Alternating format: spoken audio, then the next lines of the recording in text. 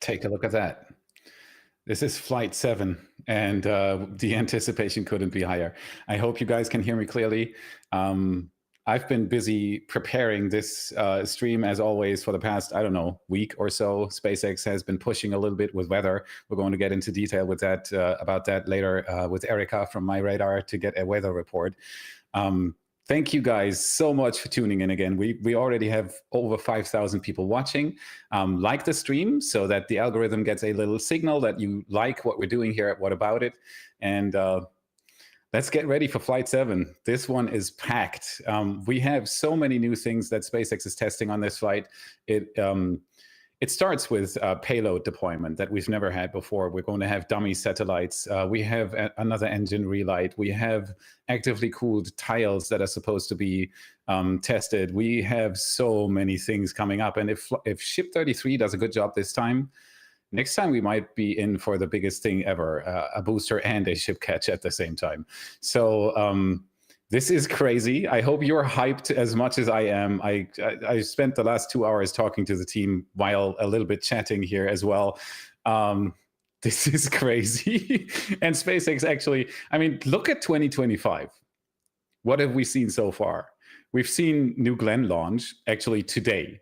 We've seen 2 moon landers already going towards the moon. We have Flight 7. We're still in the first month.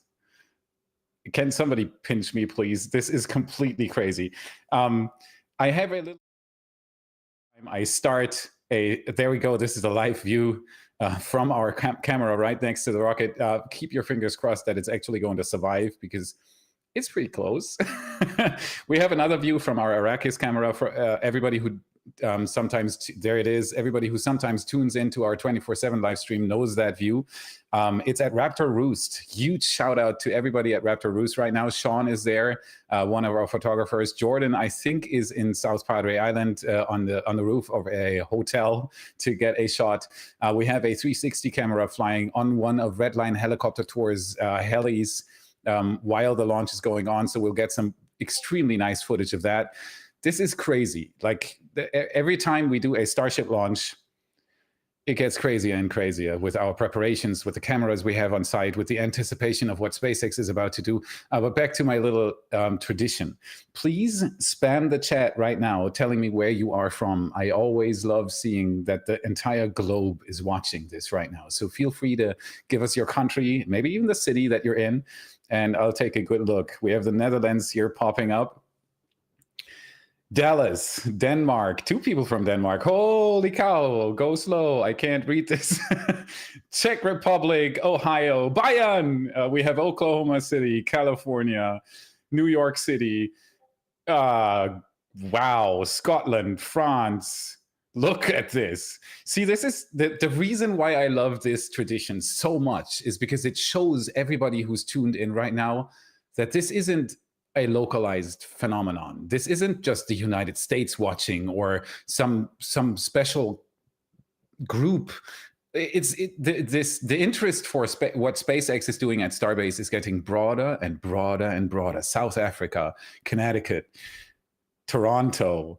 I mean, look at this. Cameroon? Are you kidding me? Hello, Cameroon. Ghana, see that, India, and that's what I mean. This is a global thing. This is the spaceflight community is comprised of so many different countries and cultures and people, and it's all being united by this one thing. And that's what I love about this. Keep spamming the chat. Thank you so much, guys. This is amazing. And SpaceX, like I said, this is the 7th time they're doing this. We have the live view you're seeing right now. If you don't know much about what Starship is doing, if you're accidentally tuned in right now, this is Booster 14 and Ship 33 stacked on top of each other. And there's something pretty special about this launch as well, because this is the first time SpaceX is launching something called Block 2. The Block 2 Starship is heavily modified from what we've seen launched so far. I'll go into detail soon with some epic renders from Elliot. You might know him by the name of Wooper as well. He's our resident 3D artist for the show. And we have quite a few images showing the differences in what this is and what we've seen so far. So the development process SpaceX is going through is extremely fast here. And it's intense what's going on there. And we still, Thailand, from Neptune, there you go, Jupiter, Svalbard, Lithuania, San Antonio, Wien, Niagara Falls. I've been there twice. Beautiful place. This is incredible. Thank you so much for showing us where you're from. So we have the split screen view up right now. What you see on the left side is our tough little camera that's hopefully going to survive the launch. It's close. We were hesitant. SpaceX gave a new, imagine what that looks like, because I haven't been on one yet. I'm extremely jealous of our photographers. Jordan got the pleasure to watch the last launch from the helicopter. It must be amazing to do that. Okay, next thing, for those that are new, if you have a question for me, write it in the chat, starting with #question. And then the system will pick it up. The moderators will filter the questions, so don't do anything that we can't show on screen. We've had an incident, I think, on flight 1 or 2 about somebody sneaking something in. We're very vigilant with that, so don't test us. But if you have a question for me that I can answer for you, #question and then your question, and it'll be picked up by the moderators and the system. We'll show it on screen, and I'll try to answer it as best as I can. There's our view again. We are 2 hours and 51 minutes into flight, before ignition. Let me bring up something real quick here. This is the launch timeline that we're going to go through before liftoff. I gotta move one thing here. No, this is actually the wrong one. Give me a second. This is the pre-launch timeline. There we go. So T-75. So that is actually pretty close. It's 1 hour and 15 minutes before launch. They're going to go do a go-no-go decision if they actually start fueling. At 45 minutes, we're going to have a ship LOX load starting. We're going to see the typical frost lines creep up on the prototype. And that, for those who've seen a Starship launch before, that's what we're waiting for. T-43, ship fuel load methane is starting. At T-41, the booster fuel load is underway, and so on and so forth. You can see the timeline there. This is what is going to happen until the ship, the rocket is actually starting to move. After that, we have this timeline. This is after liftoff. This goes all the way to the super heavy landing burn and hopefully a catch, and the Starship engine cutoff. And once that is done, we have a third timeline, which is this one. And this is where I always call this the SpaceX show. On other rocket launches, I live at the Cape, so I've seen 200 plus launches in person at this point. What you normally see from any other rocket is it launches, and then you have a main engine cutoff, you have a staging, you have the second stage continuing into orbit, deploying its payload. That's it. With SpaceX's Falcon 9 and the Starship, this is a whole different story. The booster comes back. The ship lands in the Indian Ocean. We have, like I said, we have the dummy satellite deployed this time. It's the first time. Actually, I had a funny line on I think 2 episodes ago. I said, this is the first useful payload on a Starship launch. And then I said dummy satellites. And there were a few comments under the episode saying, dude, why is it useful if it's a dummy satellite?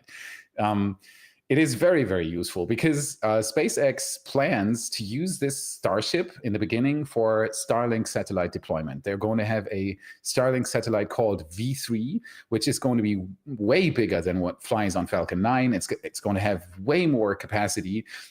With this, we might even see gigabit Starlink connections at some point in the future. So this is a whole different dimension of Starlink satellites.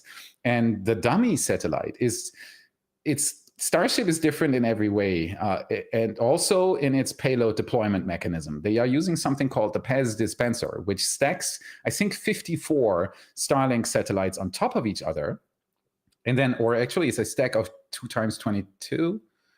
I might be mixing this up. We'll take a look at that later. But what's important is that those Starlink satellites are stacked on top of each other, and there's a slid that deploys these Starlink satellites. That slit opens up, and then the Starlink satellite slides out. The next one goes down, slides out. The next one goes down, slides out. It's a completely different system from anything we've seen so far. So those dummy satellites are going to be very, very important for SpaceX. They are going to show them how the PEZ dispenser system, if it works properly, if the design that they have is actually feasible in zero gravity, because everything's different up there compared to what you can test down here.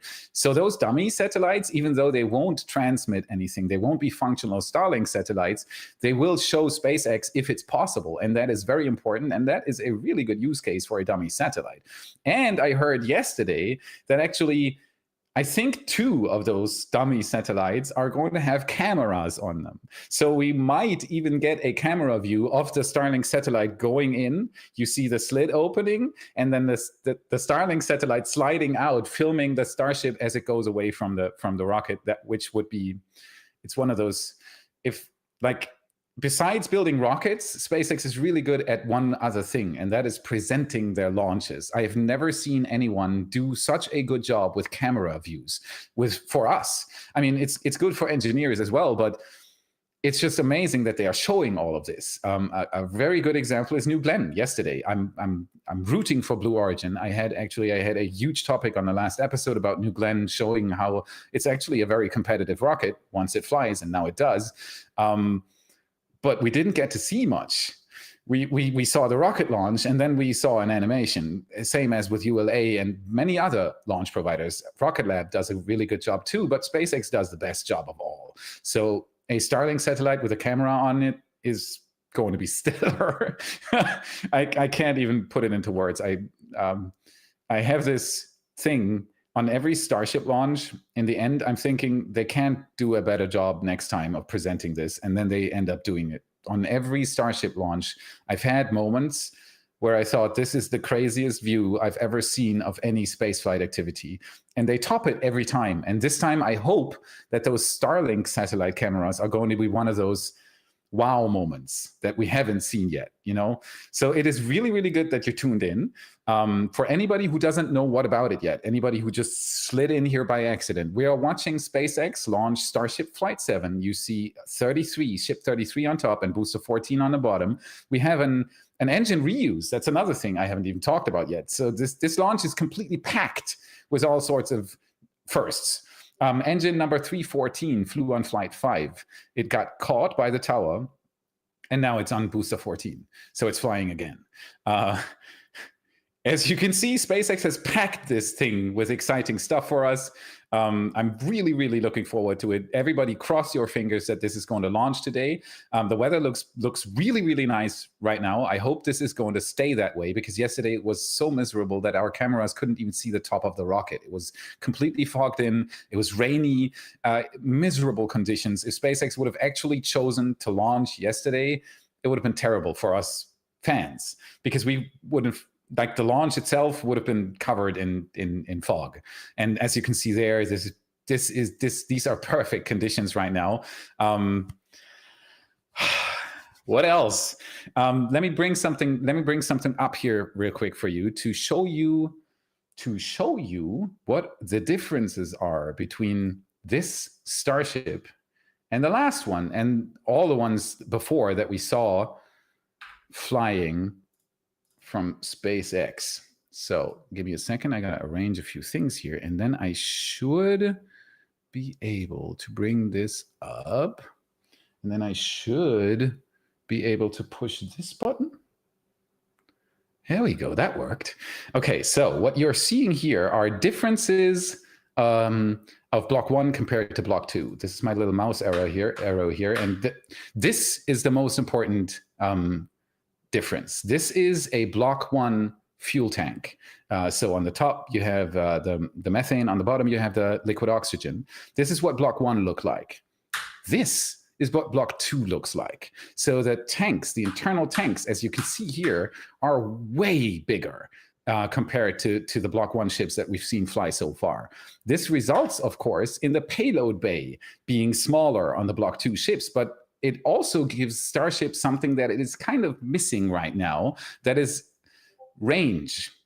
it is able to get a lot of payload up to space, but it's not very versatile when it comes to height because it runs out of fuel pretty quick. And what SpaceX is trying to mitigate with this Block 2 ship is to give it a little bit more range. You don't need that big of a payload fairing in the beginning anyway, because they want to deploy Starlink satellites, and the PEZ dispenser isn't that big.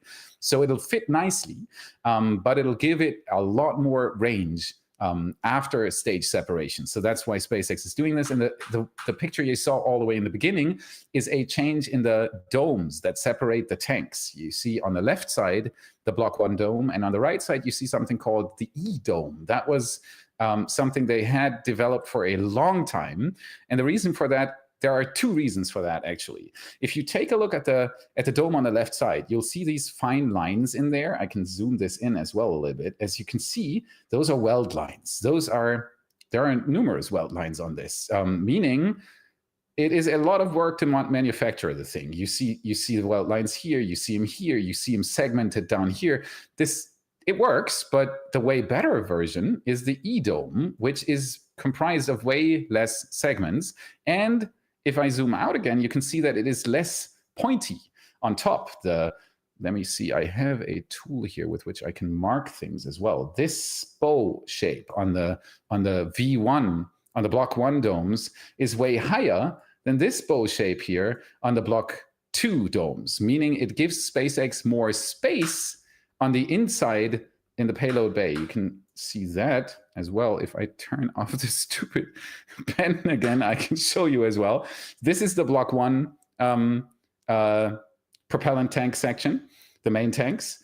And you can see these are bulky up top, especially up top. That makes a huge difference because on the version 2, this is a shallower arc, giving SpaceX more room inside the payload bay. Here, this is the block. On this one, it is reversed. So this is, let me mark this as well. This is Block 2, and this is Block 1.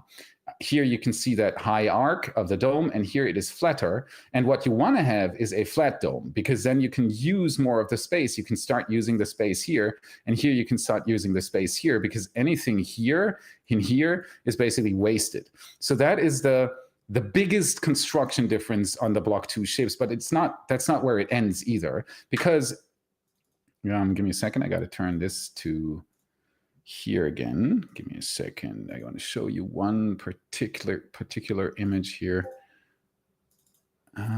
It should be this one. Let me see if that works. Yeah, this is the Block 1 on the right side and Block 2 on the left side. You see this without the heat shield. But if I've changed this to here, you see it with the heat shield. The heat shield is massively updated on Block 2. You see the entire shape is different. Here, the heat shield goes, let me put the pen back up. Give me a second. There we go. You see the cutoff on the Block 1 is here, on the Block 2 is here, and the Block 1, it goes all the way up to the top. It has a completely different shape because of the flaps. They are different on Block 2. They have a different angle. You see that the heat shield it doesn't go that much down, as you can see here. I'm really terrible at drawing this stuff, but you can see that the height of the Block 2 shield starts way up higher than on the Block 1, and so on and so forth. So there are massive changes here. Give me a second. I'm going to show you another render to show this even clearer.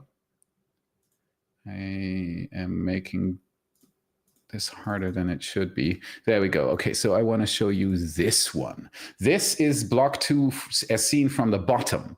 And as you can see here, this is the aft flap, the flap that is down. And this is the forward flap that is on top. On Block 1, those both had the same, they were aligned. So the top, the forward flaps had the same alignment plane as the aft flaps. On Block 2, though, they're angled. That SpaceX did for very obvious reasons. The biggest problem they had with the heat shield on every other Block 1 Starship launch is that the flaps, I mean, we saw it live. They had a miserable time. They got half ripped apart. They were directly in the plasma flow on reentry. And with Block 2, they're trying to mitigate that by moving them outside of the plasma flow. So the plasma flow goes roughly like this. very, very roughly. That's how the rocket enters, and this is where the heat shield is. And so the plasma flow goes on the side. And as you can see, the Block 2 forward flaps aren't even in that. So they're largely removed from the plasma flow, which should make them survive better. We'll see that on reentry, hopefully in not too far into the future, we will be able to see that. But yeah, that is a modification that they've done there. Here is another image that I can show you to visualize that a little bit better. This is these are the forward flaps here, these thingies here on the side, and they are angled upwards into this direction, into the leeward direction. This is windward and this is leeward, and the plasma goes like this, roughly. So the forward flaps are moved out of that plasma flow. The aft flaps are still in it, so we'll see how that survives, but the forward flaps have been angled, and that's the entire reason is to move them out of the plasma flow and to give the Starship a little bit of a different authority, because the forward flaps don't actually need to be angled like that. That's why they changed it on Block 2. And it's a really good example for why SpaceX does all this testing. I often hear that especially from people who aren't very confident in the Starship program. We can also switch to the live view again. Let me deactivate this real quick here. There we go. So this is the live view again. So what people often say, people that aren't very confident in the Starship development program, they say it's launched. This is the 7th launch. It's not been to orbit. It's been crashing and blowing up and showing that the heat shield isn't working. And they've had all sorts. I mean, IFT-1, who's hands up who's seen IFT-1, it was a tunnel digging machine. It exploded at 60 kilometers height into the flight. I think, if I remember correctly, it was miserable, yeah, but it lifted off. And the reason why I'm saying that it was a success, even digging a tunnel and blowing up in the atmosphere, is because Starship does so many things different that SpaceX is basically doing foundation research. They are trying to build a rocket that hasn't been built yet. Any other rocket that you see, even Blue Origin's New Glenn, is largely the same as what we've seen so far. All the technology used in it is proven. It's already been done, but no rocket has ever used a heat shield on one side. No rocket has ever used flaps to dive through the atmosphere to come back to the launch site. No rocket has ever saved the upper stage, and so on and so forth. The space shuttle is a little bit of a different thing there, because it was an orbiter and a launcher. It was a completely different concept, but NASA struggled heavily to make the thing work. And as we all know, unfortunately, they lost 2 of them. So every time you try something different in spaceflight, it's hard. It is really hard, and it takes a lot of tries, and that's what SpaceX is doing here. So if you're one of the people saying, why are they blowing up rockets? That's the reason why. They're testing things that haven't been tested yet, and you can only do so much with computer calculations and wind tunnels. And the live testing is what we're seeing here. And SpaceX is making huge progress on every launch. They're getting a little bit closer to their goal each time they're launching a Starship. And we're sitting here watching them hopefully launch it for the 7th time today, with 2 hours and 34 minutes counting it up to ignition. It's incredible, to say the least. I have another thing here I want to show. Give me a second. I got to prepare this real quick. So these are...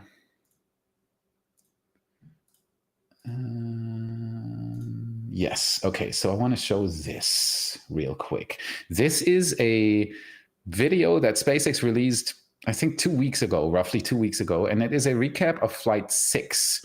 I'm going to show this without SpaceX's audio, because I want to explain the things that we're seeing here.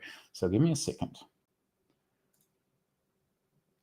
So this is it. This is Starship 32 and Booster 13 on Flight 6, which had a few things that didn't work out. But I still want to show you a few things here, because there are some views in there that we hadn't even seen before SpaceX released this video. So this is the launch. This is what we're going to see today as well, hopefully. That was the first thing already. Give me a second. This here, this view, we've never seen before. It's very pixelated, and it's only viewed well when it's moving. So I'm going to show this again. See this? This is a camera viewing into the 33 Raptor engines that are on the booster as the Starship lifts off. It's incredible. We knew that they had this camera view, but yeah, this one is perfect as well. Let me skip this back a little bit as well. You can see here on the booster, give me a second, I'm going to put my pen up again. Take a look at this when I go back with this again, because you'll see the staged ignition of the booster doing its boost back burn. This is something that is rarely seen, and it's really, I gotta turn off the pen again. It's rarely seen in live shots. Take a look at this. Boof, boof, boof, boof. This is beautiful, and it shows how much engineering just goes into operating 33 engines at the same time. That's another thing. Name another rocket that uses 33 engines on the first stage. So there are so many aspects in the Starship program that make this rocket wildly different from anything else we've seen so far, and that's why SpaceX they didn't even want to go to orbit yet. They're still busy testing stuff that you can do without an orbit. So keep that in mind when you're watching Flight 7 and something blows up. This is all part of the game. Next, I can even keep this image frozen for the moment, is you can see the heat that is developing inside the engine bay of the booster while it is coming back down. So the engines aren't lit right now, but you can see that this thing is brightly colored here from heat that is inside the engine bay from the heat shield itself. That is stuff another rocket doesn't even need to bother with, because the booster, the first stage just goes up, and after that, it doesn't matter. It crashes into the ocean. But the Starship booster needs to tackle this even crazier than a Falcon 9 booster does. So again, it is a different thing, and they need to research these things. All right, let's keep going here. We see the booster come down in the Gulf of Mexico, just off the coast of Starbase, actually, because SpaceX, the last time they lost communication with a few systems on the tower, so they couldn't ensure a good catch, and so they decided to divert it out into the ocean, and that's why it wasn't caught, but it did its simulated landing, so it performed well. If SpaceX wouldn't have made that call, it probably would have just landed on the tower. Here we see the reentry, and I'm going to freeze the image here again. You can see these are the flaps that I was talking about, and here you can see the plasma flow that I was talking about. Give me a second. I'm going to use my pen here again. You see this angle. That's the angle the plasma flow does to the Starship when it comes in. And you can see here, there isn't that much heat. And that's why SpaceX shifted the flaps on the Block 2 Starship just about here, so that it's a little bit moved out of the plasma flow, because why make it endure all the heat if it doesn't really need to? That's the idea behind that. So let's keep going and see how Ship 32 did on the reentry. Beautiful views of the flaps working their way, controlling the Starship as it goes through the atmosphere. You can already see the ocean. There's the next crazy view. This is what it looks like. This is what we want to see on Flight 8, just at the tower. Imagine this. This is just absolutely incredible. And I love that SpaceX is daring to build this rocket, because that's what it is. They could just go easy with Falcon 9, but they aren't. So here it goes.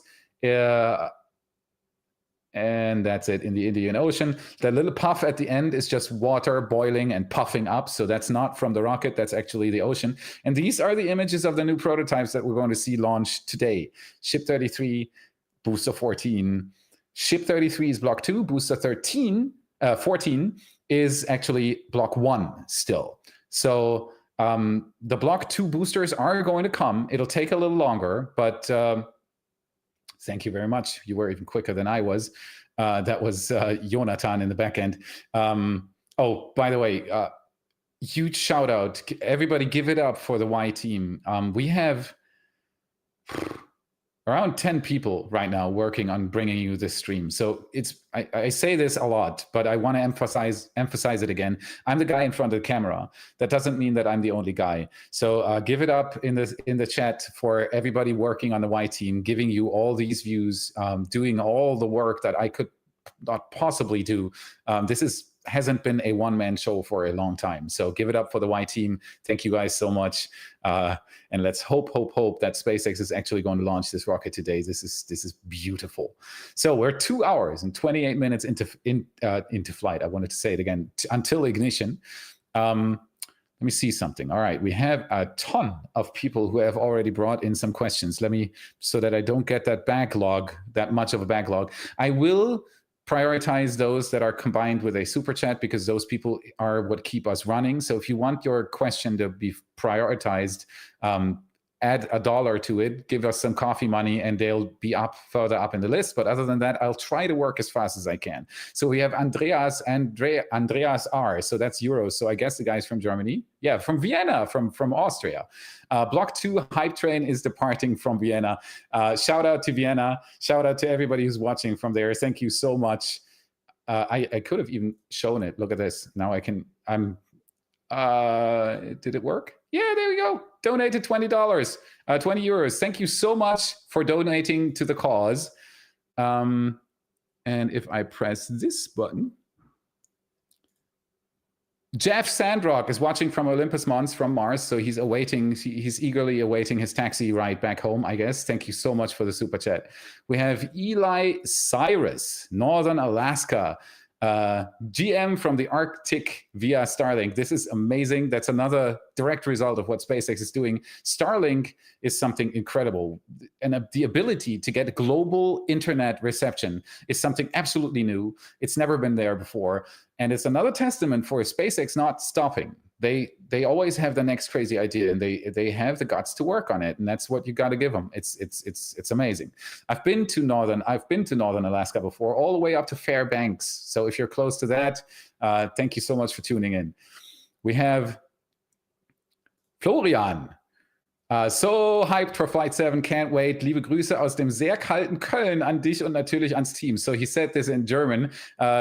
Many greetings from the very cold Cologne to me and the entire team.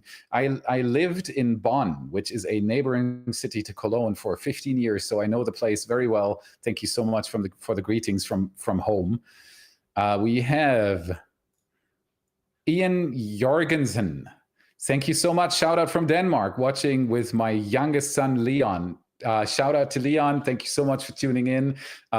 We cannot wait for this rocket to go up and set new standards every time they do this. This is incredible. We have Martin Gillis. Hi, Felix, love why. In your opinion, how many launches until Starship heads to Mars? Also, are the flaps heat shields a big headache for SpaceX? Okay, the Mars timeline is something you got to be very careful with, because it all depends on if everything works out. The reason why SpaceX is doing all these tests, even suborbital right now, is because they are still missing a few puzzle pieces. They need the answers to those puzzle pieces for the Starship to work properly. And so it very much depends on how many roadblocks they hit.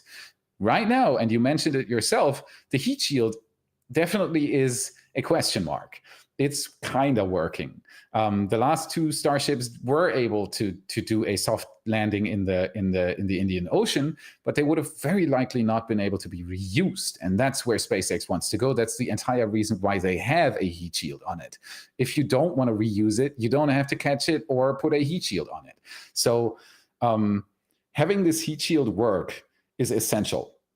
It also is for Mars, because you're coming in at an interplanetary trajectory transfer speed. So you're very, very quick entering the Martian atmosphere, and the Martian atmosphere is thin, so you have to have a shallow approach, which takes even longer. The heat shield is very, very important for Mars, as it is for Earth. So it won't make any sense to send something to Mars if it doesn't have a heat shield that can survive the reentry properly, so that the Starship actually not just stands on the surface of Mars smoking and then not doing anything. You want to be able to transmit a picture back or deploy some sort of payload to show that you're on Mars now. So until they haven't nailed that down, I wouldn't expect them to launch something towards Mars. But SpaceX and Elon Musk himself are very confident with this. NASA's estimate and Elon Musk's estimate is that they are going to have a launch towards Mars within the next 2 years. They are even still planning to land a Starship on the moon within 2025. I do not expect them to do this, but many people have been wrong with SpaceX before. So never say never. But my personal estimate would be that it is definitely doable to do a Starship launch towards Mars in the next transfer window, which is going to be in 2026, I think. I hope I'm not wrong with that, but I do think it's 2026. So I think it's towards the end of 2026. So that would be doable. Not with humans, not with any payload that is supposed to do any work down there, build a base or something like that. That is further out.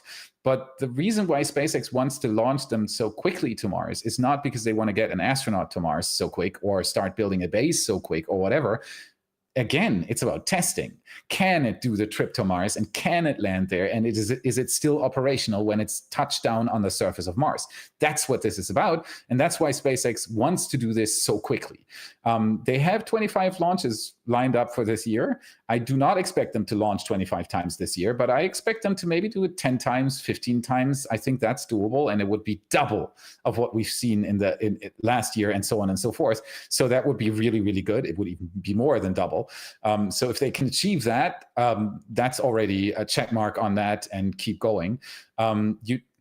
To launch something to Mars, you need a few technologies that are still missing. You need to refuel in orbit.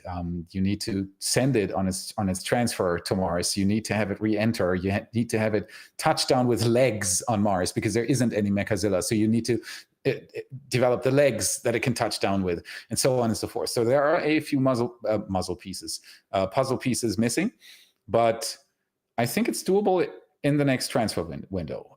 Don't quote me on it, but I think they might actually be able to do this without life support, without people, without anything, just a test launch and test landing on Mars. I think it's doable. It's crazy to even say that, but I think it's doable. All right, we have Noobler Elf. Let me show that real quick. Do you think SpaceX may try to refly Booster 12? No. They might even be able to do it, but it doesn't really make much sense. It's kind of the same reason why they scrapped a few ships in their production line that were already done, basically. 26, it could have launched, but they never installed a heat shield and they scrapped it, and so on and so forth.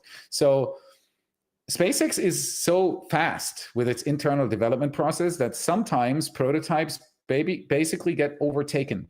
The development internally goes quicker than the boosters can launch. I hope that one of the reasons the very long-taking launch licenses should be a thing of the past now, which is going to speed up SpaceX's launch cadence. But they're still so crazy fast with their development process that it wouldn't make any sense to refly Booster 12.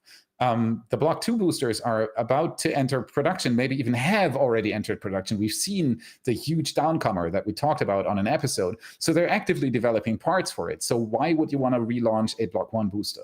That's the thing. So they probably could relaunch it, but I think they're never going to. What I hope is that they're going to put it into a museum or display it somewhere, because that's the first one that they ever caught. It made history in spaceflight. A first stage has never been caught with a gigantic robot sitting out in the dunes of Boca Chica. So it would absolutely deserve to be displayed in the future. I hope you're not hearing that. That's our dog. We were expecting a visitor who's coming in, a dear friend of ours who's going to watch the launch together with us from our home here. And it might be our dog, but I'll keep going with these questions. So B12 refly, very unlikely. But one of B12's engines is on B14. Engine 314, I think, made it onto the new booster. So a part of Booster 12 is going to refly. So we have Buddy Gibson. Thank you so much for the super chat. Coffee time, watching from Tennessee. Go SpaceX. Thanks, Y. Thank you so much for the coffee. This is hugely appreciated. For everybody who's tuned in and watching us, like the stream. This is very, very important for us because it sends a signal to the algorithm, boosting it in the visibility on YouTube, showing it to even more people. So this is completely for free, and you can help us with this hugely. Press the like button. If you haven't done so yet, subscribe to the channel, because that's the next important thing. The more subscribers we have, the more YouTube thinks we're worth showing, and the more people will see our videos. So if you haven't subscribed yet, please do so. Like the stream, and we'll keep going. Thank you so much for the coffee money from Tennessee. We have the Mars Gallery. Thank you so much. Let's go, Felix. The Mars Gallery is one of our sponsors and one of my dearest sponsors, besides my radar, which is actually who are massively supporting us. You even see that My Radar logo right there above me. There's a reason for it. My Radar is heavily supporting us in the background. They are a dear sponsor. I was able to drive their Cybertruck down to Starbase.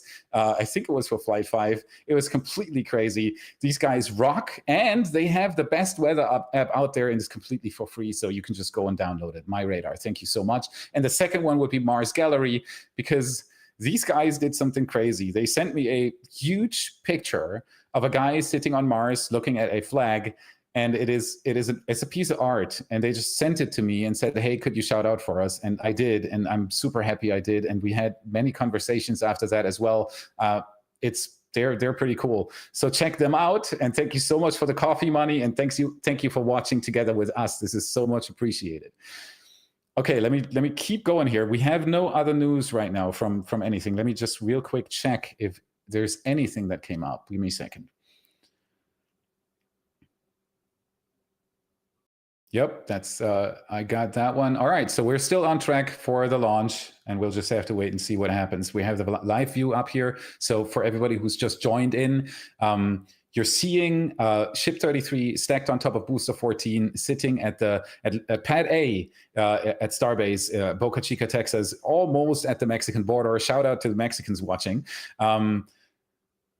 This thing is crazy, and it's supposed to launch in 2 hours and 17 minutes, and we're going to see tons of firsts in spaceflight history. So keep watching if you've just tuned in. This is very much worth it.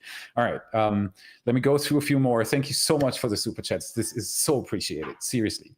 So we have My Mind Wanders. Thank you so much for the super chat. Felix, glad you're here. I am glad I'm here too. I have this strange thing. I've done plenty of live streams before, but every time I sit down and every time I prepare, I'm getting smaller and smaller and smaller, and I'm thinking I totally don't got this. And the reason why once this turns on and once I'm actually on camera, I feel so easy about doing this is because of you guys. Thank you so much for cheering me along, for supporting us, and for making me not run away scared.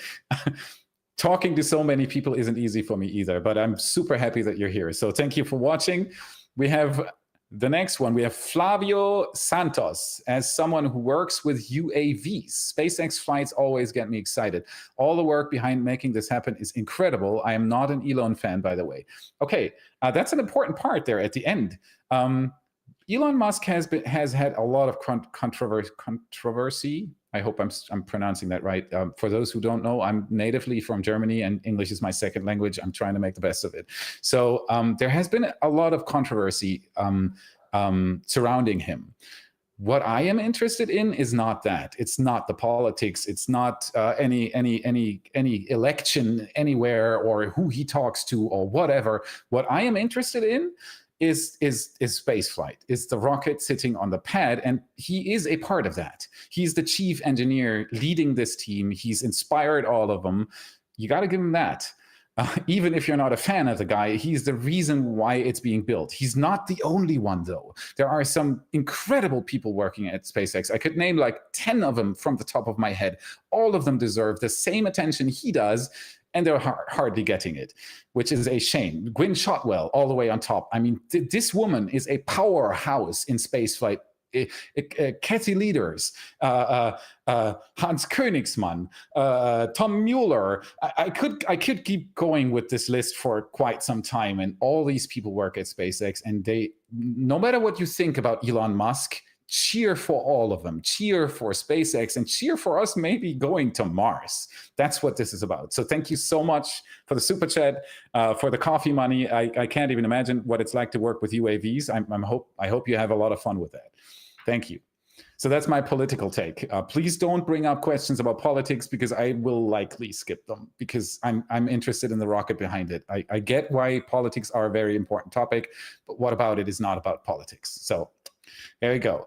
Okay, we have Ron Fahey. I hope I didn't butcher that too hard. Greetings from Ireland. Thanks for all the content and great to see a live. Thank you so much. I'm super stoked for this launch. I really, really hope that it's going to go. And I actually got to speed up a little bit, because we've got Erica getting ready in the background to give us this last minute. Oh, we can already see some vapor going on there at the pad.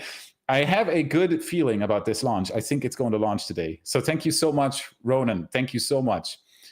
Smooth Juice, that guy is inventory. Thank you so much for showing up again. It's very much appreciated. Thank you for the super chat. Hi, why team? Not slopping long as I don't feel safe now in the space community, but I just hope I can support you in a small way. Good luck to SpaceX team and a successful mission. Bye.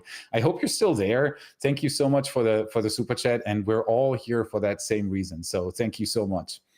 We have Colin Wirtz. Thank you so much for the super chat. Are they testing different heat shields on Flight 7? Keep up the great work. Why? Greetings from Switzerland. You've got the beautiful chocolate. We have Toblerone downstairs. So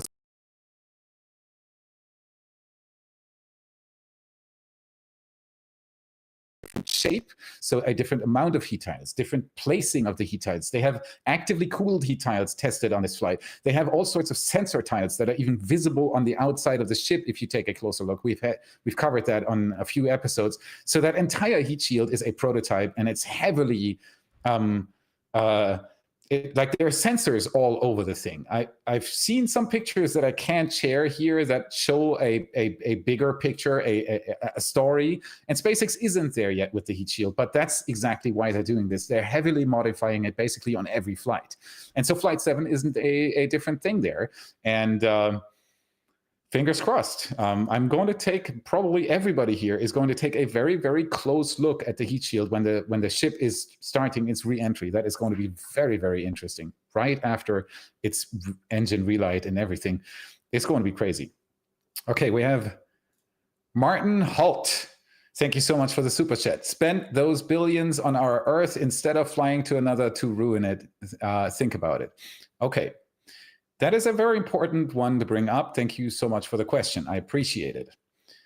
Did you know that spaceflight is largely responsible for us even knowing about all the problems we have down here? All those satellites, all the climate research we're doing, greenhouse gases, methane, even water content in the atmosphere and in the ground, everything is being surveyed by satellites. So they are a very important tool for us to even understand what we're doing with the planet right now. No matter if you're believing in climate change or you're not, everything that we know about our planet is largely based on satellites. You wrote this message to me, probably on a device that was connected to the internet, which is largely based on space as well, and so on and so forth, or at least partly. Many, many things in daily life are completely dependent on spaceflight nowadays. So I think it's well invested money, even to save the planet, if you're one of those people. I'm not going into politics. I'm just showing you that spaceflight is very, very important for this kind of stuff. Also, keep in mind, I think Tim Dodd did a very good video about that before. How much pollution does a rocket put out on a launch? It's very, very little. It's not that much. It really isn't, especially once SpaceX starts producing methane and liquid oxygen. It's really not that much. So I do think everybody should cheer for spaceflight. And long term, you can add on top, I think the biggest reason why we're having so much trouble down here with our resources and the climate and whatever, you name it, is because we're running out of space. We're a lot of people, like at this point, it's actually stagnating. So humanity isn't growing that much anymore, but we're still consuming a lot of stuff. Wouldn't it be good if we get those resources off planet? Think about that. Starship is going to be very important for this kind of stuff. So keep in mind that spaceflight is very important. Okay, but thank you so much for the question. It is an important one. We have Alan. Thank you so much for the super chat. New Hampshire, watch every episode. Love your work. Thank you so much. This is what keeps us going. You cannot imagine how much these comments mean to us, to the entire team, by the way. It's not just me who's reading them. Everybody on the team is cheering every time we get one of those comments. So thank you so much for this. This is very much appreciated.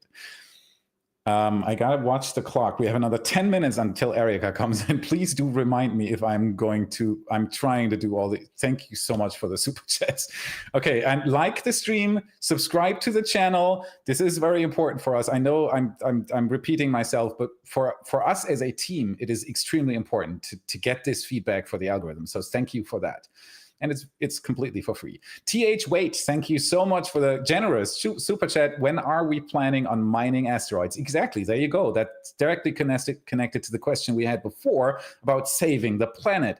As soon as we start mining resources up there, we don't have to mine them down here. So that would be really, really good. I have no clue when we're going to start mining asteroids, but I can tell you that there has been a lot of interest in asteroids recently in spaceflight. There have been a lot of missions, sample collections, DART trying to move an asteroid, and so on and so forth. So there is a lot of research and a lot of interest in that. And again, Starship would be a missing link, because if you want to mine something, you need an excavator. And what is an excavator? It's heavy.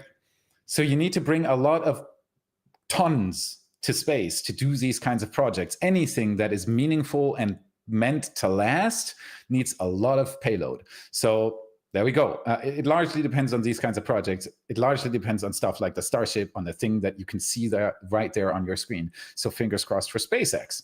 But I can't give you a timeline. It's almost impossible. I hope soon. Vinicus Meneguiti. I'm so sorry. Thank you so much for the super chat. Hi, Felix Utran from Brazil. I love your channel. Thank you so much. I have a few very dear friends in Brazil. Pedro, for example, he's a YouTuber from Brazil about spaceflight. He's out at Raptor Roost right now. Shout out to Pedro. I'm pretty sure he can hear this. The Brazilian spaceflight community is amazing. So thank you very much for shouting out. Joff, we have Joff in the crowd as well. Thank you so much for the super chat. Awesome job, Y. Thank you so much. I'm doing my best. I'm so pumped and hyped about this launch. It's hard for me to even get things straight, but I'll manage. We have Gary 15 IE1. Seal. Gary. We have Gary. Thank you so much for the super chat. My research is to predict the weather on Mars. Hope that helps exploration there one day. Yeah. Meteorology on Mars, Erica, who's going to come online shortly to give you that weather report, she would be a huge fan of you. I'm pretty sure about that. Exoplanet or meteorology on other planets is extremely interesting. I hope you're making good strides with that, because it's actually going to be important to predict things like sandstorms on Mars, and to maybe get some more research into why Mars lost its atmosphere. There are a few theories out there, being blown away by solar winds and stuff like that. This is super interesting research. Thank you so much for doing this. I'm very sure that everybody watching this right now appreciates your work. So thank you so much for that. We have Alan. Thank you so much for the super chat. Can you show the puppy? The puppy's downstairs. I'll try to can't say tweet anymore, even though I want to. I'll try to post a picture on X for you. Take a look for, keep a lookout for that. At Felix Schlang, so it's just my name with an at in front of it on all the social media channels. I was lucky to get the at Felix Schlang, so it's pretty easy. I'll try to post a picture for you on X. I think I even have a funny video that I could show. I'll do that. Okay. Liberty Trawler, thank you so much for the super chat. Glad this was delayed as I was out of town this week. Now I can watch live. I am glad too, because yesterday the weather was miserable and the days before it was as well. Right now we're having blue skies. This is the perfect scenario we could hope for. I'm still watching the wind a little bit, but we should be fine. And we're ticking down. We're only 2 hours out. Okay, I'm watching the clock here again. We have Vasileos Antoniadis. That sounds Greek. A Greek living in Switzerland. There you go. Watching a German in the US. There you go. That's exactly what I meant earlier when I said to state where you're from. This is a global phenomenon, and I'm so happy about this. So thank you so much for pointing that out again. Watching flying rockets into space. Yes, I hope so. Flight 7, here we go.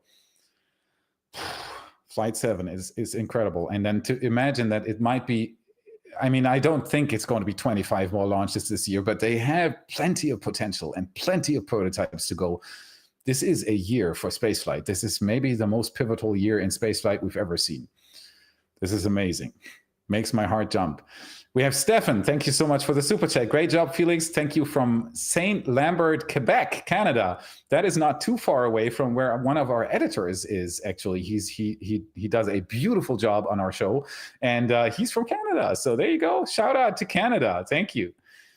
We have Jonathan Smith. Thank you so much for the super chat. Elon deserves the majority of the credit. I don't like everything he does, but we're all humans. We're imperfect, but without his drive, this doesn't exist. He nearly went bankrupt on SpaceX.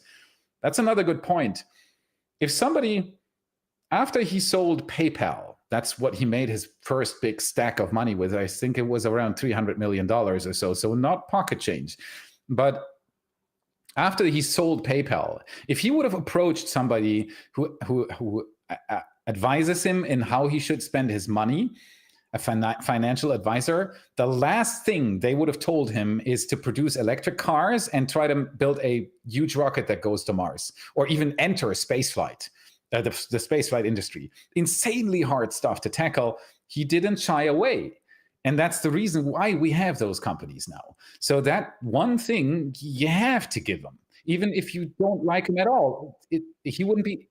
SpaceX wouldn't be there if he wouldn't have pushed it through. Nowadays, it's way more people, though. Keep that in mind. It's not just Elon Musk building these rockets. And I'm pretty sure everybody on the SpaceX team watching this stream right now will cheer along with us. This is a group effort. There's a lot of people working at Starbase. The last number I had was like 3,500, maybe 4,000 people alone at Starbase. And that's just one facility SpaceX has. So there is a huge amount of people working on this. But yeah, you're right. If it wasn't for him, besides all the stuff he does, keep that in mind. Keep the politics out of the way. Admire the achievements. That's my take. We have Bruno Uzai. Thank you so much for the super chat. Greetings from Aosta Valley, Italy. Oh, beautiful. How many versions of Starship we will see in the future? Personally, I am seeing satellite deployer, cargo bay, tanker, Mars, moon cargo, personal transporter. We're getting up on 3 o'clock when Erica is supposed to do her weather report for us from my radar. This is a very broad question. I think it's going to be at least what you said there. We're going to have a dedicated moon lander. We already know that. The HLS Starship, the Luna Starship. We're going to have something that lands on Mars. We are going to have the tanker. We're going to have the Starlink deployer, which is another one. That's the funny part about Starship. You could even make a Swiss knife Starship that just replaces its payload section for different tasks. Need an asteroid miner, put the asteroid miner module in there. Need something that lands on Mars, put the engine section with the legs on there and a different payload fairing to get the cargo to Mars. So it is a very versatile system once done, but it isn't done yet. But yeah, we're definitely going to see several versions of it. That's for absolutely sure. All right, give me 1 second. I have to do something here real quick. I have to enter this program real quick. So the vapor at Starbase is getting more, which is, I see this with anticipation. This is amazing. I really, really hope that this is going to work out today. That would be amazing. All right, I got my screens back up. I would hand this over now to Erica from my radar. If you're there, Erica, she's here from. All right, she needs a few more minutes. I heard that just now.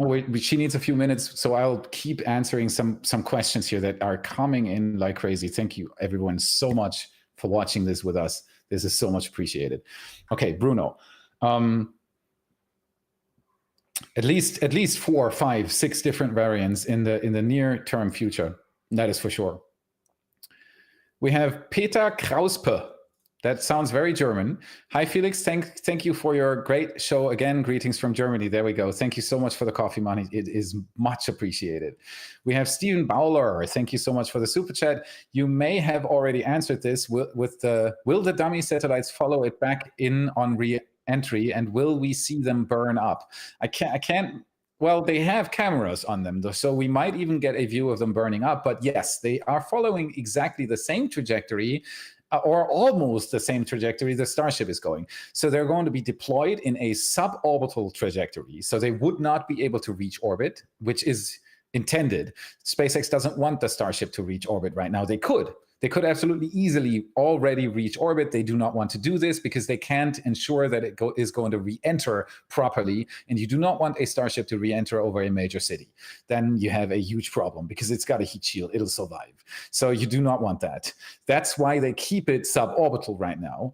And the satellites, of course, if they follow that same trajectory, they are suborbital as well, with that one exception. The engine relight is going to be after the deployment. So the satellites should re-enter a little further out than the Starship, maybe past Australia, something like that, in the Pacific. The Starship itself is going to re-enter in the Indian Ocean, and those satellites might be able to make it into the Pacific. That is just a very eyeballing, rough guesstimate, though. I do not know their trajectory, but that's what I would presume. So yeah, good question. They are going to burn up quickly. All right, I hear Erica is ready from my radar. So Erica, take it over. Thank you so much for doing this. And here's the weather report from Erica from my radar.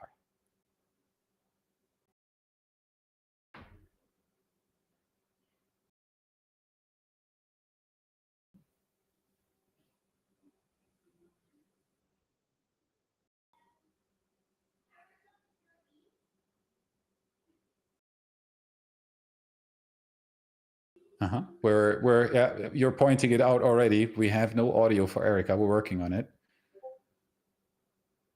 She might be muted, but I don't know. She's frantically researching what's the problem. You can watch it live. While Erica, once you're ready, just start talking while you're figuring your audio out. I got to give her a break. I don't want to stress her. I'm going to continue with some questions here. We have, so the dummy satellites, we did that. We have the Slayman. Show that on screen. Greetings from Zagreb, Croatia. My mom's been there before. Is it reasonable to expect Starship test flight to the moon in 2025, or am I just being delusional, over optimistic? It largely depends on the next few flights, but I do think they're not going to make 2025 happen, even if everything works out. It is a very, very tough goal to get to the moon in 2025. NASA still has it as its goal. SpaceX still has it as its goal. We know that they're actively developing the HLS, but there hasn't been any. Oh, there she goes. I can hear something.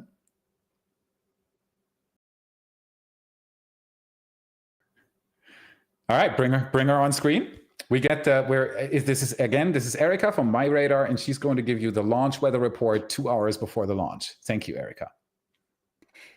Yeah, it's a very interesting past couple days. I know we were talking about it. And initially, when I was looking at this, what day is it today? Thursday. On Tuesday, I was very worried that, they were going to delay the launch just because they had low ceiling. So clouds, very close to the ground, very drizzly weather. And just showing you on the screen here from my radar, that low pressure system that was, making way for all of that drizzly, low cloud coverage, just gross weather pretty much in South Texas has moved away. And what's interesting is I think today, and if there are no other delays, not from weather, it's a perfect day to launch. And so one of the concerns that if it does get delayed Friday could be winds. And so hopefully it does go today, just because I think tomorrow we have another system that's going to be coming in, and it's going to bring even more gusty winds. So today is that perfect day where winds are calm. That coastal low that you saw on my radar, that was so that's taking all the clouds, all the rain away, and the weather couldn't be perfect. I actually saw one of the comments. I've been watching your stream, Felix, for the past hour or so, and I saw somebody say it's 68 degrees down in South Texas. And believe it or not, that's actually a little bit colder than they usually see for this time of year. It's usually around 72. That's like the normal temperature for Thursday, January 16th. So a little bit colder. And believe it or not, so Friday is going to be interesting because, like I said, if it does go off today would be perfect. A little concerned for Friday and the weekend, just because, we've been talking about it on my radar, but this Arctic air this cold snap is going to come back this weekend in a lot of the country. Even us here in Florida, you know, I'm cold right now. It's a little too cold for us in Florida, but that is also going to be coming down into Texas. And so that's going to bring in winds and just even grosser weather. So today, again, it's that in between yesterday's not so great weather. Tomorrow, the winds could be a concern. Today, nothing to be concerned about. And I hope a lot of people are enjoying it. But just wanted to show off the My Radar app. So if you don't have this app, it is a free download in the App Store. I'm one of the meteorologists on the team that gives one of those weather updates all across the country. I'm always happy to do these kind of launch weather forecasts, you know, especially when the weather, you know, is perfect for it. I think last time I did one of these too with Jonathan. It was great. We also didn't have any issues with the weather. So, you know, we always want blue skies. The first time I saw Starship launch, though, I could not see it just because it was cloudy. And I think that was when Felix and I met in person. And I was so upset I couldn't see it. Yeah, that was Flight 5. I was down there for that launch, and it was miserable. The weather was just so there was cloud coverage, and the people on from the South Padre side got a bit of a view, but not much either. And on the Raptor Roost side where I was, it was a 10-second launch. You saw the rocket and it pierced into the clouds, and that was it.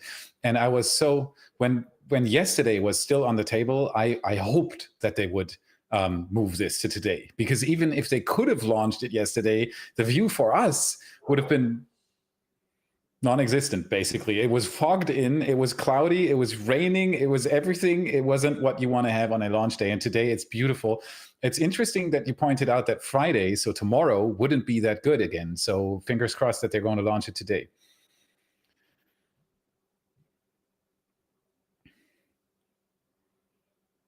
Now I can't hear you again.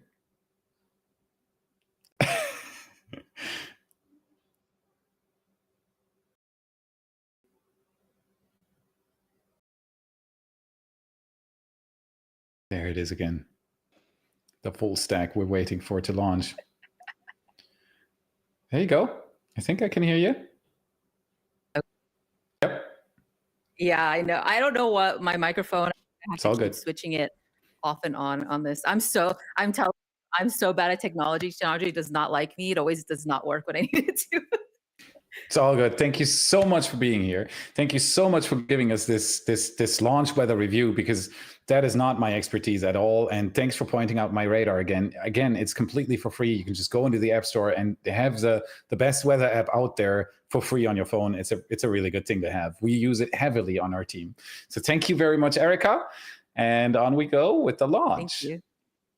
Thank you. All right. So that was Erica from My Radar. We are, let me just recap this real quick. We're 1 hour and 50 minutes out from ignition of Starship Flight 7. For everybody who has just tuned in, what you see there on the pad is Ship 33 on top and Booster 14 below it.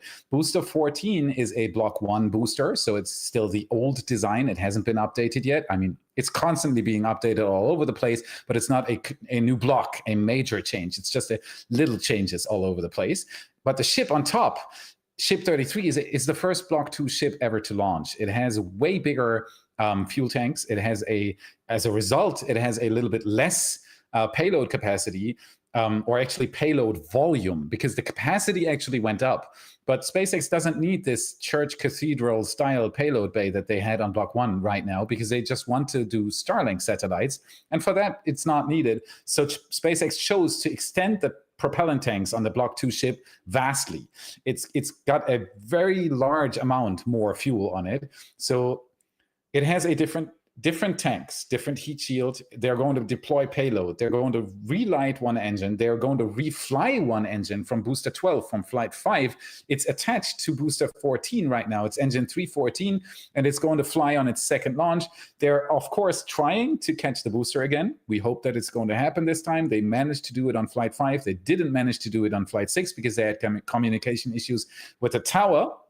And they should have put a fix in place for that by now. And so we're hoping that we're going to see the second booster catch this time in the history of spaceflight, which is absolutely incredible. And the Starship is going to continue into space, deploy its 10 Starlink dummy satellites. One of them or two, I'm not too sure, are going to have cameras on those satellites. So this should be beautiful footage. SpaceX is going to relight an engine again in space. So a Raptor relight is going to be performed. And then the Starship is supposed to re-enter over the Gulf, not of the Gulf of Mexico. That's going to come at some point. But right now it's the Indian Ocean.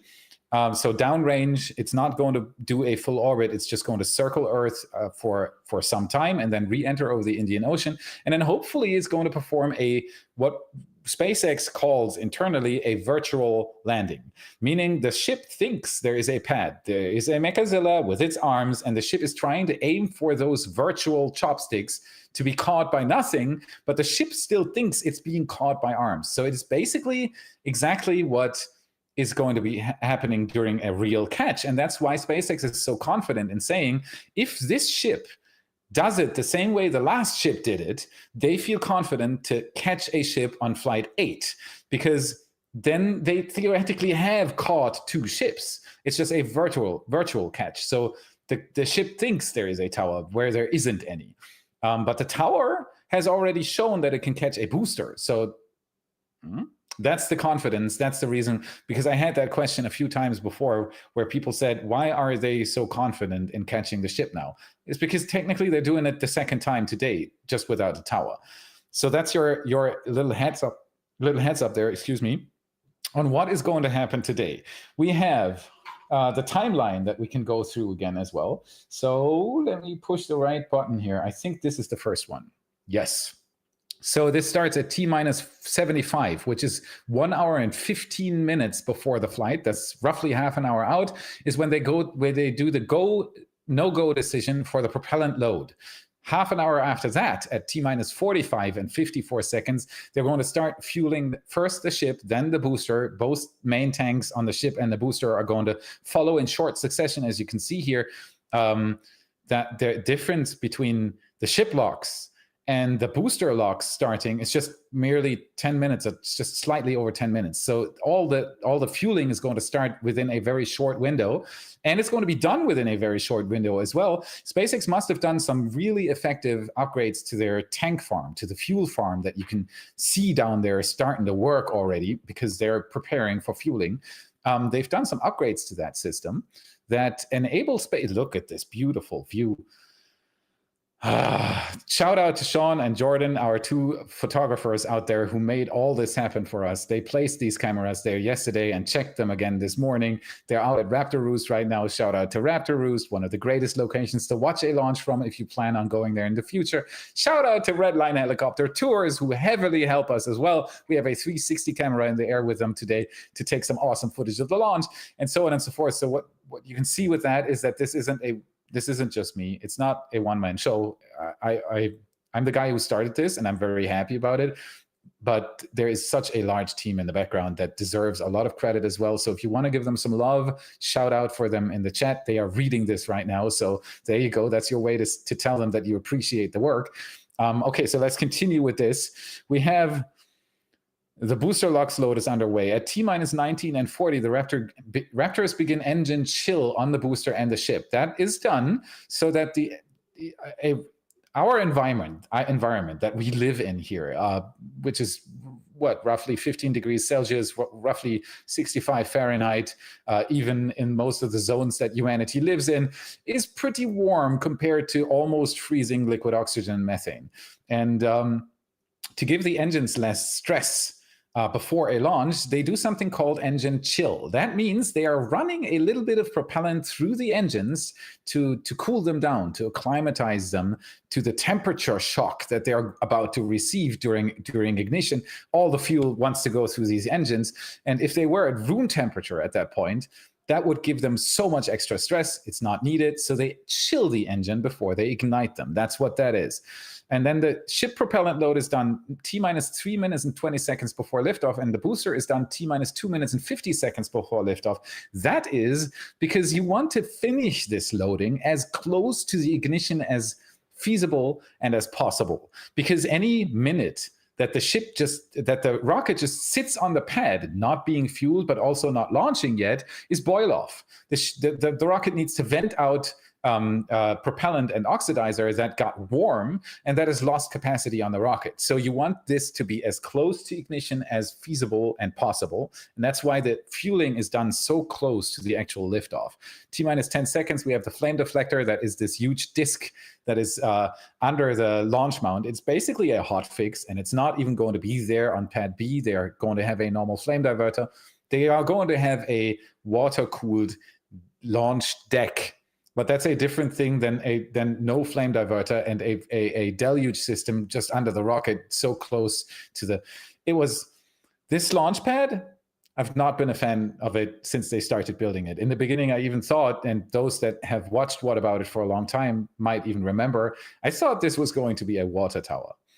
Even though they had a sign in front of it saying this is going to be the launch mount, I was still sitting there saying, nah, why would you build a launch pad like this? And guess what? The new pad B is going to be a way more traditional launch pad.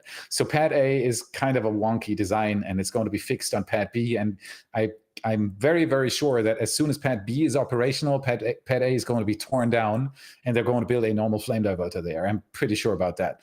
But that flame deluge, the deluge system still exists. So they're going to start that at T-minus 10. You see a lot of water spray out from under the rocket, and then we're almost go. We have engine ignition, and then we have liftoff of the rocket, and that is what we are waiting for. Then we have the launch itself. Of course, liftoff at T+2.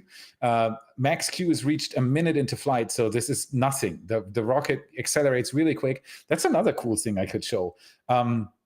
Yesterday, or actually today, New Glenn launched. Blue Origin's new, hopefully at some point, reusable rocket. They didn't manage to land the booster, but I'm a huge fan of New Glenn. I'm a huge fan of Blue Origin, and you should be too, because it is very important for SpaceX to have competition, and it is very important for the world to have a second well-designed, reusable space vehicle. It's not good to put everything on one card, and Blue Origin is doing a reasonably good job. It took them a long time to launch that first rocket, but it is a very impressive rocket. It is huge. It's about the size of SLS, NASA's moon rocket.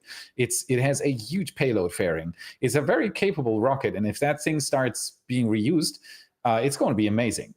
They failed the landing, though, which I expected, to be honest. It was the first flight, but they did make it to orbit on the first one, which is great.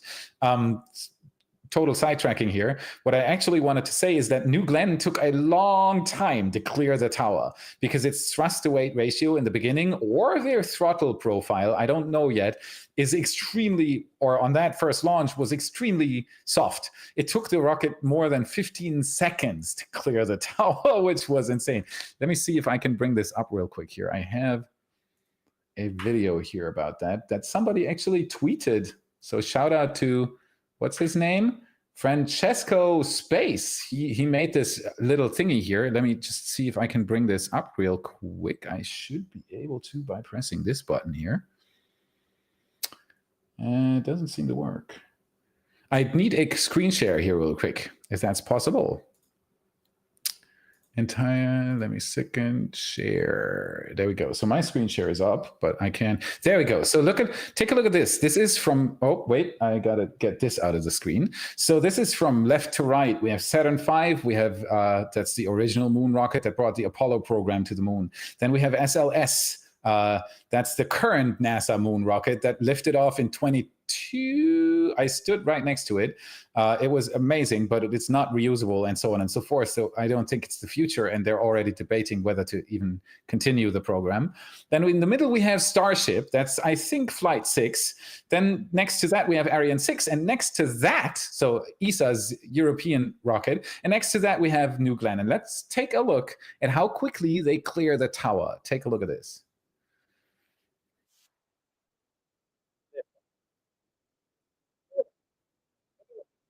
All the way on the right. See that? Oh, you can't even see it because my camera is on screen there.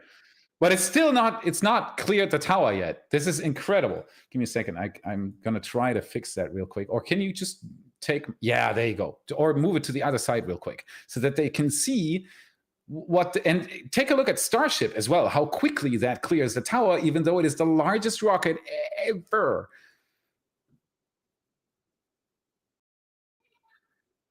Ariane is just going crazy. Starship is second, I'd say, maybe third after SLS. Saturn V is already gone, and Blue Origin's New Glenn was still sitting on the pad. So that is thrust to weight in motion, basically. Let me deactivate that again to get back to the live screen. So that was a very, very interesting thing to see for me during that launch. New Glenn takes ages to clear the tower, which is incredible. I would have never thought that was the case, but yeah, you never stop learning with brand new rockets. This is the stack. This is what's supposed to happen today. This is Flight 7, Ship 33, Booster 14, waiting at the pad to actually very, very soon get at least the no-go for fueling. That's 20 minutes out. So we're getting close to that. Give me a second. All right, so I'm going to continue showing some questions here because you guys keep sending me super chats, or to the entire team. Thank you so much for doing this. This is very, very essential for us. In the same way as likes and subscriptions are. So if you haven't liked this stream yet, please do so if you like what we're doing. And if you haven't subscribed yet, please do so if you like what we're doing, because it's completely for free and it helps us so much. So, and the super chats are essential for us. So thank you to all those who have sent super chats. We have Jason Nell. Thank you so much for the super chat. I know this a SpaceX launch, but do we yet know why New Glenn failed re-entry burn from Pensacola, Florida, using Starlink? So using Starlink is a really cool add-on there. I don't know yet. I've been very much into preparations for this Flight 7 stream, so I didn't have much time to research on what kind of information came out about the New Glenn launch yet. It's going to be on a future episode, but I haven't done that yet. So I'm not completely in the loop on what exactly caused yesterday's or today's failed booster landing, because you're mentioning that they failed the re-entry burn. I don't even have that information yet. So I sadly cannot answer that question for you right now, but I'll dig into it. And I'm pretty sure that Blue Origin is going to release more information about it, but I don't know. Blame it on the first launch. It was the maiden launch of a completely new built rocket that is almost the same as Starship come trying out new stuff, definitely for Blue Origin. They haven't built an orbital rocket yet. It's difficult. So I didn't even expect them to manage to land on the first flight. So there you go. That's the best answer I can give you right now. The Fleet Admiral, thank you so much for the super chat. Greetings from comma, how's life over pond? Greetings from Europe, I guess. Life over the pond is good. Right now, Erica said it earlier, we have an Arctic air front moving all across the United States. So it is bitter cold. For Floridians, 15 degrees Celsius or 60 something Fahrenheit is already bitter cold. So we're freezing. But I never regretted moving to the United States, and people here have welcomed us with open arms. So thank you so much to the United States, to everybody we've met here so far. We are enjoying it, and we hope that we can stay here for a long time. So thank you so much. We have Leslie Compton, thank you so much for the super chat. Why not make catch towers that only catch? Yeah, that's a question that has been brought up many times. I think because it's not necessary. Why would you want to make a catch tower that only catches? You can just put a pad under it, and it can also launch. The reason why SpaceX is catching, I'm actually writing an evergreen episode, only explaining that one thing right now. I'm writing that episode because I get this question so often. Why even catch? Why not build a catch tower that only catches? Why do all this stuff in the first place? The reason is because SpaceX wants to speed this up to a level, the launch cadence to a level that you cannot even imagine yet. Their goal is to have it do the same thing an airliner does. It takes off, it flies somewhere, it lands, it gets refueled, and new people go in, and it launches again immediately without any delays, with minimal inspections and then off it goes again. That is the reason why they want to catch it above the pad. If you would build a catch tower that only catches, you wouldn't need to build the catch tower. You could land it with legs because the result would be the same. The reason why they catch it above the tower is because then you can really just inspect it, set it back down on the pad, and launch it again. So that's the reason why a catch-only tower, in my opinion, doesn't make much sense. They might still build this at some point. I don't know, but in my opinion, it wouldn't make much sense. So that's the reason. Next up, we have, I'm doing a chewing gum here because I'm speed talking. It's normal during my live streams. I hardly stop speaking because you have so many questions. I'm so excited. So chewing gum. Gary Mulhall, thank you so much for the super chat. Von Braun, I'm German, wanted his rocket Saturn to go to Mars and not to the moon. I know. Best wishes from Ireland. Love the channel. Yeah. Well, the Apollo program was prematurely canceled anyway. The motivation behind it was political in nature. It was about the Cold War. It was about beating the Russians and so on and so forth. And so once that flag was on the moon, I mean, that's the reason why we can see a Saturn V at the Kennedy Space Center visitor complex nowadays, because it's comprised of Apollo 18 and 19, and they never flew. So they canceled it prematurely. And yes, the original design philosophy of the entire Apollo program was to go much further, but they never did it. And so now we're sitting here with a second chance, literally. This is a second chance for not just spaceflight enthusiasts, but for all of humanity to maybe be able to expand, to go out there and not just plant a flag and scoop up some dirt and come back home, but to actually build a home out there and stay. That's what this is about. And I can't even begin to imagine what the implications of this are going to be if it actually works out. So yeah, totally agreed.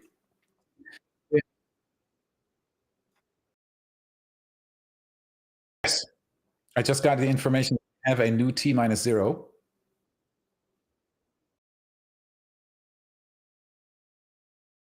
37 minutes what? Oh, okay. So we're not tracking 4 p.m. Starbase time anymore. We're tracking 4:37 p.m. Starbase time. So we'll adjust the counter, and then it's already adjusted. So we're 2 hours and 8 minutes out, which gives us a little bit more time to talk about what amazing stuff is happening here anyway. The launch window, though, keep in mind, this is a 37-minute delay, which puts it in the second half of the launch window. The launch window is 1 hour. So if this rocket doesn't launch at that point, it's going to get really hard to launch it today. And as you heard from Erica, tomorrow might not be the day because of weather. So fingers crossed that this thing is going to launch at that point, because after that, it gets really hard to even reset. So we'll see what happens there. All right, give me a second. I got to get back to my awesome tool here. Do you think, Lorenzo Mascagni, thank you so much for the super chat. Do you think the first test landing on Mars will be done with a Starship V3? Greetings from Italy. I do think that the Starship V3 is just, it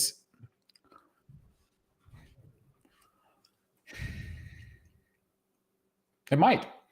The reason why the V3 Starship is being built is because the Block 2 booster is coming. It has more engines. It has 35 instead of 33 engines and way more propellant. Or actually not way more propellant. The Block 2 booster is just going to be very slightly larger. But, and I mentioned that all the way in the beginning of this live stream already, that's also the reason why the Block 2 Starship came so quickly. One thing that Starship right now is missing is range. It doesn't have much of that. It can get a lot of payload to low Earth orbit, and then it's stuck. It needs to be refueled and so on and so forth to do other meaningful tasks. And that's what SpaceX wants it to do. So the reason why the Block 2 and then after that, the Block 3 Starship are going to be so much bigger is largely because of fuel capacity. So yes, the V3 Starship, the Block 3 Starship is going to be a very important stepping stone for those Mars. I don't know if that's going to be the Starship that's actually going to fly to Mars. We've had that question before as well. I do think that SpaceX might be able to manage a flight to Mars and land there without people, without meaningful payload, and so on and so forth, just as a test, a technology demonstrator, showing that they can get a Starship to the Martian surface and land it there.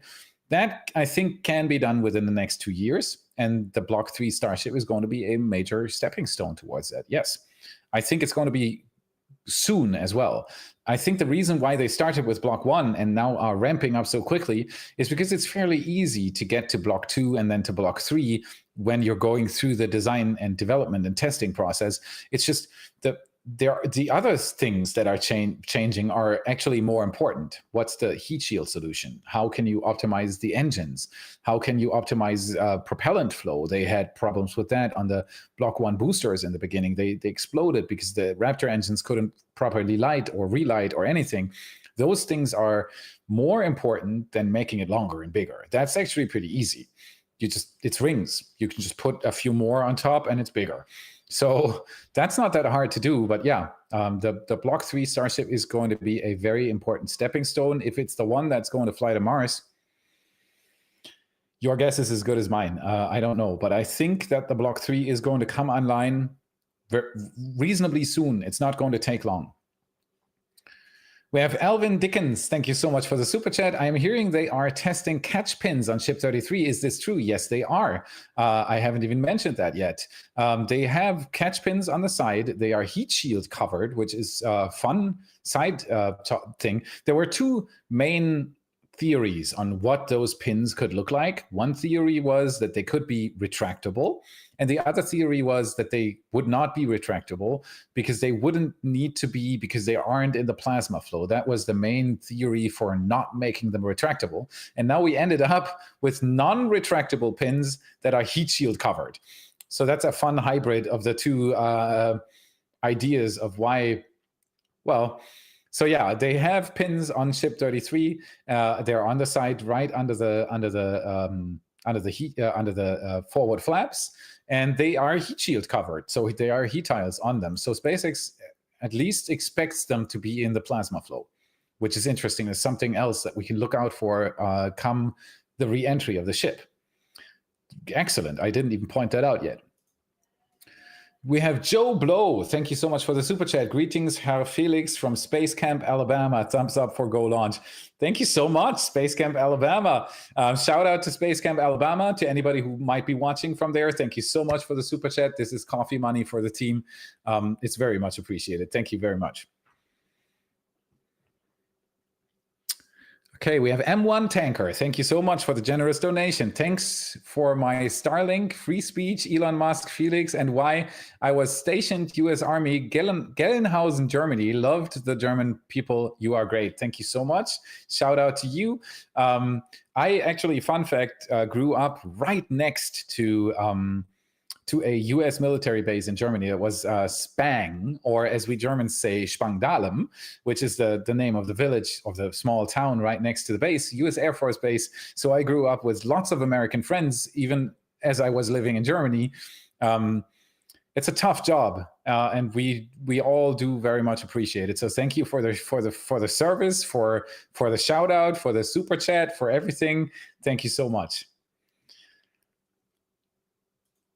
Cash D, thank you so much for the super chat. Hello from Germany. Watched all of Starship tests with a Y stream. Thank you so much. Can't wait for today's launch. What are your thoughts on today's New Glenn launch? Well, I already gave you some. I think it's incredible. I think we all should cheer everyone who does this. Rocket Lab, Stoke Space, Blue Origin, SpaceX, you name it. Whoever is willing to produce a rocket that is reusable is on the right track. It's amazing. New Glenn is a very capable rocket, and they'll nail the landing down the line as well, even though they didn't do it this time, which was to be expected. It's the maiden flight. SpaceX didn't even have reusability on Falcon 9 when they did their first launch. It wasn't even thought to be landing. So give them time. They might be a little slower than SpaceX, but they came up with a very tough rocket. The thing is solid. So I'm very much cheering for all of them, and I really, really hope, and I think we need more than one company doing this. It's just beneficial. You have competition, you have more than one idea, you have more teams working on the same thing. It's just very useful if it's more than one team doing this. So yeah, I love it. And methane rockets rock. They just look beautiful. We have Bharat G. Maru. Thank you so much for the super chat. Great coverage. SpaceX leading the way. Yeah, they really do. It's incredible what they're doing at Starbase. There is nothing comparable to it. So even if I cheer New Glenn along, what SpaceX is doing at Starbase is very, very unique. I've never seen anything like this. It unites all of us. In the beginning of the stream, I already had everybody point out where they're from, and it's incredible. It's a community that spans the entire globe. It spans all people. It's just amazing to see that humanity notices what SpaceX is doing here, and that's what we're here for. I can't wait for it. We have Demonicus, thank you so much for the super chat. Greetings from Poland. Thank you so much for the coffee money. It's much appreciated. We have Leo. Thank you so much for the super chat. Greetings from Berlin. Love your team's work. Is SpaceX or Elon aware of why, or did you even had a comment answered by Elon? Yes, a few times Elon has answered comments. He has retweeted us or reposted us on X twice or thrice. But I'm not in... I do appreciate what Elon Musk does with SpaceX, with Tesla, with Neuralink. There's way more than just the rockets, actually, that he has pushed and that he has made happen. And I'm very, very grateful for it. But I'm here for the rocket. I'm not here for some fan cult. So while I do appreciate Elon Musk, even though he has these controversial political agendas that I'm not even going to go into, my political agenda isn't part of what about it. I'm way more interested in the entire team.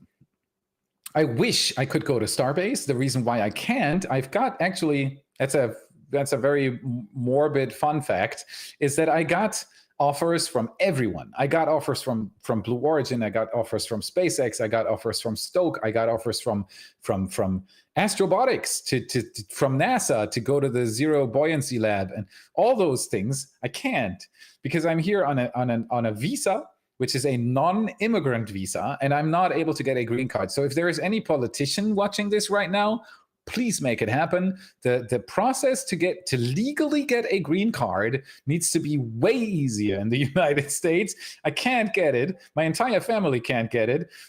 We're kind of stuck. And the problem with that is, if you don't have a green card, if you're not a permanent US resident, ITAR, that is the law that covers all rocket technology in the United States and classifies them as weapon technology, is going to block you out. It's completely blocking me out. So even though I get offers from all those rocket manufacturers saying, hey, you want to come by?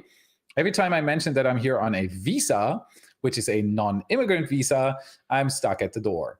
So I hate it.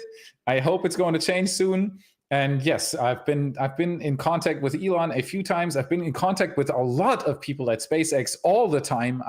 Some of my friends work at SpaceX, so on and so forth. But yeah, the great tours are Tim Dodd, the everyday astronaut. I'm very happy that he gets this access so that we can get these pictures.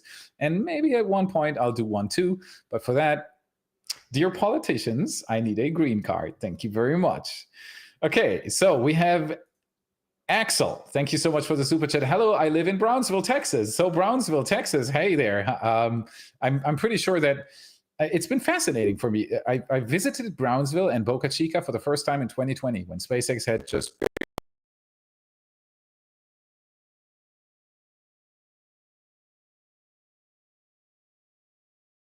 visit Maria Pointer.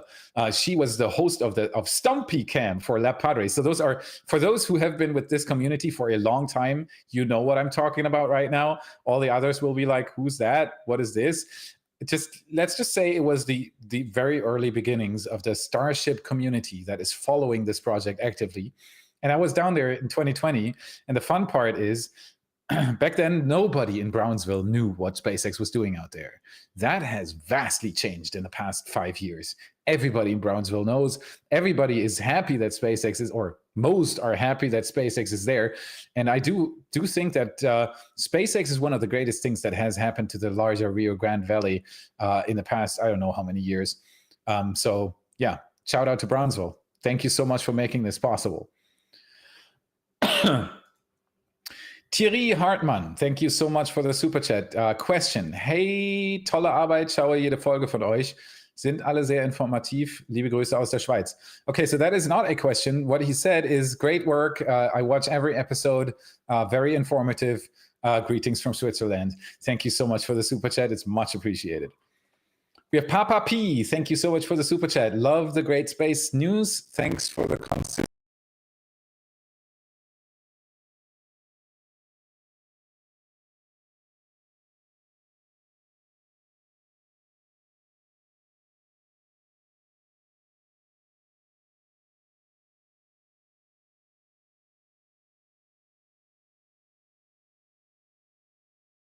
Why is such a great break from politics? Exactly. It's not about politics. It's engineering, it's science, it's about moving humanity further. While politics might be connected to the last part, I'm not completely sure about that yet. I'm not here for the politics. I'm here for the engineers and for the people that are smart enough to design this, because I'm smart enough to talk about it. But what these people are, especially at Starbase and everywhere else where they build rockets, are doing is exactly what's needed, in my opinion. So yeah. Okay, so I would like to get Jonathan to jump in for me here for a moment, because I need a short break. I am trying to find the right window here. There we go. So if you are there, Jonathan, send me a signal.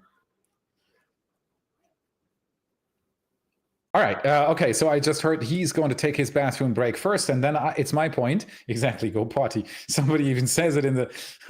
Thank you so much, Jonathan. Will be with you in a moment. I'm going to do a few more of those questions. That politics shout out was really great. Thank you so much. We have Andy Moore. Thank you so much for the super chat. Surely no one would want to live on Mars. It would be unbelievably grim. The last part, I totally agree with, especially for the first generation of settlers. They're going to have such a... Imagine the most hardcore camping you can imagine. It is going to be terrible. But the first part, surely no one would want to live on Mars, must be wrong. Because we wouldn't have done any of the crazy things we've done as humanity if that was the case. There were people that were willing to sail over the edge to see if there's something more behind it. There were people willing to go into that cave to see if you can live in there, but oh my God, there's a bear in there, and so on and so forth. So what drives humanity is to dare and to try to push that boundary just a little bit further, and that includes living on Mars. I'm pretty sure I've talked to quite a few people who would be more than willing to try it, to be those first settlers on Mars. You always find these kinds of people. That's part of human nature. You find people doing experiments in Antarctica right now. You find people climbing the highest mountains. You find people going into the deepest caves to see if there is something there that we haven't seen yet, and they risk their lives every day to do it. So that's no different. It's an even longer journey, and it's an even more difficult task. But that's been done by humanity for millions of years. So I do hope that there's going to be plenty of people who try it, who see if it's possible. I won't be one of them, because I have children, and I have... I don't have... That's a question that's been coming up a lot before as well. It's not here right now, but I can already tell you, if somebody would offer me to go to Mars, I'd probably decline, because it's a 4-year journey, or at least 2.5-year journey. It's going to be very tough in the beginning. It's months of total isolation in a starship drifting through space, and so on and so forth. If somebody would tell me you want to go to space, or you want to go to the moon, I would take me half a second to say, yup, I'm in. But Mars is tough. You're absolutely right with that one. But I do think there's going to be plenty of people who are willing to do it. So we have Warped Factor. Thank you so much for the super chat. Felix, your English is flawless and without accent. Don't worry, your command will improve as you use English in everyday life. Thanks for everything. Thank you so much for the high praise. I do what I can. I have a few things that I'm really having trouble pronouncing, like earths. I just can't do it. I don't know. I'm trying my best, but to be fair, I had a little bit of an advantage. Half my family is from the United States, and some of them might even be watching right now. So shout out to my German and US family. If you guys are watching, I love you guys. My sister and my brother live in the United States. They were born here and they've been here for a long time. So I got in contact with, especially with American English, a long time ago. So yeah, that's my fake American accent. So I've learned English at a very young age. That's my biggest advantage right there. But thank you so much for the praise. I saw Jonathan was back, but then he went away again. All right, so give it up for Jonathan. He is going to replace me for, let's say, like maybe 10 minutes. I'm going to take a quick break. Thank you, everybody, for watching. Like the stream, subscribe to the channel, and we're counting down to Flight 7. And I really, really hope that this is going to work out. So thank you very much.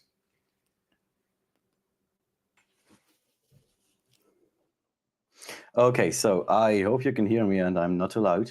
So my name is Jonathan, and I'll replace Felix for the 10 minutes. Yeah, and he was just talking about Mars missions and stuff. And if you would like to go to Mars, what I thought, again, what's really interesting is that technically, if we are going to do Mars missions and have people on spacecraft that go to Mars, and what you also need to keep in mind is that there's like a 21-minute delay between communication to the spacecraft and back. So if a rover, for example, lands on Mars, it takes us 21 minutes to actually know that that thing happened. So that was so cool when the Perseverance rover landed, that you could actually see, hey, it should have landed now, but you only get the confirmation 21 minutes later. So there's nothing like, let's just control it from like Earth in real time, because there is that huge delay. So that's going to be pretty cool when we're actually going to see human missions there, because it's like, imagine being on a spacecraft, you know that your family or like everyone else back on Earth is only going to know about if it landed like successfully in like 21 minutes. Or like just imagine having a video call with like someone on Earth and it's just like, hey, and it takes 21 minutes to get back. Yeah, which is pretty interesting, I think. Yeah, while we're at it, we are roughly 1 hour and 50 minutes away from the 7th Starship flight, hopefully. And if you look on at the camera right now, you can't see any freezing or ice buildup yet, but that's totally to be expected, because if we just look at our pre-launch timeline, you can see that the go for fuel loading would happen at 75 minutes before liftoff, and that hasn't happened yet, of course. And the fuel loading would actually only happen 45 minutes before liftoff, so that would be in just an hour. So there's still lots of time until something should happen, so no reason to worry about anything. Yeah, and there is some tank farm activity already, which is pretty nice. So that does indicate us that there's something going on. You know, going great so far, at least. We can real quick look back at let's see.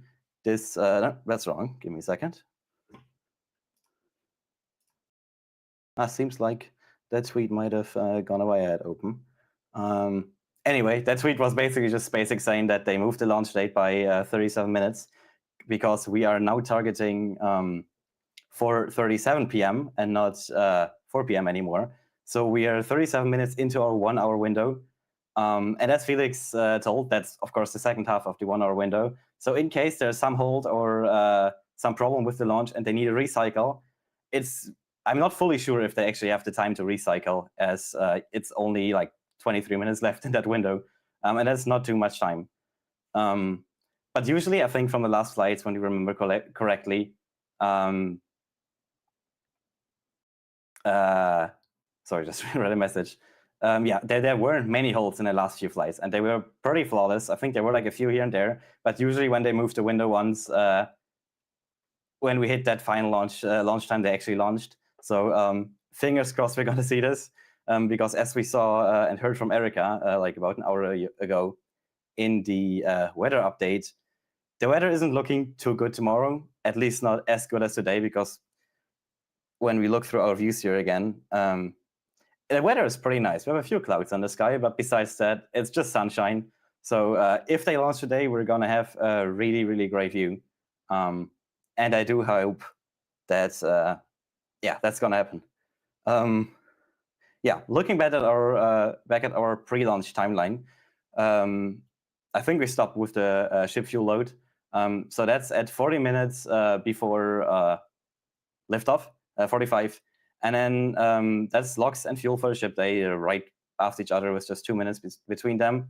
The booster starts at 40 minutes, so a bit later, and 5 minutes later again for its oxygen and not the fuel. Yeah, and then after that would be at T minus 20 minutes before launch, we would see the Raptor engines chill. And you might think like, huh, what's that? Why would we chill the engines? Simple answer is basically the propellant we use, so the liquid oxygen and the liquid methane, is pretty cold.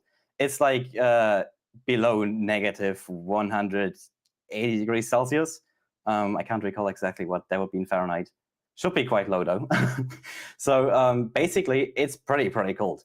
So if you would just shoot it in right before ignition, the materials from the engine wouldn't really like the sudden change in temperature.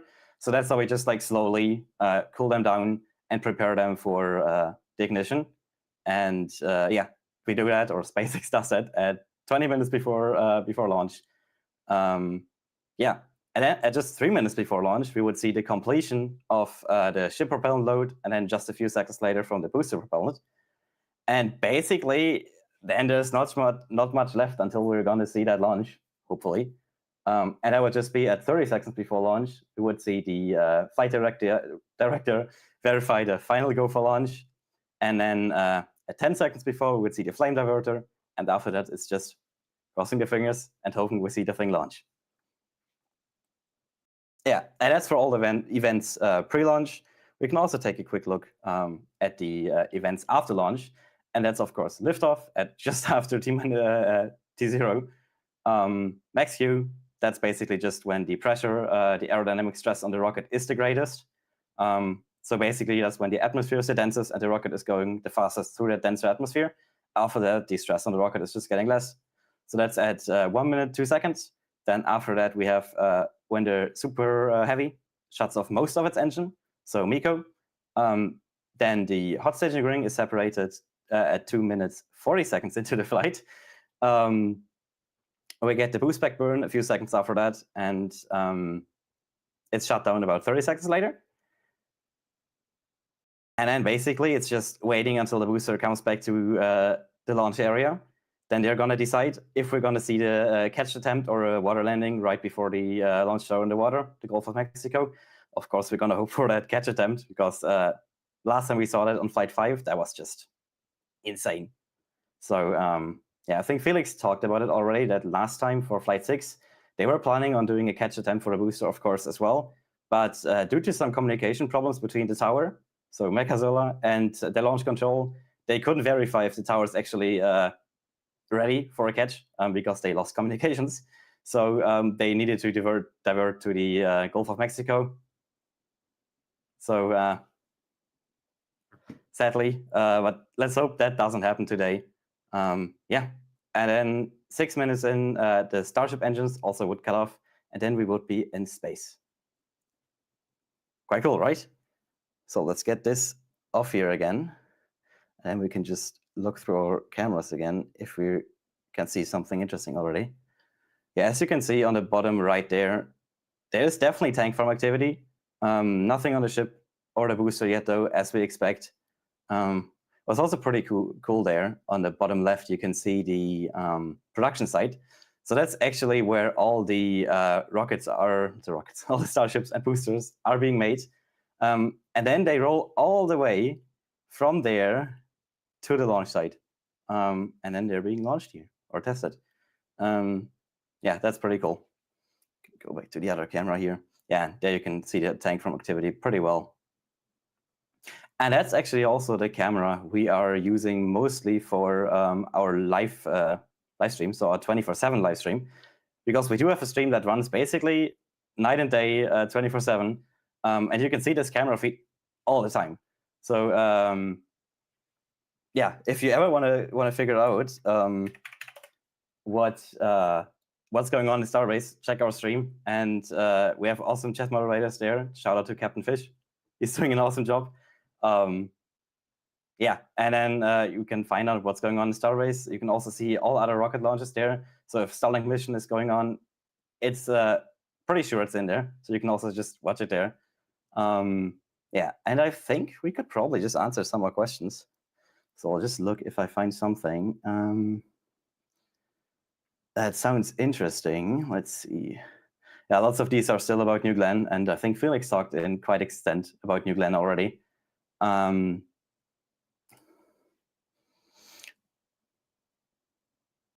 Okay, I'll just talk about this question from Intensi1TJ. Nice username. And the question is basically about what we are looking forward the most in 2025. And I think that's quite a hard question, actually, because, of course, there's more than one thing to look forward for. But in my opinion, the coolest thing that we saw last year is that the FAA granted a license for up to 25 launches this year. 2025, 25 launches. So technically, we could see that many Starship launches this year, which would, of course, be insane. And to be honest, I don't really think we're going to get that many launches because it's already into like half of the first month of the year, and you didn't even see one yet.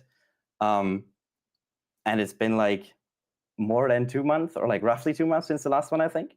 So how are we going to get 25 launches? And I think, yes, it's indeed not realistic we're going to see those 25, but I think what is realistic is that we're going to see the speed ramp up to 25 launches, to the cadence of 25 launches this year. So at the end, let's say December or November, we're going to see at least 2 launches per month, I would say, maybe even more. And like that, we would technically hit a cadence of 25 or 24 launches per year. Yeah, just not throughout the whole year, because yeah, I would say it's just a bit unrealistic. Yeah, but that's definitely a thing I would really be looking forward to. Just imagine we would see like a Starship launch every like 2 weeks. That would just be so cool. Let's see. Oh, I had so many questions. Wow.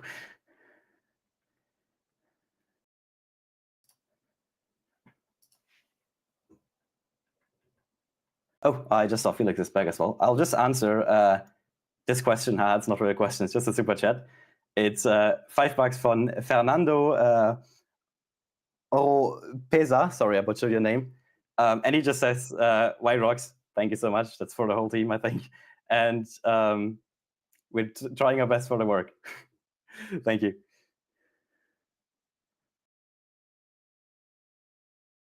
Are you ready, Felix?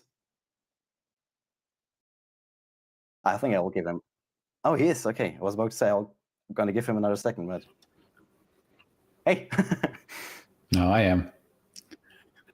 Hey there, how you doing? I just had time to talk to our friend Galen, who just arrived, and my wife again as well. Oh, by the way, shout out to my wife. It is our 15th anniversary today. So if SpaceX launches this rocket today, that would be a very nice thing to have on the 15th anniversary. Shout out to my lovely wife, Stephanie, who's managing stuff in the background right now. So thank you so much. I love you.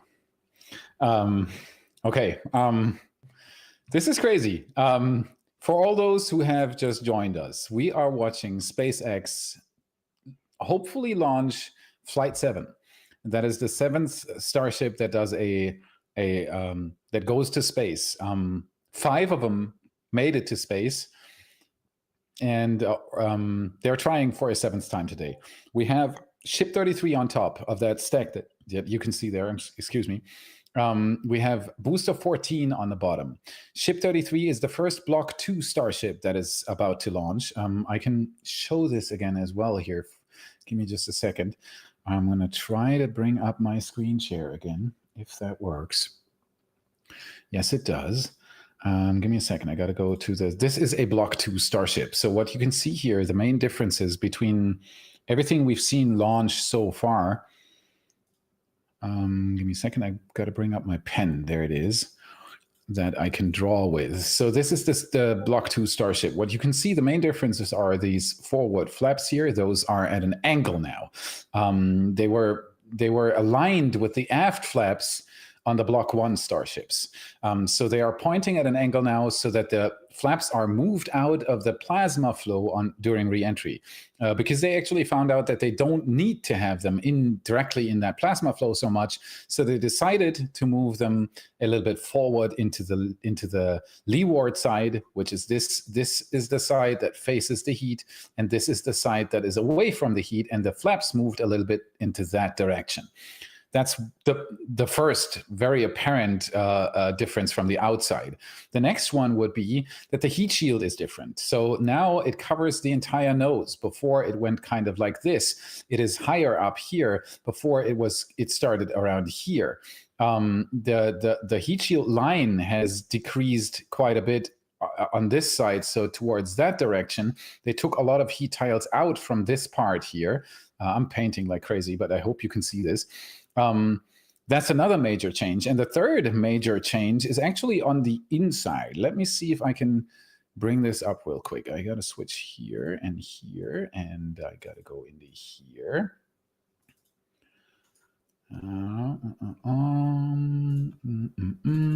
Give me just a second. There it is. That's Block 1 versus Block 2.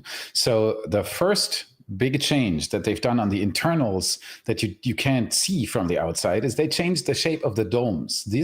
This here, and give me a second, this is the dome shape on the Block 1 starships, and this is the dome shape on the Block 2 starships. As you can see, the Block 2 domes are flatter. That gives SpaceX more usable payload volume because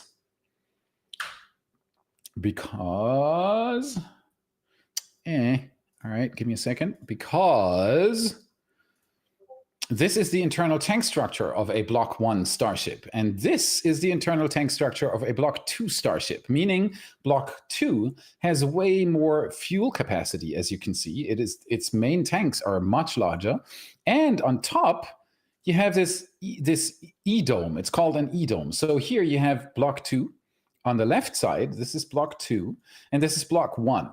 As you can see here, this is the payload bay of a Block 1, and this is the payload bay of a Block 2 starship. As you can see, it is smaller, so the volume inside on the Block 1 was larger, and the volume inside on the Block 2 is smaller. But the usable space is greatly increased due to this E-dome here on the bottom, because this space here, if I draw a line like this space here, and this space here, and all around as well, of course, because it's a round dome, isn't really usable. So the E-dome gives them the advantage of having this load line here lower towards the tanks, less wasted space, and plenty of space on top for the PEZ dispenser, which is in here, which has all these Starlink satellites stored inside of it that are being released through a slit.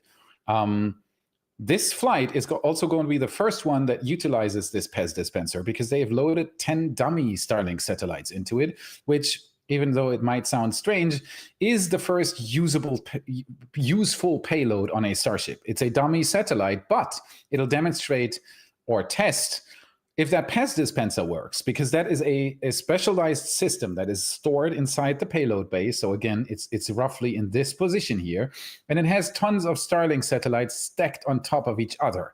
And these always slide down one, and a Starlink satellite gets released from down here. Then it slides down again, and another satellite gets released, it slides down again, and so on and so forth. And they're going to try to deploy 10 Starlink satellites today, which, if it works, will demonstrate that this PEZ dispenser payload system works. They are doing this up in space because zero gravity tends to behave completely different than the 1G gravity that we have down here. And since it's a moving system, so the satellites move down, another one gets deployed, the system moves down, another one gets deployed. Testing that in zero gravity is going to be worth gold for the engineers, and it'll be the first time they're actually testing this.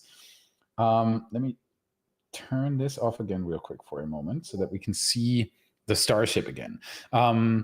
So that's Block 1, Block 2. So what you see on top here is a Block 2 Starship, and it's the first one to launch ever in the history of the Starship program. So that alone is going to be a game changer for SpaceX. If this works, if this can deploy the Starlink satellites and so on and so forth, it'll be invaluable. If the heat shield performs better than the last one, it'll be a great success for SpaceX. So even there are tons of people out there that say because Starship hasn't reached orbit yet, it's worth nothing. Because it wasn't caught yet, it's worth nothing, and so on and so forth. Replace the first part, the first sentence with anything you want, and in the end put it's worth nothing. That's kind of wrong, because what SpaceX is doing here is they are developing a brand new rocket. There has never been a rocket with an upper stage covered in a heat shield. There has never been a rocket with an upper stage having flaps to skydive through the atmosphere to reduce speed before it is actually landing. That's another thing that hasn't never been done, a landing upper stage. Boosters have never been built so large. They have never been caught by a tower. A full flow stage combustion engine has never been really utilized in space before the Starship program, and so on and so forth. And that's the reason why even a failed launch, a launch that doesn't do everything an operational rocket does, isn't a failure at all. Every time SpaceX pushes that boundary just a little bit further than the last launch, it's already a success, because they're charting new territory. They're going into undiscovered countries, and they're trying to figure out how to build a fully reusable and rapidly reusable rocket. So don't be irritated if you hear from somewhere, this stupid Musk rocket will never go anywhere. It's already done that. And every launch they do, it gets better and better and better, and pushes this limit a little bit further so that they can reach that end goal, which isn't as easy as just building a traditional rocket again. Something, for example, that ULA did, the Vulcan rocket. I'm a huge fan of the stylish livery and the BE4 engine that's on the bottom of it. It's what I'm talking about is ULA's brand new Vulcan rocket. It's launched twice now in 1 year, and it's not reusable. So even though it is a brand new rocket, it largely uses technology that was proven on hundreds of launches before that. It's just mixing it up a little bit and building something that has a fancy flame decal on the outside. I don't want to flame ULA here, but it is a different thing. What SpaceX does, compare this rocket to Falcon 9. You're going to have a hard time, because it does so many things differently. And that's what makes this job that SpaceX is doing at Starbase so difficult to do. It's reimagining rockets, and if this actually works out, it is going to be a game changer. A fully reusable rocket capable of aspirationally carrying 200, maybe even 300 tons in the Block 3 variant up into space for such a low amount of money is going to enable so many things that we can't do yet. Building a base on the moon, building a base on Mars, deploying Starlink satellites that will enable a gigabit connection down here, not just a 150 Mbit, but we're talking fiber connection quality, bandwidth from satellites, meaning you can have that in the Amazon River, anywhere you want. In the middle of the Pacific Ocean, you'll have a gigabit connection once this thing launches and deploys enough of those satellites, and so on and so forth. And the future implications aren't even, you can hardly imagine what we could do with this kind of a rocket. And that's what Starship is. So it's don't see this as another rocket that can't go to orbit, but as a stepping stone towards something that is going to be so different that it is absolutely worth it to do 7 launches in a row that don't reach orbit. And to be fair, SpaceX could already reach orbit with Starship. They're actively choosing not to reach orbit because you do not want to have a Starship that is equipped with a heat shield re-enter somewhere that you cannot control, because it is going to survive that re-entry because of the heat shield. And Starships are pretty massive, even though it looks kind of small there. This stack is 120 meters tall. That is huge. It's I've been to Starbase many times, and I've seen Starships fully stacked on the tower. And if you haven't seen it with your own eyes yet, it is extremely hard to get the size across. A human in this picture that you see there would be so small that he would be 2 or 3 pixels. It's gigantic. It blows your mind when you see it for the first time. Keep all that in mind as we go down on our countdown timer that shows 1 hour and 27 minutes until ignition of Flight 7. SpaceX has already pushed the T-0 by 37 minutes. 10, 15 minutes ago, I think we got the news for that. So they're tracking a point that is a little bit further into the 1 hour launch window at this point. And that also, unfortunately, means that we are likely not, if they can't make this this timer happen, it is unlikely that it's going to launch today, because they only have that 1 hour window in which they can launch, and being so much into that launch window already, because they had to push it by 37 minutes, is going to make it unlikely. If they have to push it again, we might be out of business today. And we got a launch weather update from Erica from My Radar earlier. My Radar, download it for your phone. It's a completely free app, and it is, in my opinion, it's the best weather app out there, so it's worth it. She said that tomorrow it's not going to be that good of a weather.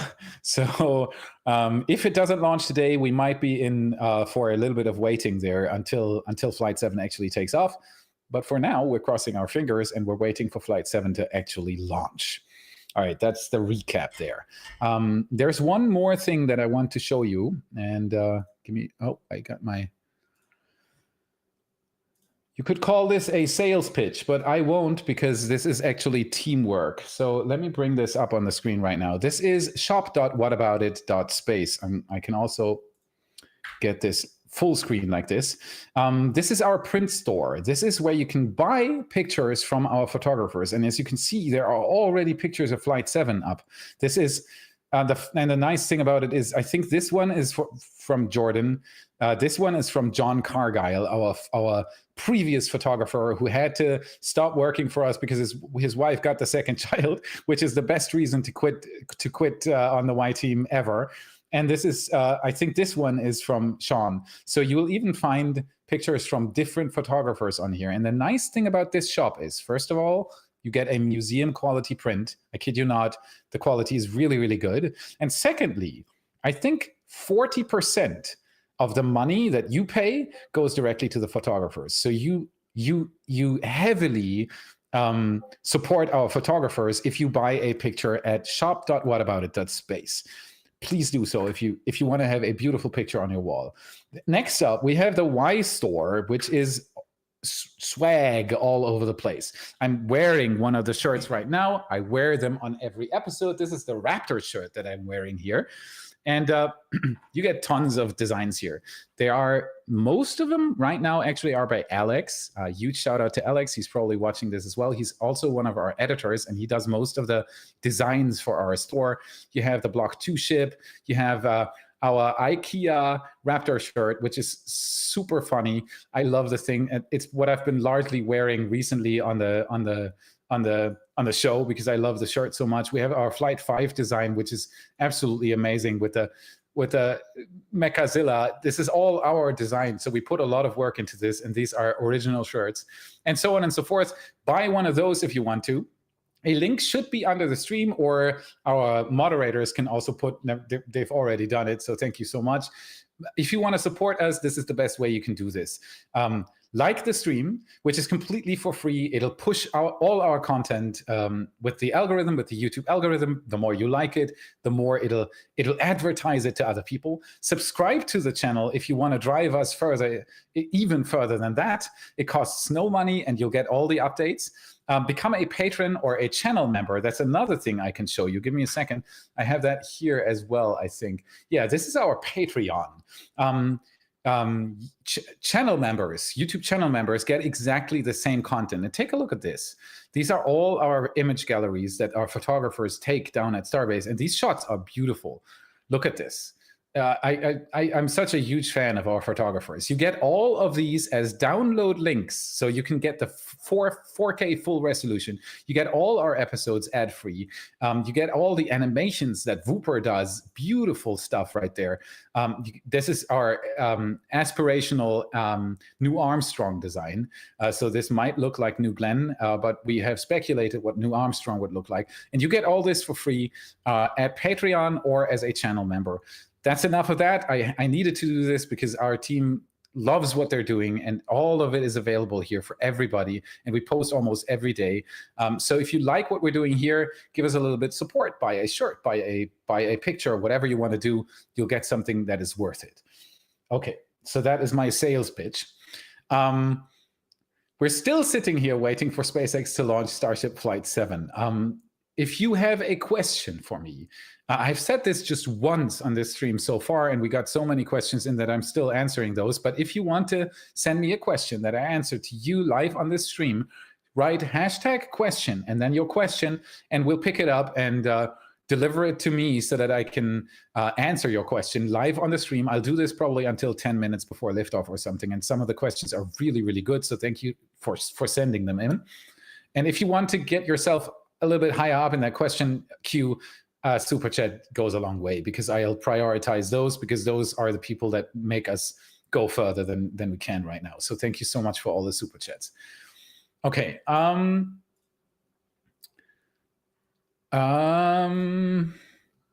So I'd like to do more questions here, I think. Give me a second. I got to move this over here, and then I can show this one. I hope this pops up now.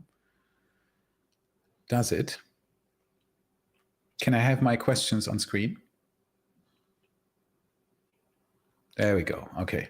So we have Greenexy. Thank you so much for the super chat. Mars has a solid core. Our atmosphere is not strong. We need to look at the closest star. Mars is a good start, though. Let's go. I couldn't agree more. Mars is a huge fixer-upper.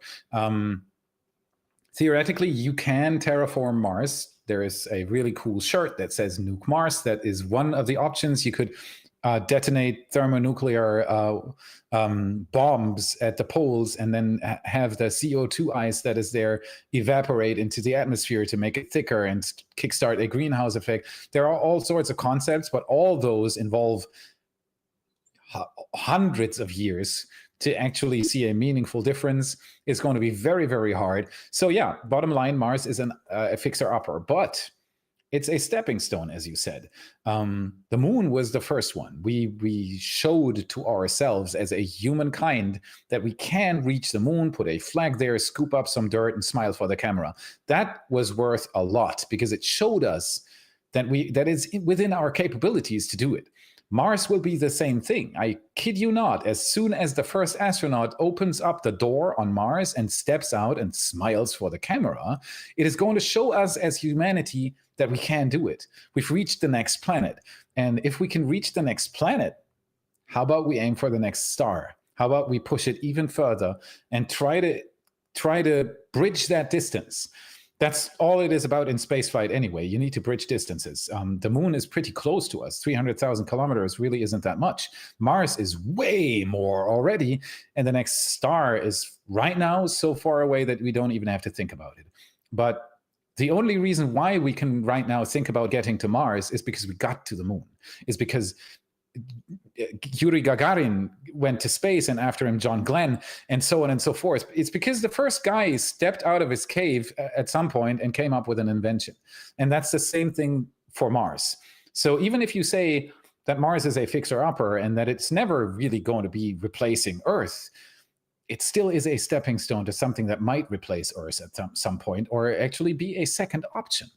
It doesn't even need to. I hope that we're going to preserve this planet, that we'll never have to replace it. But it'll show us that we can go further. And that's why this is so important. It opens up perspectives. It shifts the horizon to, oh, this is now possible. So we can think about actually doing something with it. So that's why I'm so interested in us flying a person to Mars. A robot's not going to do it. I love what JPL is doing with the rover exploration, robotic exploration on Mars and other planets as well. And all the things we're doing right now, Cassini, Juno, there are so many beautiful missions out there, but they're robotic. The way we can show ourselves that we can achieve the next thing is by putting a footprint in the soil. It is very important. So let's root for that. Let's hope that that's going to happen. We have Shane. Okay, Shane Mays. Thank you so much for the super quick. chat. Why only 2 flights for New Glenn? 1 second.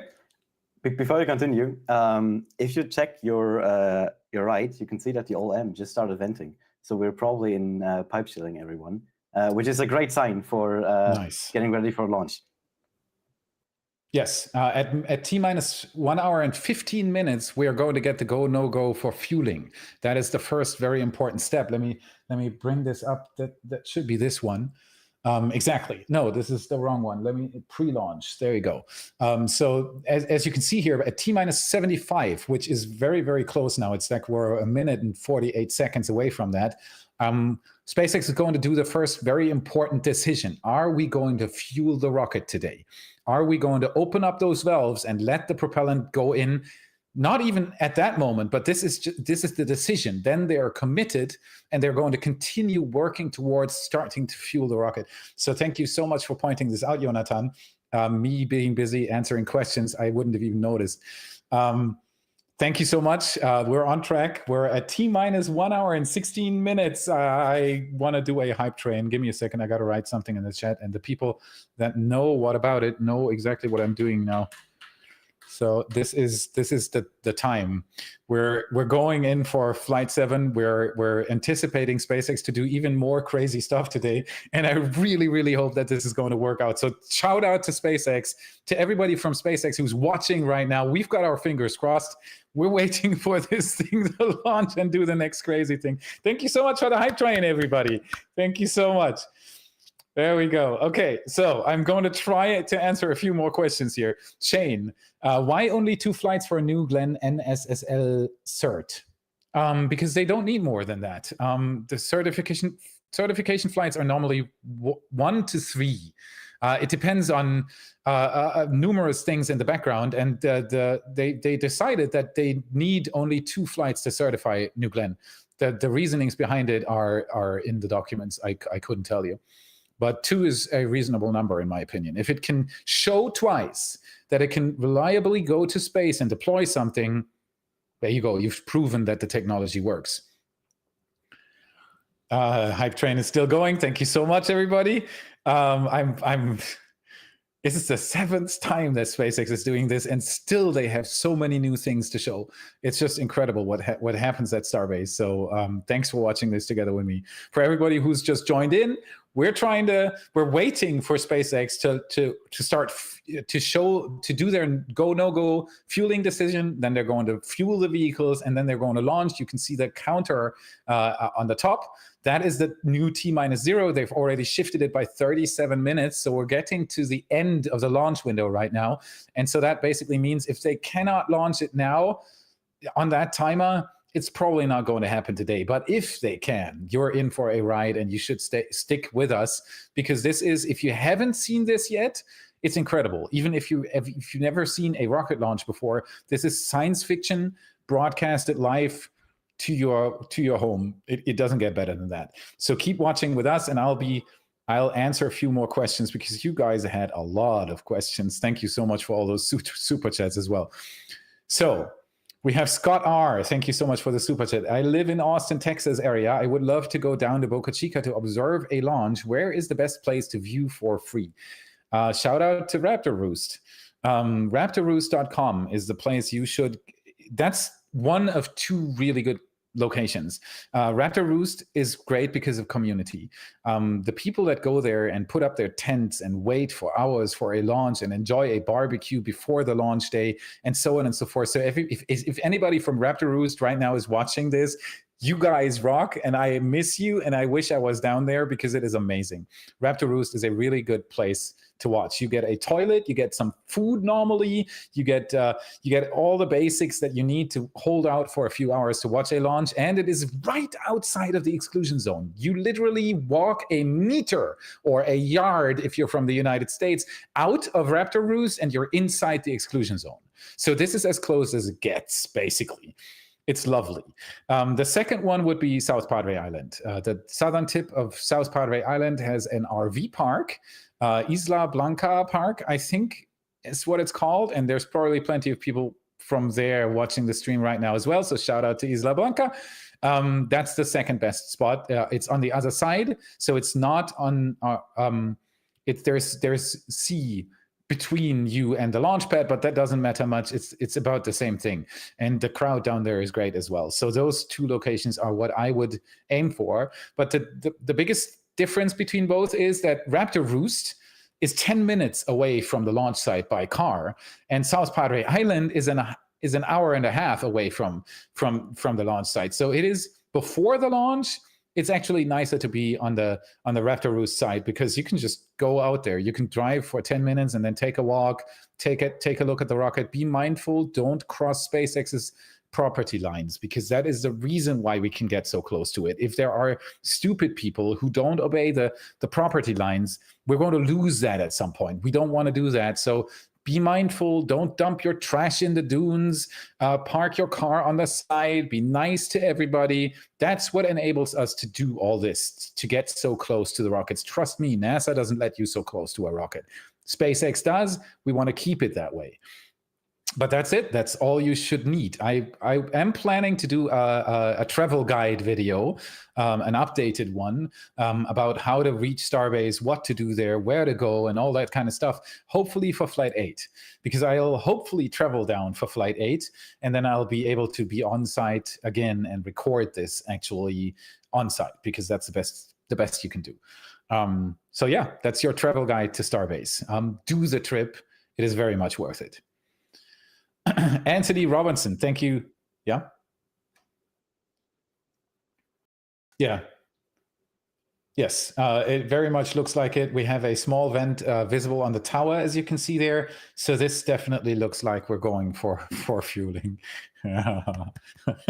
This is good. This is what we wanted to see. And again, a huge shout out to Sean and Jordan, our two photographers on site, for doing all of this. Sean is literally standing 2 yards or 2 meters away from that camera that you see there. And they've both placed all the other cameras. Like this one is in the dunes. We hope that it's going to survive because it's pretty close to the rocket. But they've done all this. So shout out to Sean and Jordan in the chat. If you like what these guys are doing, they'll appreciate it very, very much. Another shout out to Redline Helicopter Tours. I want to do this real quick because those guys are amazing. They are launching 2 helicopters today for people to see the flight from in the air. And that is the craziest thing you can see. redlineheli.com/Felix, and you get $25 off a flight above Starbase. It's the craziest thing you can imagine.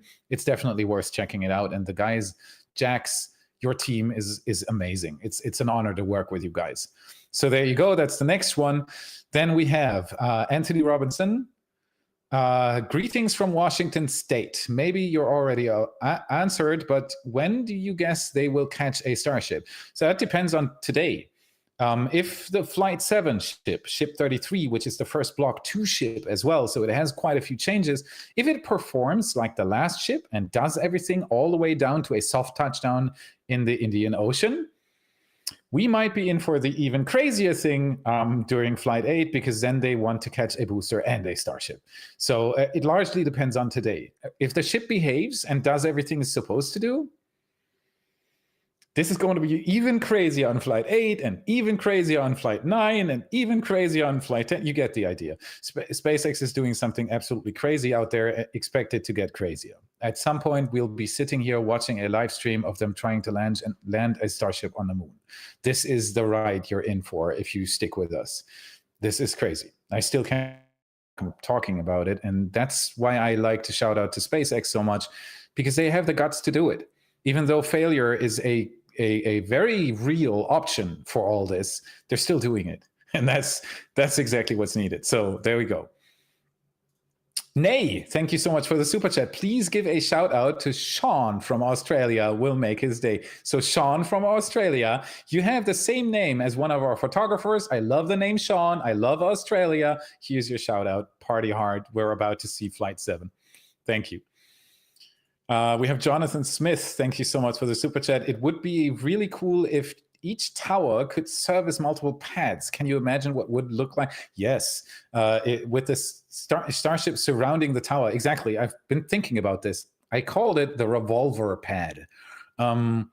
That's crazy speculation. So I've never talked about it in an episode because everybody would say, "Oh, you're speculating too much." So I normally don't do that on episodes, but I've had the thought and I think it's a crazy one and it would easily be doable. And imagine that, like a tower being surrounded by 5 or 6 pads. And yeah, maybe maybe at some point, you know, if you want to launch 10 Starships within the hour, a revolver pad would be just what we want. The venting on the tower is getting strong. The venting on the pad is there. We are definitely about to see a Starship being fueled here. We should see that. Give me a second. Pre-launch timeline.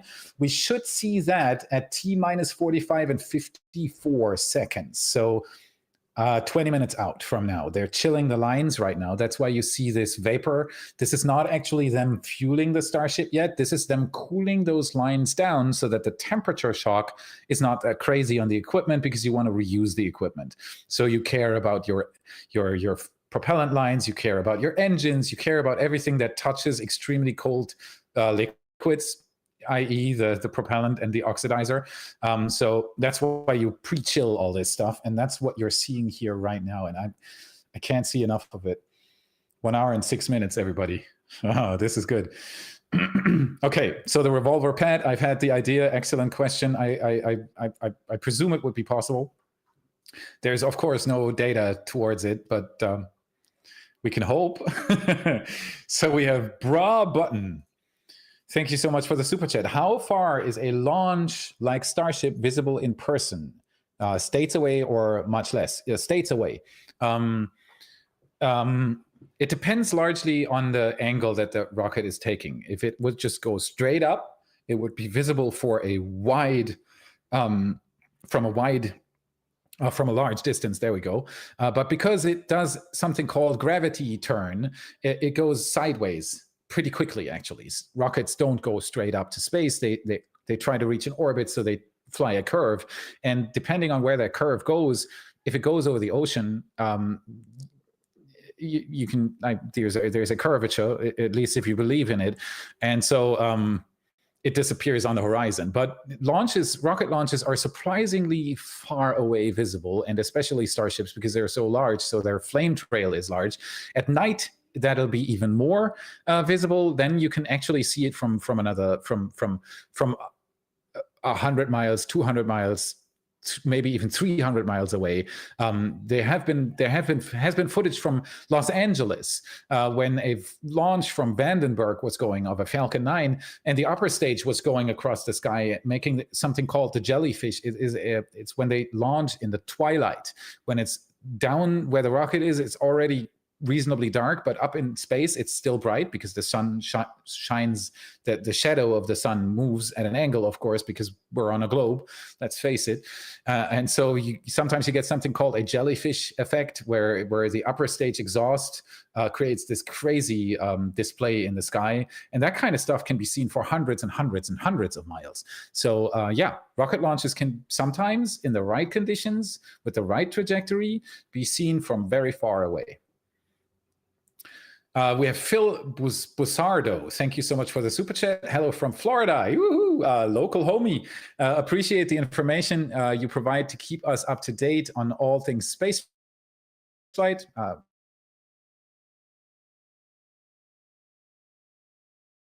It's very much appreciated. Also, the person.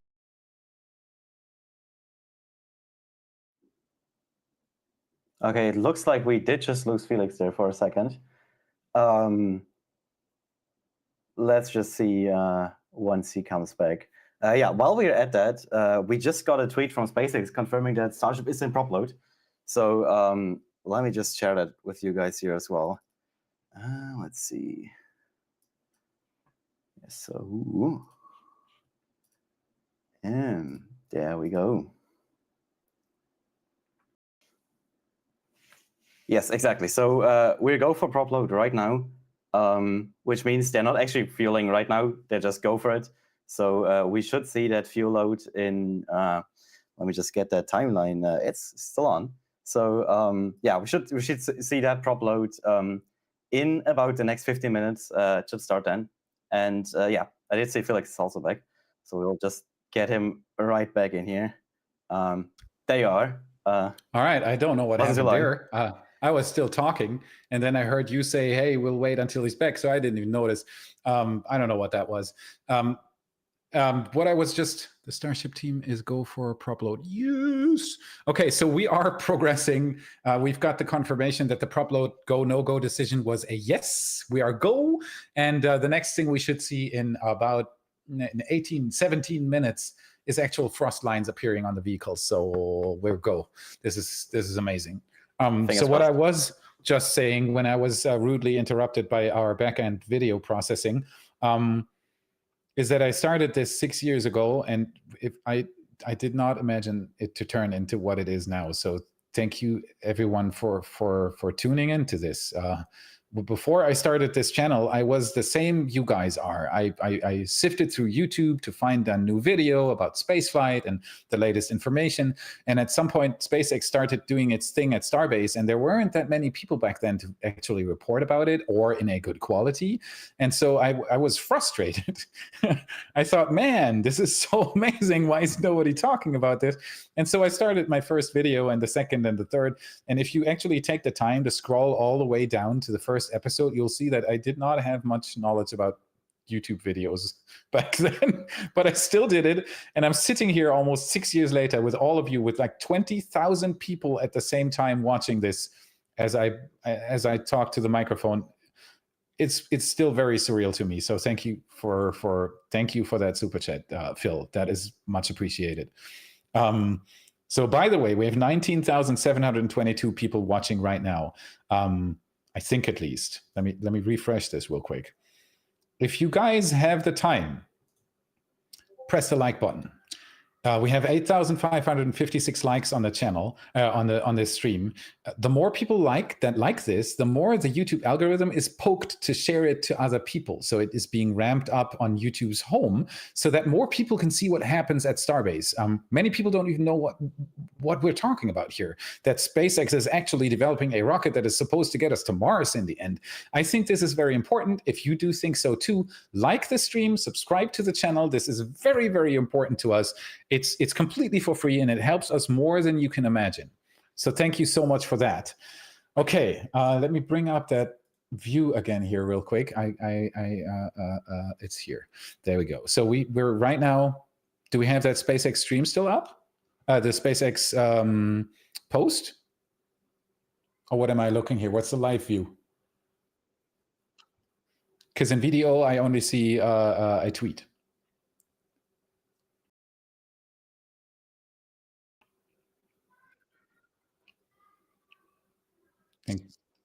Thank you. Yeah, there we go. Okay, so this is perfect. So what we're looking at right now is SpaceX's Starship Flight 7, Ship 33 on top, Booster 14 on the bottom, Booster 14 being a modified Block 1 booster, Ship 33, though, being the first Block 2 Starship ever to be launched by SpaceX. So this is very, very important. We are waiting for them to start fueling, which is about 15 minutes out, as you can see by the timeline there that is on screen on the left. This is highly anticipated, to say the least, and SpaceX is planning a lot of stuff today. So they're planning to have another engine relight in space. They are planning to reuse an engine from Flight 5 on this flight, which will demonstrate that Raptor engines can be reused, which is very, very important. They're planning on catching the booster again. They're planning on doing the last test of a ship soft landing in the Indian Ocean. If this one does it right, on flight number 8, we might see the first ship catch. We're going to see the Starlink dummy satellites being deployed in space. We're going to see an engine relight. We're going to see they have several heat tiles modified on this rocket to test out something that is called active cooling. Maybe even transpirational cooling. I didn't get much information on how these new test tiles on Ship 33 are actively cooled, but they are testing new heat tile options. They're trying to find their way to a rapidly reusable rocket. That's what all this is about. If you're tuning into this for the first time and you're wondering why SpaceX is even building this large rocket, it's because they want to get permanent settlements, I kid you not, on the moon and Mars. So if this works out, we might be in for one of the craziest stories in human history. That's really what it comes down to. So cross your fingers for SpaceX for their crazy task today. And let's continue with a few more questions. So that was Phil, the homie from Florida. Thank you so much. We have Jason. Jason, thank you so much for the super chat. What do you think about ULA in this new reusable rocket era? They're behind. They just introduced, or like almost a year ago, they introduced their Vulcan rocket, which is supposed to be able to reuse its engine section, which in my opinion is the wrong approach, even though it is a pretty interesting technology. They call it SMART. That means that the rocket goes up, deploys so you have staging. The second stage continues with the payload, and then the booster separates from the engine section, which then separately re-enters the atmosphere with an inflatable heat shield, which is cool technology. And then it's supposed to land in the ocean, being fished out, and then you can reuse the engines. The idea behind it is that the engines are the most expensive part on a rocket booster, which is true, but it still means you have to build a new rocket. You cannot even likely not even reuse this engine section. So you would need to take the engines out, put them in a new engine section. In my opinion, it's the wrong approach. I think ULA is behind. Definitely behind something like Blue Origin, who have this morning launched their first New Glenn rocket, which is at least on par with Falcon 9 as soon as they can start reusing those boosters. I know I don't know why. I mean, I know a few reasons, but there is a lot of push against Blue Origin from the spaceflight community that is largely based on things like Blue Origin suing SpaceX over contracts, but to be fair, SpaceX has done the same before with ULA. I think they don't deserve it. I know quite a few engineers on the Blue Origin team, and I know they're working really, really hard. They are not as quick as SpaceX is, but that doesn't mean they're bad. They're second. And being second after SpaceX right now, in my opinion, they're second because they've just launched their rocket. Being second behind SpaceX is not a bad thing. And once New Glenn is actually reusable, they can start building a reusable upper stage and so on and so forth. So New Glenn is huge. It's about the size of SLS, the NASA's moon rocket. It has a huge payload fairing with almost the same volume as a Starship. It can't push that much tonnage up to space, but that's arguably not that much needed because payloads normally are way less heavy than the maximum payload capacity in weight. What's normally limiting is volume of the payload fairing, and Blue Origin's New Glenn has a gigantic payload fairing. So it is a very competitive rocket, and I think they are the second place. Then after that would probably be Rocket Lab, Stoke Space, Relativity. All those come before ULA, in my opinion, right now, even though I do like ULA. But they're late to the game. They should have, I think, in my opinion, they should have done something. They should have had the same thing that SpaceX had. The what do you call it? The guts to build something that is maybe going to fail. Because that's what it means for a rocket launch provider to build a reusable rocket. You're building something that might fail because you don't know yet, because it's uncharted territory for your team. And it takes a little bit of, and they didn't do it. They built Vulcan. Vulcan is a beautiful rocket, and it runs on BE4 engines that are beautiful engines, and so on and so forth, but it's not reusable, and it'll take years and years and years until ULA has a reusable rocket.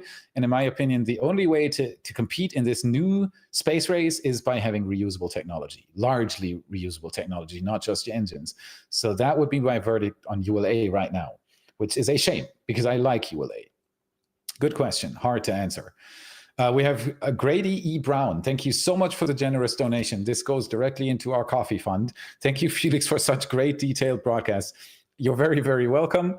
I hope I can please 23,000 people right now. This is insane. Thank you so much. We got another 2,000 likes on the stream as well. So my last like this stream shout out actually made 2,000 people like this stream. It's for me, it's still amazing.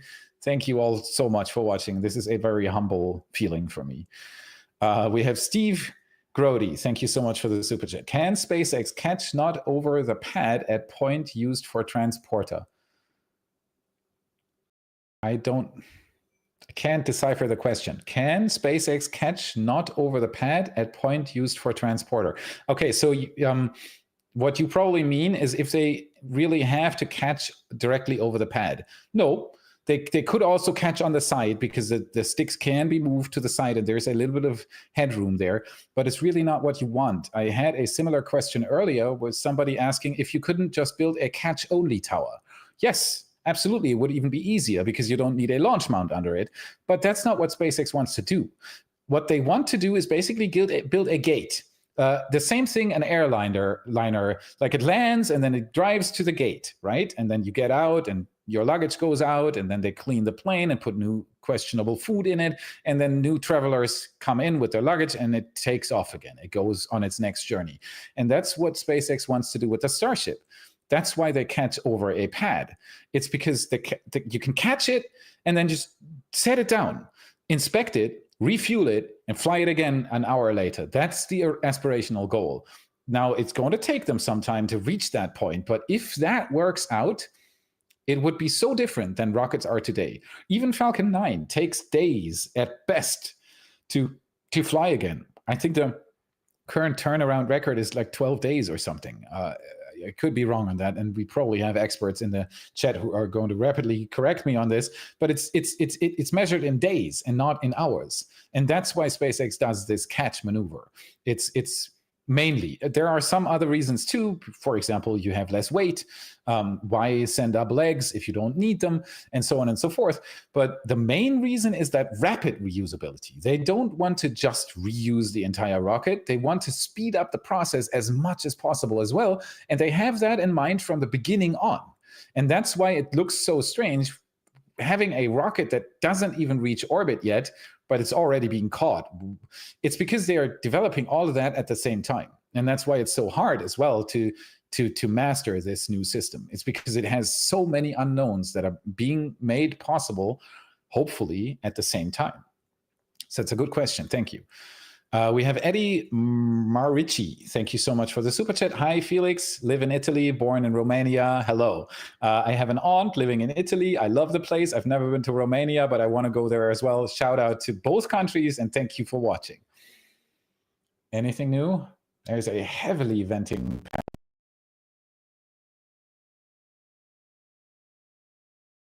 We are 4.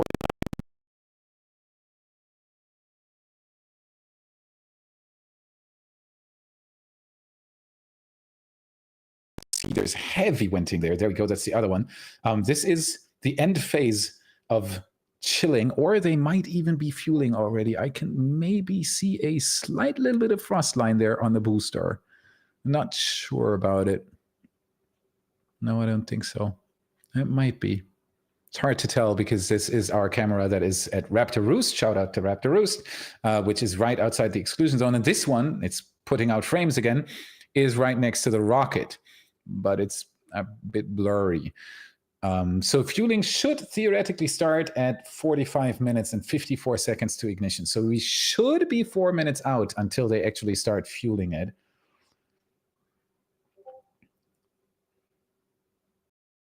Wiggle your audio cable, Felix. Somebody says, why? Why? What's wrong with my audio cable? It should be nice. It should be working. All right. Somebody says it's something in video. What is the result on the stream, though? Can you still hear me? Okay.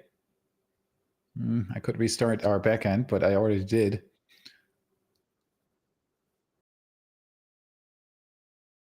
It could be my internet. I'm in a pretty remote place, and I'm really 5 by 5. Very nice. Thank you. Yes, fine. Okay. Perfect. Thank you for the feedback. I've moved to a new house recently, and we're like, I have never built up a production studio so quickly. So excuse our little hiccups there with the audio, and I can also go a little bit further into the middle of the camera. There we go. Okay, so we should be 2 minutes and some seconds away from fueling beginning right now, which is amazing. Flight 7 happening. Who would have thought? Okay, let me do a few more questions because we still do have some time for this. We have Barty Games. Shout out to Barty Games. Thank you so much for the super chat. 1111. I don't know what that's supposed to mean, but thank you very much. We have Fool with a VTX. Thank you so much for the super chat. I didn't apply for a green card. I just moved here and married a citizen. Well, I'm already married. I know that that's an option, but I really love my wife. We have our 15th anniversary today, by the way. If you have tuned in late, shout out to Stephanie in the chat if you want to make her happy. She is the love of my life, and I'm not going to switch to another woman just to get a green card. So that's not an option for me. This is probably an older super chat from earlier in the stream. I had the topic that it is really, really hard for me to get a green card for the United States right now. But we might get that. Congrats! There you go. We have a congrats train in the chat. Thank you so much. Thank you so much. This is very much appreciated. And Stephanie's probably smiling all over her face right now. So yeah. Yeah, we're waiting for ship 33 to do something. We're seconds away from them starting fueling. Yeah, what a Hochzeitstag, exactly. If Flight 7 happens today, that would be a really cool gift from SpaceX to our, of course, it's the only reason why they're launching today is our anniversary. So you're welcome. Okay, so we have Tikiri Moss. Thank you so much for the super chat. Morena, good morning from East Coast of New Zealand. Love what you do. Everything looks green for Flight 7. Fingers crossed. Thank you so much, New Zealand. Shout out to the Kiwis on the other side of the planet. You're going to be pretty close to the place where Ship 33 is hopefully going to splash down. I mean, pretty close, but closer than I am. Renaud Van Neckhout. I'm so sorry. I'm really not good with names. Thank you so much for the super chat. I vote for Felix as president with green card. No. I do not want to be the president of anything. I'm happy doing what I'm doing, but a green card, if there's any politician watching this, and you want to help out somebody who really, really wants to get a tour at Starbase, I need a green card. Thank you. It's really hard to get. Even though don't get me into details on that. It's a journey. We have David Dubois. Thank you so much for the super chat. Mars would be cool. Mars would be cool. Mars would definitely be cool. Let's hope we're going to get there. We have Phil McArdle. Thank you so much for the super chat. Hello from Fort Mill, SC, South Carolina. Great job. I love South Carolina. So shout out to South Carolina, to Frank, and to Phil, and hopefully his family. It's always good if an entire living room is watching this and not just one space geek. I'm always happy when I hear about families that all watch this together. So if you are a family watching this together right now, shout out to you. We have Palm Bay Jack's fan. Thank you so much for the super chat. When will Starship launch from Cape Canaveral? Yeah, we live 35 minutes away. It's about the same for me, so I can't wait. I really want them to launch from my neighborhood. I've just recently got the news that they are doing their pile driving with flight augers at the Cape right now for a Starship pad. And that usually is the first step to get actually serious about building a pad. And that means we're not far out. I think by the end of the year, they might have an operational Starship pad at the Cape. So the wait is almost over. Oh, man. Oh, I can't wait for that. Okay, so we have Fernando Chare. Thank you so much for the super chat. Great job, Felix. I follow Y since the early days of Starship, so you're from the dark ages. When Elon Musk presented that funny and scuffy Starship prototype mock-up, yeah, Mark 1. What a journey since that day, you rock. Yeah, that's the most fascinating part about SpaceX is in not just what they do, but also the speed at which they're doing this. It's like, this rocket that you see there on the screen right now is the largest rocket in the world. And they're launching it every other month right now. You get the idea? It's absolutely incredible. Even this early prototype phase already shows how much potential all this has. Imagine a fully operational Starship that can launch 3 times a day. That's the plan. So, wow. If somebody would have told me this 10 years ago, I would have said, yeah, sure. Who would build this? And then that's the important thing about SpaceX. Who would build this? You need somebody to actually start building it and to actually aspire to such a goal, and not just a rocket that's slightly updated and will do the next NROL launch, because there's money in it. That's not what they're doing. So that's what makes this so incredible. I love this. I really love the Starship program. Shout out to SpaceX again. We have James McGowan. Thank you so much for the super chat from McAllen. Start US Media LLC, sponsor own visa. I did. I have a company that is running the channel, and it didn't change anything. I can't. It's a real problem. If you research into it as an immigrant, it is right now extremely hard to actually get a green card. There are some ways, but I don't really fall into any of them. Maybe one, and Alexandra Merz actually might be able to help me with this. If you're a Tesla fan, you might know her.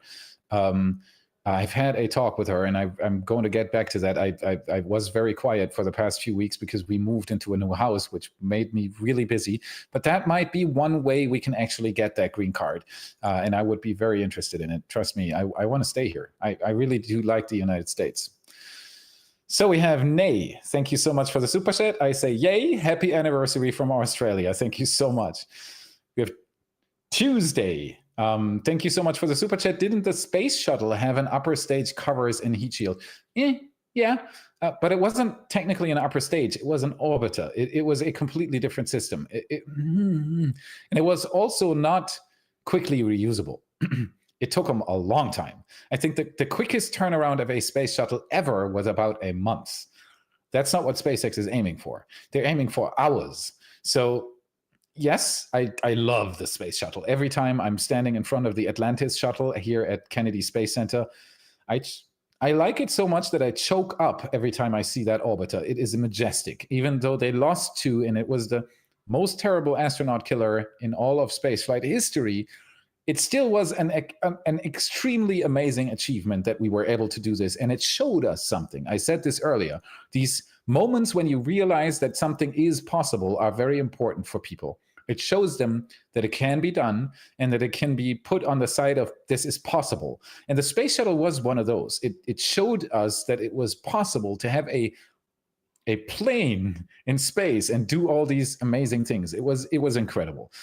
But long term, we need something different. The space shuttle basically locked NASA in low Earth orbit because it was so expensive that it ate up all their budget to maintain the space shuttle program. They didn't have much money left for other stuff. It was very, very expensive. You know, that's the conflict I have with the space shuttle. But yeah, it was a beautiful stepping stone. We do a thrust line on the ship now. Okay, so we're, as predicted, we're within fueling. We're 5 minutes into fueling now. We have the ship locks, the ship fuel, the booster fuel, and the locks should be starting in 3 minutes or so. So SpaceX is actively fueling the rocket, which is exactly what we want to see. And this is the point at which is getting crazy. Give me a second. I gotta take a sip. This is insane. For everybody who's just joined in, because we're at this point, we're almost 30,000 people watching this here. First of all, thank you so much for watching with us. Secondly, if you've got the moment, press the like button and subscribe to the channel. This means so much to us. You can barely imagine. It's exactly what we need to keep going and to make even better content. It comes down to literally that, likes and subscriptions. It's all it is. So if you can, push that button. Enjoy the show, become a patron, become a YouTube member to get an amazing amount of extra content. We release all our pictures in 4K quality to all the supporters. All the episodes are ad-free. Animations, everything, background stories, you name it. You get so much more. What about it if you become a channel member or a patron? Do that. Buy yourself a t-shirt in our store, buy yourself a picture at shop.whataboutit.space to directly support the photographers. 40% of the money that you pay for the picture goes directly to the photographers. It's not even touched by anybody on the team. It goes directly to them at the end of the month. So these guys out there are heroes and they deserve it. And if you want to have a beautiful picture of a starship on your wall in museum print quality, I've seen them, they're great. Buy yourself a picture, get yourself a shirt, like the stream, whatever you do, enjoy the party with us. We're watching Starship Flight 7. The ship you see on top there is Ship 33. The booster you see on the bottom is Booster 14, which tells you how quickly SpaceX is producing these prototypes. Ship 33 is a Block 2 Starship, so it has major changes compared to all the flights before it. It has way bigger fuel tanks. It has a little bit less payload volume, but the same amount of payload capacity, actually more.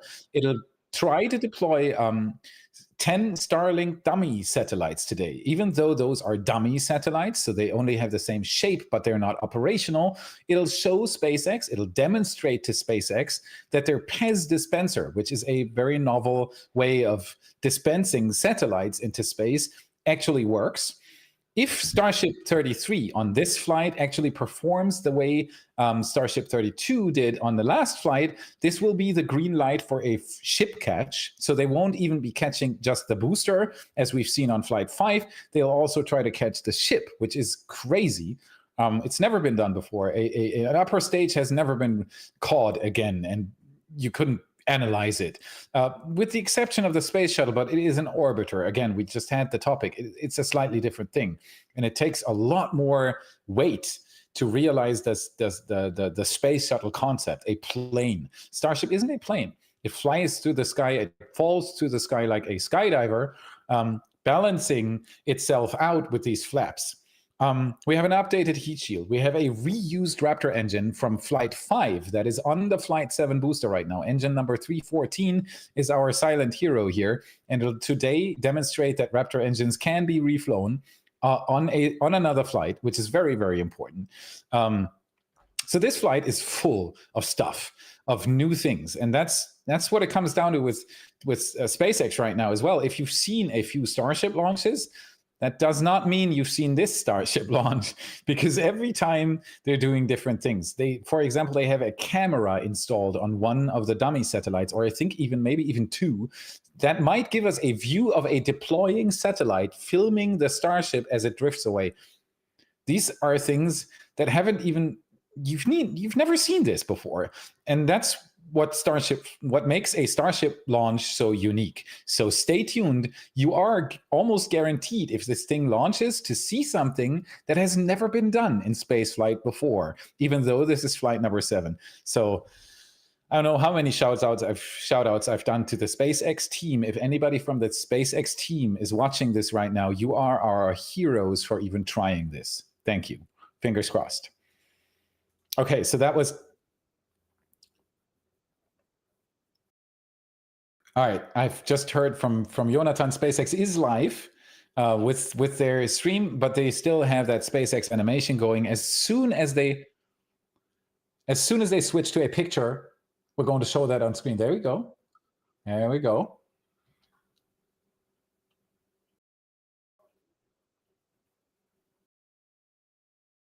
This is the video that we watched all the way in the beginning. It's the Flight 6 aftermath video. Oh no, it's actually not. It's all sorts of stuff. These are the high altitude flight tests that they did all the way in the beginning with the starships crashing into the ground. But at some point, one landed, and that's what this all comes down to. We have look at this. I mean, look at this. This is SpaceX. Where in the world do you get this? It's just incredible. So pumped for this launch. I hope that this thing is going to launch today.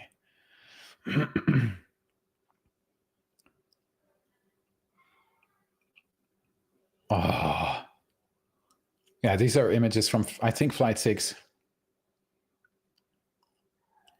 Or Flight 5. If this is the catch, that's Flight 5. Oh yeah, that's Flight 5. I remember that flap being ripped apart. There's the booster. I mean, I've seen this footage, I don't know, 100 or 1,000 times at this point, and still, there's the ship. That's Flight 6. That's the ship from Flight 6 doing a soft virtual landing in the Indian Ocean, meaning the ship thinks there is a tower. So it is very comparable. Switch the audio on real quick. Good afternoon and welcome to the 7th flight test of Starship. It is currently 4:03 p.m. Central Time here at Starbase, Texas, and it is a beautiful and breezy afternoon for another flight around the world. I'm Kate Tice, Senior Quality Systems Engineering Manager at SpaceX, and I'm joining Dan for my first ever in-person Starship launch at Starbase. You can see the rocket behind us. It's mind-blowing. This is quite the view, Dan.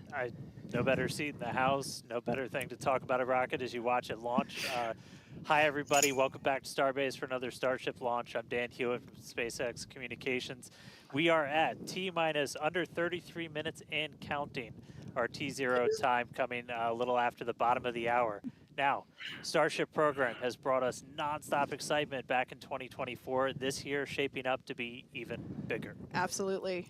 We're looking at even more launches of Starship this year with tons of exciting firsts starting today. Flight 7 has a lot in store, from Starship's next generation upper stage design on its first flight today to deploying the first simulated Starlink satellites and the second booster catch attempt. We're kicking off 2025 in style here in the Lone Star State. So hold on to your butts because it's going to be a wild year. And it's all ramping up as we chase after that full reusability for the world's biggest rocket. And we're going to be with you today every step of the way. Also joining us, though, amid a very excited crowd growing over there in Hawthorne, is Jesse Anderson. Jesse, how's everything going in LA? Hey, Dan and Kate, everything is all good here on the factory floor. We're just outside of mission control, and we're T-minus 31 minutes away, but we already have a really big crowd here building. There you go. Starting to build up here. Every flight of Starship has made huge progress, and today is another exciting one. We're joined by Starship, Raptor, and Starlink teams here with me today, and everyone is getting super excited for this flight test. So with that in mind, I expect it to get very loud in here soon. But for now, I'm going to hand it back over to you guys at Starbase for a quick look back at the flights that brought us here today. Yeah. Hey, thanks, Jesse. Now, the more we fly safely, the faster we learn, the sooner we realize full and rapid reuse. The previous 6 flight tests proved we're on the right track. Each one of those tests provides a ton of invaluable data and, of course, some pretty great views along the way. Oh, yeah. Every one of those tests informed the upgrades that are debuting on today's flight test. And you know, we've all been watching this, following through the incredible testing campaign for every flight. And man, I can't wait for today as well as everything else we've got planned this year. Just a recap of what happened just before this flight test. Our most recent one was back in November 19th.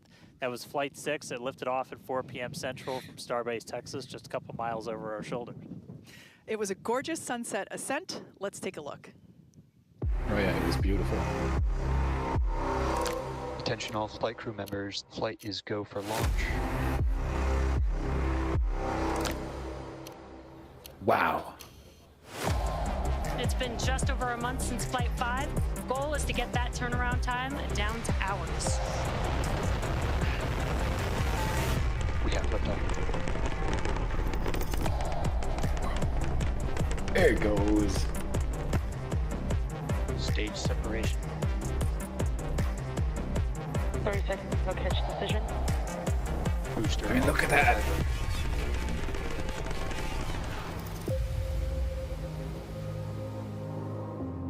That was a perfect landing. Fly around planet Earth.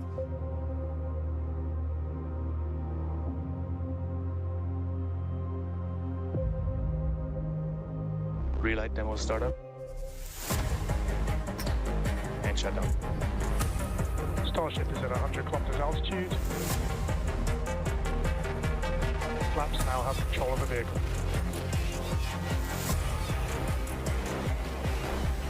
Starship has started the subsonic belly flop.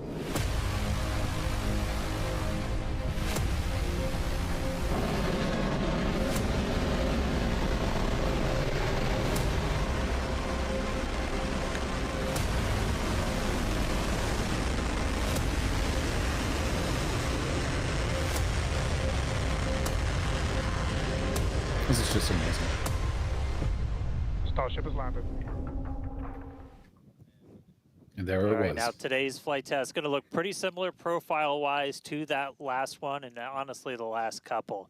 So everything starts off, as always, with liftoff. The Super Heavy igniting those 33 Raptor engines. Super Heavy going to power us through that initial ascent, get Starship on its way to space before we get to the hot stage maneuver. Exactly. The ship will then ignite engines while it's still attached to the booster. That will allow us to separate the two stages. That booster will leave a few engines on for that flip and return back here to Starbase for a catch at the launch tower. And while booster catch is blowing our minds, ship keeps going all the way to space, gets into its suborbital trajectory. Got a couple on-orbit things. We're going to deploy our first test satellites. Also going to relight a Raptor engine while in space. That all sets us up then for re-entry. As we have seen on the previous flights, courtesy of Starlink, that re-entry period gives us such gorgeous views. It's like, you know, just a rainbow flow of colors as the ship re-enters the Earth's atmosphere. The ship will relight its engines, perform a flip maneuver for a soft water landing in our targeted location in the Indian Ocean. And that will once again be daylight given our later launch window. So today's flight test will be launching the next generation of Starship. It'll attempt the first payload deployment test, fly multiple re-entry experiments geared toward ship catch and reuse, and of course, the launch and return of the Super Heavy booster back to the launch site right there behind us. Yeah, that's going to be amazing, but ship, kind of the star of the show for a lot of stuff today. A huge block of upgrades to Starship's upper stage are debuting on this flight test, adding more capability. We'll start off up top. Those forward flaps got a redesign. They shrunk in size. We shifted them towards the top of the vehicle, away from the heat shield. That's going to make it significantly less exposed to re-entry heating. And then Starship itself, we made it about 2 meters taller. So we stretched it up to about 52 meters. That allowed us to add 25% more propellant volume, along with a bunch of propulsion upgrades like vacuum jacketing of those feed lines to the engines, an entirely new feed line system for the Raptor vacuum engines, an improved avionics module for propulsion, all that adding performance and the ability to fly longer missions. And just like on Flight 6, tiles have been purposely removed to stress test vulnerable areas. This time we're doing it across the entire vehicle, including in critical areas, as we use this flight to push the boundaries of Starship's capabilities. And for re-entry experiments, multiple metallic tiles are being tested, as you can see there on your screen, including some that have a version with active cooling. Then the vehicle's avionics, its brains, got a complete redesign. Some of the new things, we've got 4 of these upgraded Starlink terminals that combine Starlink, global navigation, and RF communications into a single unit. And then on the sides of the vehicle, we have these catch fittings. They're non-structural, but we're going to be able to see how they perform thermally during re-entry. We also smoothed part of that tile line to address some hot spots that we saw during entry on the last flight. Now the ship and the booster, they weren't the only thing to get some upgrades. On the ground side, several radar sensors will be tested on the tower catch arms as we experiment with additional ways to measure distance between the arms and the vehicle while we prepare for ship catch. Now this is just a handful of the many upgrades included on this flight that make this the most capable Starship that we've flown so far. And then something really cool. That's the satellites. Has me super excited. We're going to be deploying 10 Starlink simulators that are similar in size to our next generation Starlink satellites. With pretty unparalleled payload capacity and full reusability, Starship's going to be able to deploy our more advanced V3 Starlink satellites, which is going to help us continue to revolutionize global connectivity. Each of those Starlink V3 launches on Starship is going to add about 60 terabits per second of capacity to the Starlink network. And that alone is that's more than 20 times the capacity we're getting with every V2 Mini flight on a Falcon 9 right now. That just helps further Starlink's impact in the coming years as we expand access to high-speed internet all around the world and eventually beyond. And those Starlink simulators are going to be on the same suborbital trajectory as Starship, and they're expected to demise upon entry. Starship itself, its trajectory looks very similar to all of our last several flights, suborbital, splashdown targeted into the Indian Ocean, a couple hundred miles off the western coast of Australia. And then the other on-orbit thing we're doing is going to be relighting a single Raptor engine while in space. We knocked that out last time. V2 ship, new propellant system. Let's do it again on this one. Ship's going to be busy. Now, of course, we can't forget to add that today's super heavy booster is reflying flight-proven hardware for the first time. A Raptor engine that flew on the booster that was caught during Starship's 5th flight test. You can see it there on your screen. This flight-proven engine, we've got Raptor 314 there, hence why there's a piece of pie on this nozzle. Maybe we can get that image rotated so you can see it a little bit better. Yep, there we go. If you didn't already know, we like our jokes around here. So that's what we have planned for today's flight test, and so far everything is on track as we continue to count down. We're now within 23 minutes of launch. We're at 22 minutes and 52 seconds. Everything continues to look good. Still a little breezy, but that's okay for us. Yeah, we set up our desk in a wind tunnel today. It's probably windier here than it is anywhere else, but weather's cooperating, really clear skies, no rain today, still well within our limits for booster launch or catch. Not tracking any issues on vehicle as we continue to count down. We're still loading prop on board. Our range team also reporting that the range looks like it will be clear at our current T0. So that's super important. We're going to keep an eye on that all the way up to the end. As for what we've already done with the vehicle leading up to today, we stacked the vehicle over the weekend. We lifted the ship on top of the super heavy booster.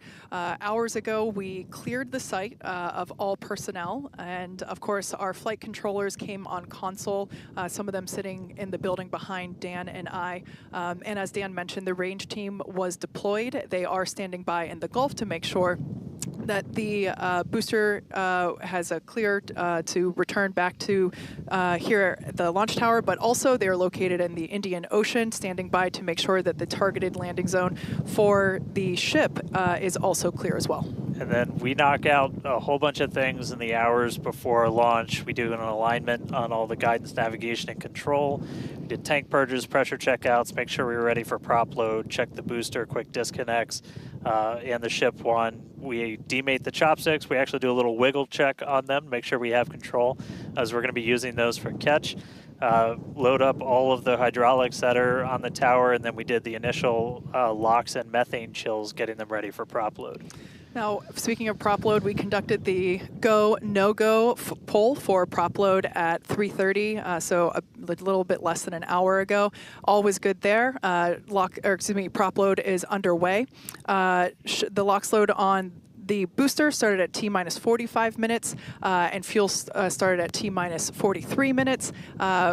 Booster fuel will start at T-minus 41 minutes, and then LOX on the booster started at T-minus 35. So that will all wrap up at T-minus 3 minutes and 20 minutes on the ship side, and at T-minus 2 minutes and 50 seconds on the booster side. So everything is looking good. Propellant is loading. Yeah, looks like we're about half full of everything on booster, 3/4 of the way there on ship, looking good for a launch today. With that, though, let's jump over. Let's check back in with Jesse real quick and all of our teams out at Hawthorne. Thanks, Dan and Kate, and great to hear the updates with the vehicle as we prepare for liftoff. There is a lot more people here, as expected.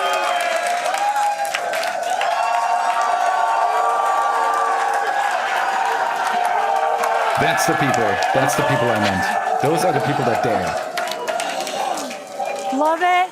All the Raptor engines are built here, so there's a lot of that team here in the crowd, so they have a strong connection to the Starship flight today. Every flight test gets us closer to a fully operational Starship, which gets us closer to our ultimate goal to make humanity a multi-planetary species. To establish cities on Mars, we're going to need high-cadence, low-cost flights for cargo and crew. As the only fully reusable rocket with this kind of capability, Starship is the only vehicle in development that will be able to unlock our multi-planet future. Starship uses a first-of-its-kind on-orbit propellant transfer to refuel in orbit in preparation for these long trips. With milestones like ship catch and in-orbit prop transfer coming up, 2025 promises to be huge for Starship and our journey to Mars, with our first trip currently planned for the end of 2026. Between the reusability, low cost, and heavy lift capabilities, this all comes together to help us deliver up to 100 people at a time to destinations both near and far, and to deliver payloads farther and at a lower cost than any other vehicle.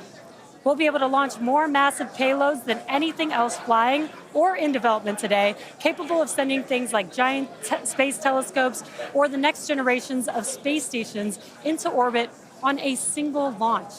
So while today's flight is just a test, the future is much closer than we realize. But one flight test at a time, so let's head back to Dan and Kate for a closer look at Starship. Thanks, Jesse. Starship features two major parts: the ship, which has 6 Raptor engines, and the Super Heavy booster, which has 33 Raptor engines.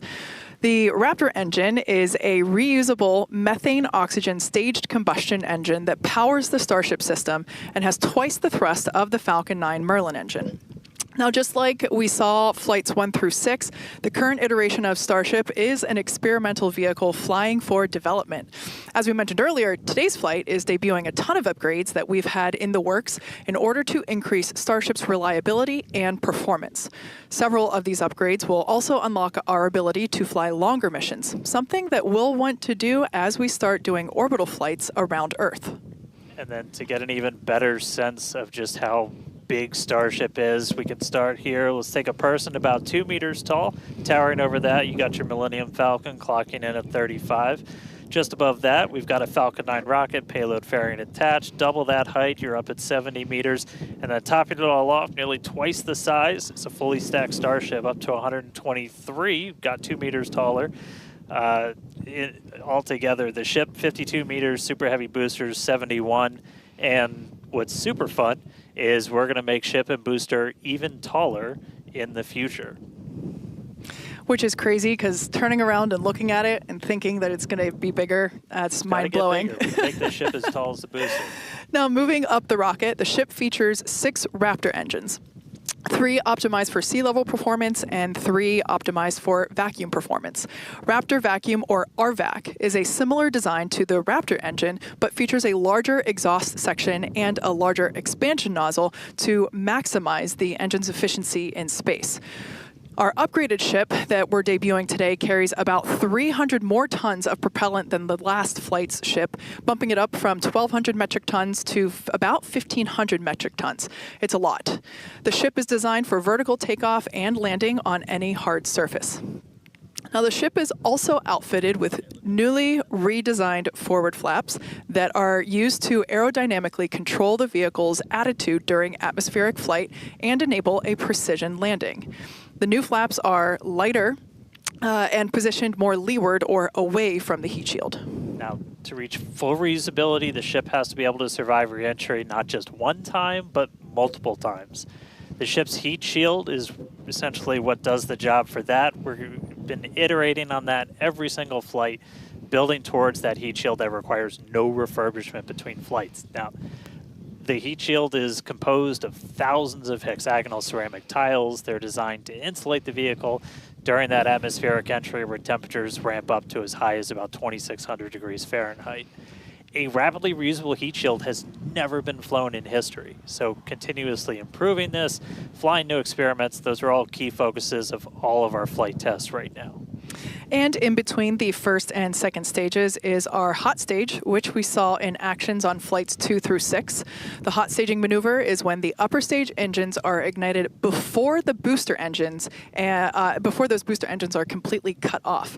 With hot staging, the rocket never stops accelerating during separation, so it's more efficient than traditional stage separation. One of the hallmarks of Starship flights are the incredible views that we get throughout flight, of course, courtesy of Starlink. Every day, we're working to expand the Starlink network, both on Earth and in space. Here's Jesse with more. Fans of Starship may know that Starlink enables us to bring you lots of unprecedented views, both from space and here on Earth. In addition to the dozens of cameras on Starship itself, we also have mobile Starlink camera kits deployed in the Indian Ocean, connected to our aerial assets and all around Starbase, which all come together to help tell the incredible story of Starship, both on and off planet. Thanks to Starlink, Starship is capable of streaming more than 120 megabits of real-time, high-definition video and telemetry in every phase of flight, providing invaluable engineering data to help engineers rapidly iterate across all systems. And all of that streaming data will be put to good use with the more than 30 cameras on the vehicle for today's flight test. Starlink is the world's largest satellite constellation, operating in low Earth orbit to deliver high-speed, low-latency broadband internet, providing access to people around the world, many who have never had connectivity before.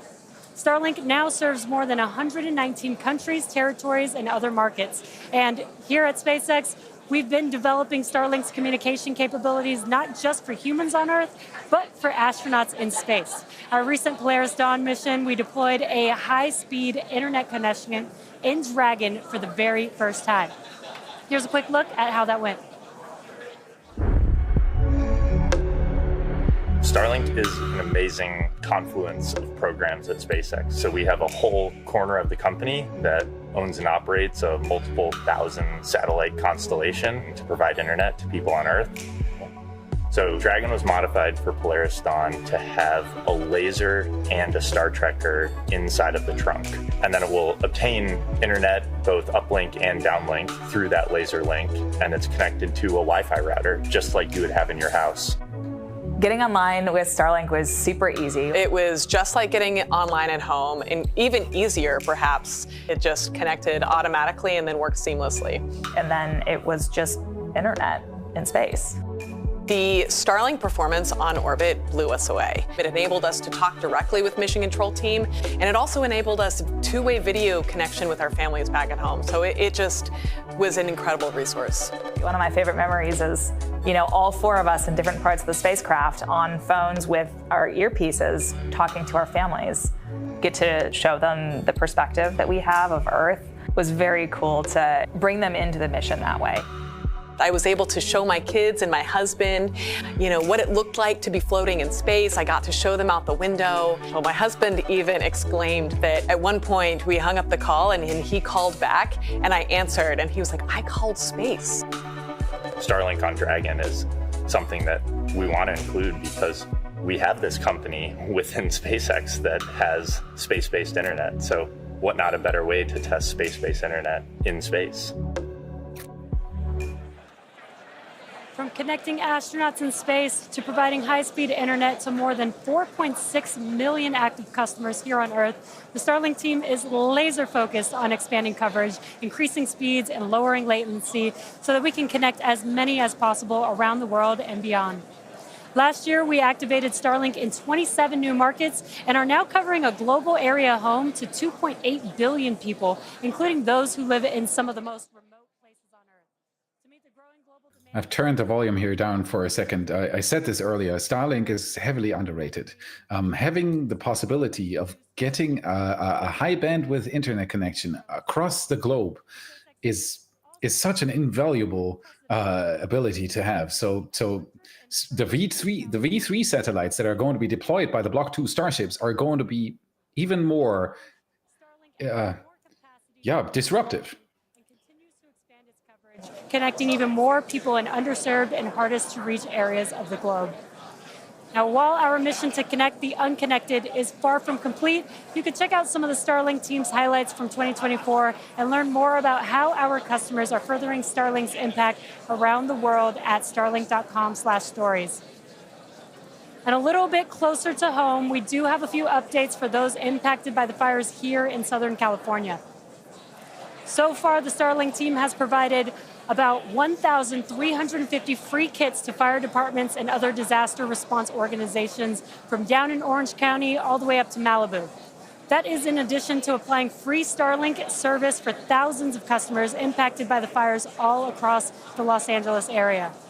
And just as critically, since enabling our direct-to-cell satellites with T-Mobile, more than 120,000 text messages have been sent, allowing those in impacted areas to reach loved ones, text 911, or receive emergency alerts. I've never been prouder to be an employee at SpaceX for moments like that where we can help the people and community around us. Make sure to follow at Starlink on X for updates as we continue to work with local response teams, and check out starlink.com/LA wildfires for more information on these efforts. But back to today's flight test, one of our objectives is to return the booster to the launch site where it will be caught by the tower as we did on flight test 5. So let's head back to Dan and Kate for a catch primer. Thanks, Jesse. We are now T-minus 8 minutes and 40 seconds until liftoff. Flight controllers on console there in the building just behind Dan and I. You can actually see the rocket in the distance at the pad 6 miles away. Our excitement is growing. I already am not sure if I'm going to be able to remain coherent after witnessing this, so looking forward to it. You'll be all right. You'll be all right. Just a quick status check. The ship fully loaded in its main tanks on LOX and fuel. We're going to load the header tanks, and booster is going to be closing out real soon as well. Let's talk about that second catch attempt, though. So we're going to use the tower's 2 gigantic robotic arms, call them the chopsticks, same thing we used to stack Starship onto Super Heavy for all the integration ahead of a flight, and that's what we used to catch by moving stuff like landing legs from the booster to the ground side. It's a lighter booster, means you can carry more into space. Now, in a nominal operational scenario following liftoff and after the 2 stages separate in flight, Super Heavy will return to the launch site, reignite its engines to slow the vehicle down, and the tower's arms will catch the rocket booster. And just to get to this point, just like before, thousands of distinct vehicle pad criteria have to be met prior to that return and catch. We need healthy systems on the booster, healthy systems on the tower, and a manual command from our mission flight director for the day. If we don't send that command before the boost back burn ends, or if any of those automated checks kick us out, that's what happened on Flight 6, the Super Heavy booster will divert to an offshore trajectory, and it'll go out and do a landing burn and a soft splashdown in the Gulf of Mexico. Now, we have said it Just before, amazing. but it remains true today. We accept no compromises when it comes to ensuring the safety of the public and our team, and that return will only take place if the conditions are right. And one of the unique aspects of Starship flights is the return and the catch of that Super Heavy booster and the audible sonic boom that it comes with it in the area around the return location. General impact to anyone in the area is just a brief thunder-like noise, but it definitely lets you know it's coming. Oh, yeah. It's something our neighbors in Cape Canaveral, Florida and Vandenberg, California have become accustomed to over the years, and now we're bringing the boom to Boca. So here's a peek of what to expect.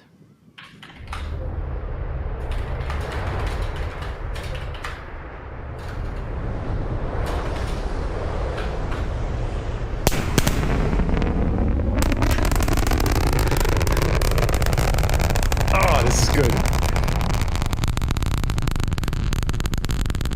I have not seen a catch live yet, so I'm really looking forward to it.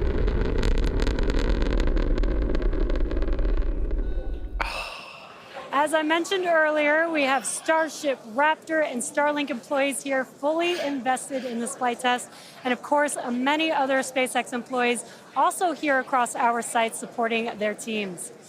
Their teammates. Every flight test has been pretty unique, and we're all very excited for another round of firsts, but I'm pretty sure the crowd is looking forward to potentially watching those chopsticks catch another booster. So let's see how excited they are today. Yeah! We are excited! Woo!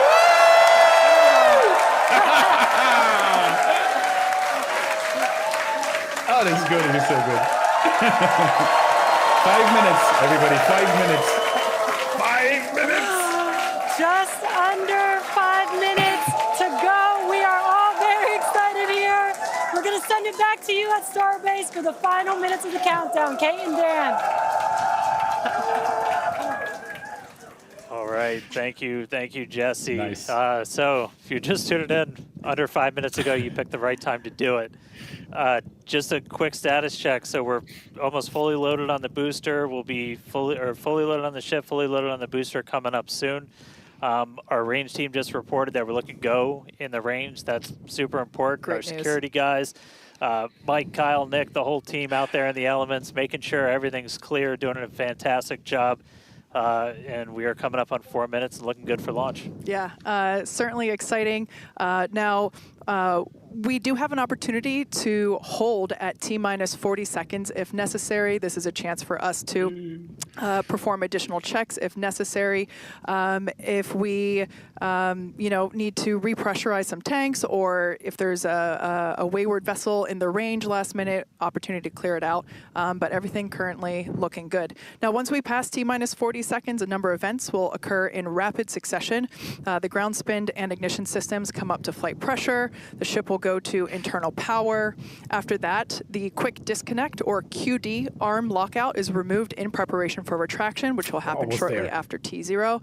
And yeah, once we pass T-minus 40 seconds, we do have the ability to recycle the count under certain conditions back to that T-minus 40 second mark and hold there to assess what happened and assess opportunity to proceed again to T0. Yep, we've used that T-minus 40 hold a couple of times. Boat's usually one of the items, but we aren't tracking anything right now that would cause us to hold there. We can hold there for several minutes. Main thing you're watching at is you kind of set a clocks because your temperatures will change, the fuel and the locks, everything pretty quickly. So you've got a couple of minutes that you can hang out and figure things out. There are items that if we pass them, we're scrubbed for the day. One of the main ones is that flame deflector at the bottom of the launch mount. Water begins flowing for that at the T-minus 10 second mark. If we scrub at any point after that, we'll be done for the day. And then teams will need to refill the deflector, as well as all of our prop that we use to load on board the vehicle. It's pretty much just under 11 million pounds of prop sitting on that thing right now. And we can actually recycle in about 24 hours now. Which is incredible given the sheer volume of propellant that is on board the vehicle there. Would be necessary right now. So fingers crossed we can pass through that checkpoint without stopping. But the folks on console are continuing to evaluate the launch commit criteria, making sure that the winds are within limits as well as any other weather restrictions. But man, compared to yesterday, this is a textbook gorgeous day. Oh yeah, little breezy today, but we got clear blue skies for a launch today. So at this point, all the prop has been loaded on the vehicle. We've closed everything out. We're doing our final thrust vector control, or steering for the engine checkouts. Once we hit the 30-second mark, we'll hear the flight director give the final go for launch. So we're under a minute. As we said, we're not expecting a hold at T-minus 40, but do not be shocked if that happens. It has happened in the past, and we can hang out there for a couple of minutes if we need to. If memory serves me right, we hold my breath for 4 seconds. Pass through prop load gate. All right, we passed right through that prop load gate. Hot diggity dog. All right, so we're going to let our flight director, Ty Huntington, take it away. Go for launch.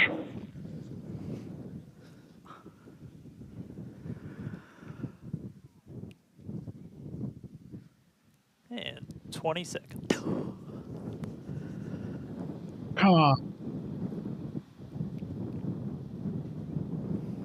T-minus 10, 9, 8, 7, 6, 5, 4, 3, 2, 1.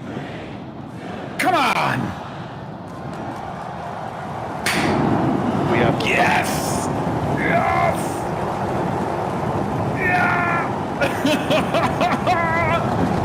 It is going, everybody, it is going. Vehicle's pitching downrange.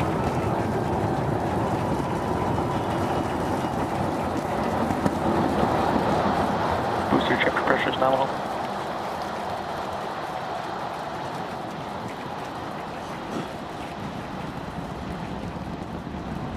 All right, we're more than 30 seconds into flight. Telemetry showing 33 out of 33 engines as it's pitching downrange. Oh yeah, I'm sorry. Booster chip, avionics power, and telemetry nominal. Hearing good call-outs on the ship and booster avionics. You just heard the rumble hitting us about 6 miles away. Watching Starship arc into just endless blue skies right now. Vehicle supersonic. More than a minute into flight, the vehicle's supersonic.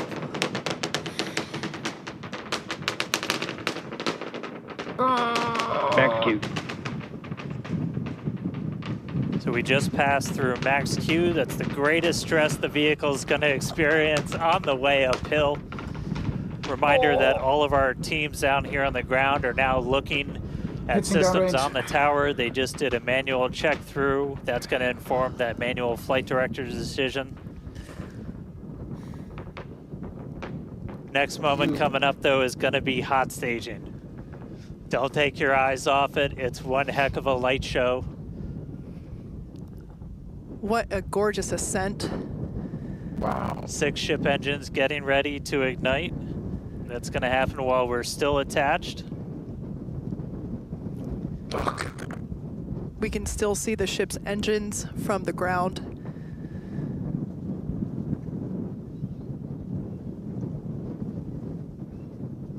Got a little under 30 seconds away from that. We are hearing good call outs on the tower preparedness from the manual checks. Reminder though, we've still got automated checkouts on the booster and the ship itself. But as of right now, our manual checks and our manual commanding is looking go for a catch. Booster engine cut off. That is incredible news. We just heard the call out for booster engine cut off. Engine startup. Most engines cut off, down to those Stage middle separation. 3. There we go. Booster burn startup.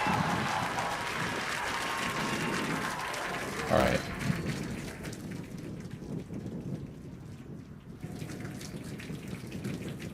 All right, hot stage Raptor chamber confirmed. pressure We've is got a nominal. booster hopefully on our way back to us, and a ship now making its ascent burn into space. How's it going in Hawthorne, Jesse?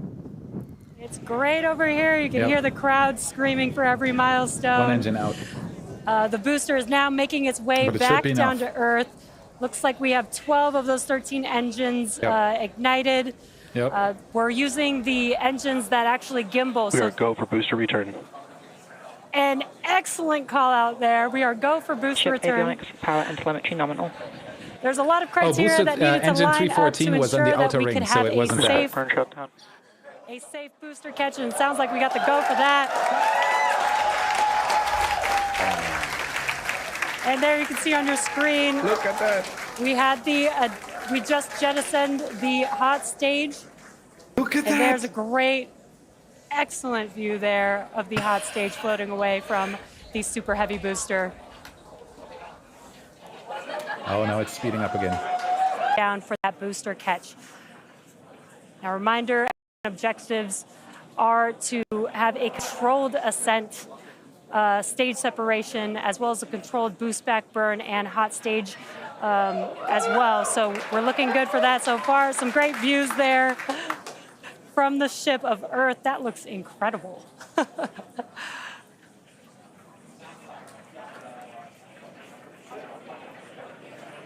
Now, Starship's ship is still firing its engines right now. Starship trajectory nominal. And great call outs. Starship trajectory is nominal. You can follow along the telemetry, the altitude in the bottom left-hand corner for the super heavy booster, as well as the bottom right-hand corner for the ship. And these views are just amazing. This is incredible. Again, We the have a booster possible is catch currently coming up. making its way back to the tower today. So we're looking forward to a 45 booster kilometers. catch with the chopsticks. And in the meantime, you can see those grid fins there, helping to Look at that view. control the vehicle and guide it back to its landing site. Booster FTS is saved. Now with that, we're gonna hand it back. How's it going over there, Dan and Kate? How are you doing, Kate? Seeing that in person? You know, Dan had to take that entire segment because I couldn't talk. That was incredible. There it is. We can see the booster coming back in now through the plume. At least it looks that way to us. It's incredible that it basically returns. It looks like a speeding, just like Ship this Raptor chamber pressure is silver nominal. flare coming back to the. Once again, we are standing by for attempting to catch the booster at the tower. This would be the second tower catch. Booster Landing burn burn. startup. Come Seeing on! 13 engines. We got 13 good engines. 13 good engine. Come on, down to 3. Booster now hovering as it aligns with the tower for catch. Booster coming in. Get ready for that boom, Kate. Down to 3 engines. Yes! Booster landing for ship. Woo! It is doable. It can be repeated. Yes! 14! Boom! That's how it's done. This is incredible. You heard it here. Maxilla has caught it. the booster. They have repeated it. Once again, for the second time, a successful catch by the launch tower. This is the same tower, the launch pad, where that booster took off from just 7.5 minutes ago. It landed on those tiny... Great view. It landed on from those tiny the pins. chopstick arms, looking at those hypersonic grid fins that steer the booster for that precision landing.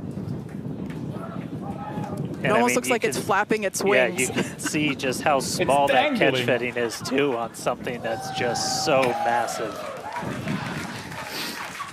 That was absolutely insane. And there we go. Meanwhile, we're not done, but wait, not there's done more. Yes! Woo! Oh, Wow, what's up with the Starship that is just engines? absolutely stunning. Is that just an And overlay this, of course, problem, please? a gorgeous view there from the tower looking down at the top of the booster. What is happening? all right, and we are tracking. That doesn't look good. Now we're standing by for lower right corner. views from the ship, but who can take their eyes off of that incredible sight? That is once again the second catch of a booster back at the launch tower. It was incredible to see it come back down, just this silver flare in the sky. And we can still see the launch plume behind us, and wow, that we definitely I can't speak for you, Dan, but that was very moving for me.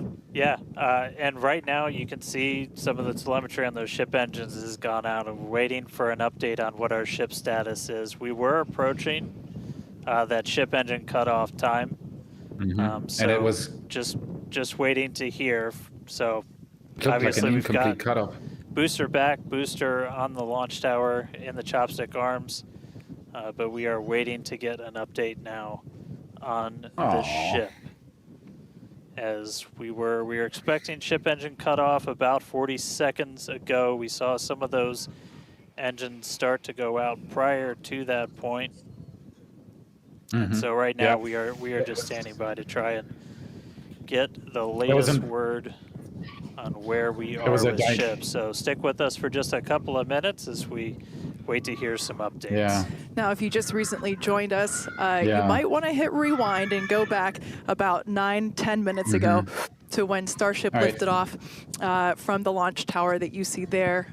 We had a gorgeous ascent followed by a stage separation where the ship separated from the super heavy booster. All right, give me a second here. Booster performed while they are talking, I'm going to lower their volume real quick while they're still waiting for an update. What I'm just showing you here, I know this is suboptimal, but you can see this little thing that the arrow points towards. That looks like a hole in the hull of the ship.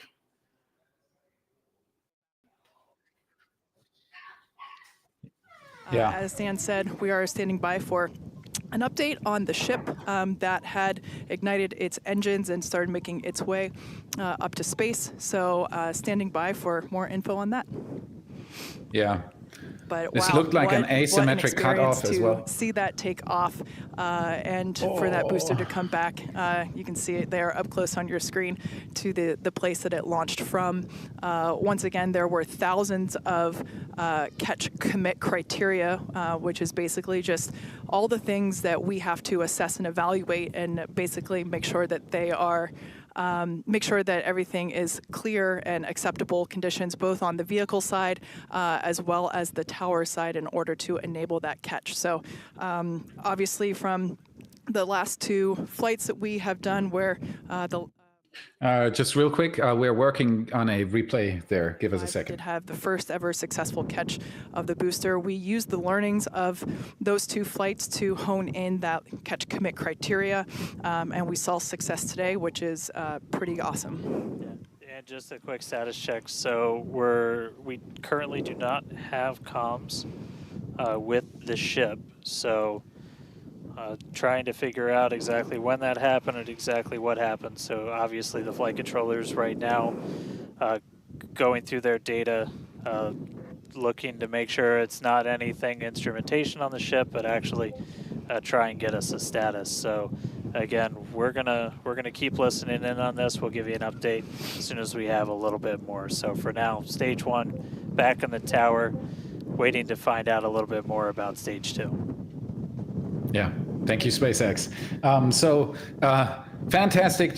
Fantastic job catching the second Starship booster, which validates that this wasn't just a fluke, an accident, a happy thing that happened. They caught it the second time, but we have a replay ready here. Let's just look at that real quick while they are pausing.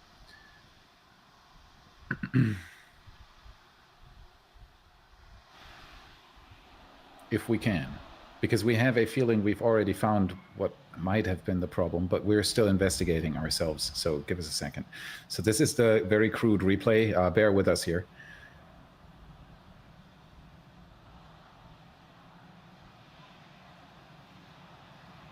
There, just there. See there. Can you pause it here? You see in this, let me see if I can, it's really hard to spot. In the right image, all the way towards the Terminator in the middle where it switches. We caught a booster, but we are still waiting to find out. All the way where the Terminator is, that separates the 2 images, there might be a hole in the hull. And if that's the case, that might be the reason.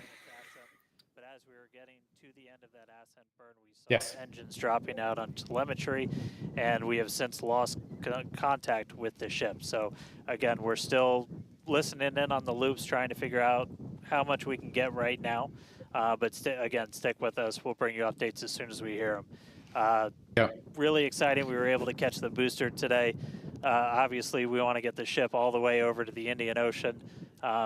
May not be able to do that at this point, but we'll give you some updates as soon as we hear a little bit more about the ship. Yeah. For those that didn't catch earlier, this was a new version of the ship. This was its debut flight. So a lot of learnings here for sure as we continue to tune in and listen in with the teams and try to gather more information to understand where we stand with the ship. But as Dan mentioned before, teams are trying to make sure that it's not an instrumentation error. We want to find out if it's, did we just lose communication or did something else happen with the ship? So teams are actively working, trying to figure out what we can find out, and we're continuing to listen in and find out more information to share as we can. But as we said before, and you can see it there on your screen, what a beautiful, beautiful sight to see another booster back at the launch tower.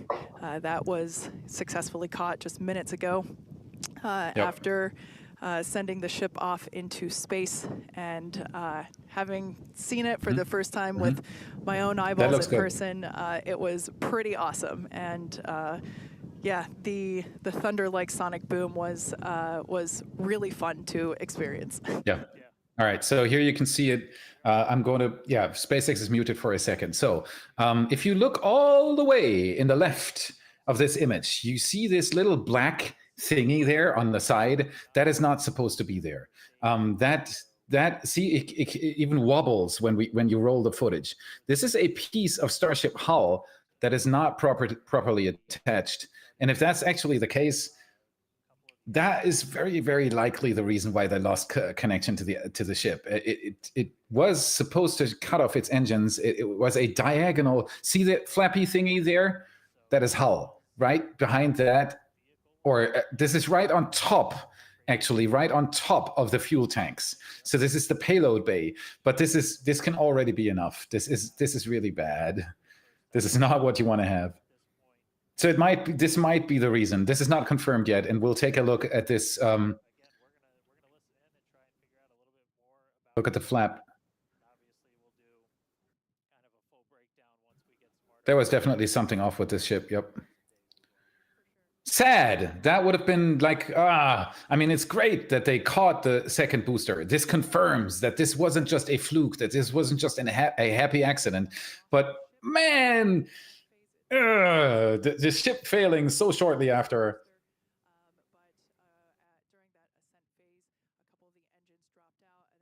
You can even see it after liftoff, people are pointing out in the chat. So... and once we can, we will. But this was a new version of the ship, of Starship, and it was intentionally designed and flown in order to basically test the envelope, as we have done with every one of these test flights, the keyword there being test, and really trying to understand the boundaries and the maximums for the ability of this vehicle to fly and understand where those boundaries are. So we always knew that excitement is guaranteed today, success not guaranteed. And so yeah, they caught another one though. To see if we can learn more about the status of the ship. We can take a look at the Starship taking off again, because many people on the chat have been pointing out that you can see it even better right after liftoff. And then of course we can also take a look at the booster catch again, because this is not to be underestimated. This shows that it's actually, one time can be lucky, you know, twice, not so much. This is reliable. I mean, this is amazing. This is, but the ship is lost. Yeah. All right, here's the launch again. Let's take a look closely. All right, with 30 seconds out. Let's try to spot this together. We have plenty of people, plenty of Sherlocks here in the chat. Let's try to decipher this together.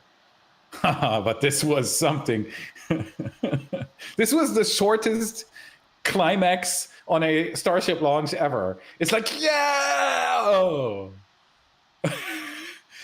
All right, ignition, here we go.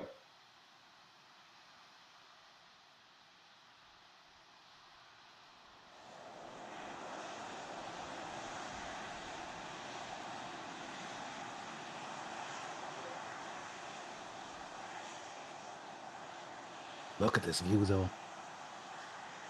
The drone pilots are just doing such an amazing job all the time.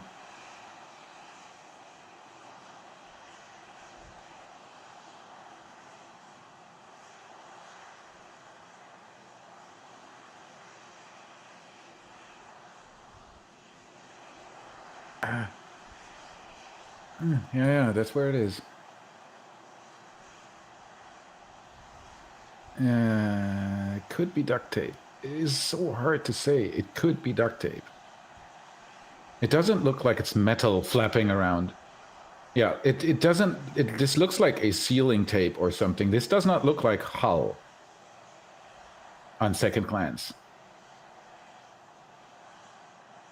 Yeah. No, this looks like sealant tape.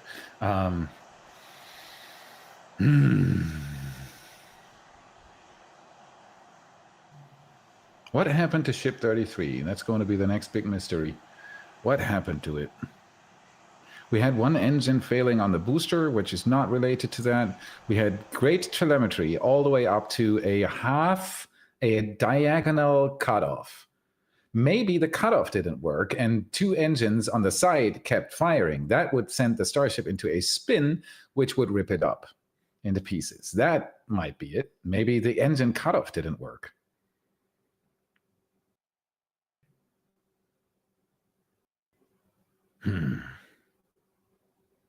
Yeah, let's take a look at the booster catch again.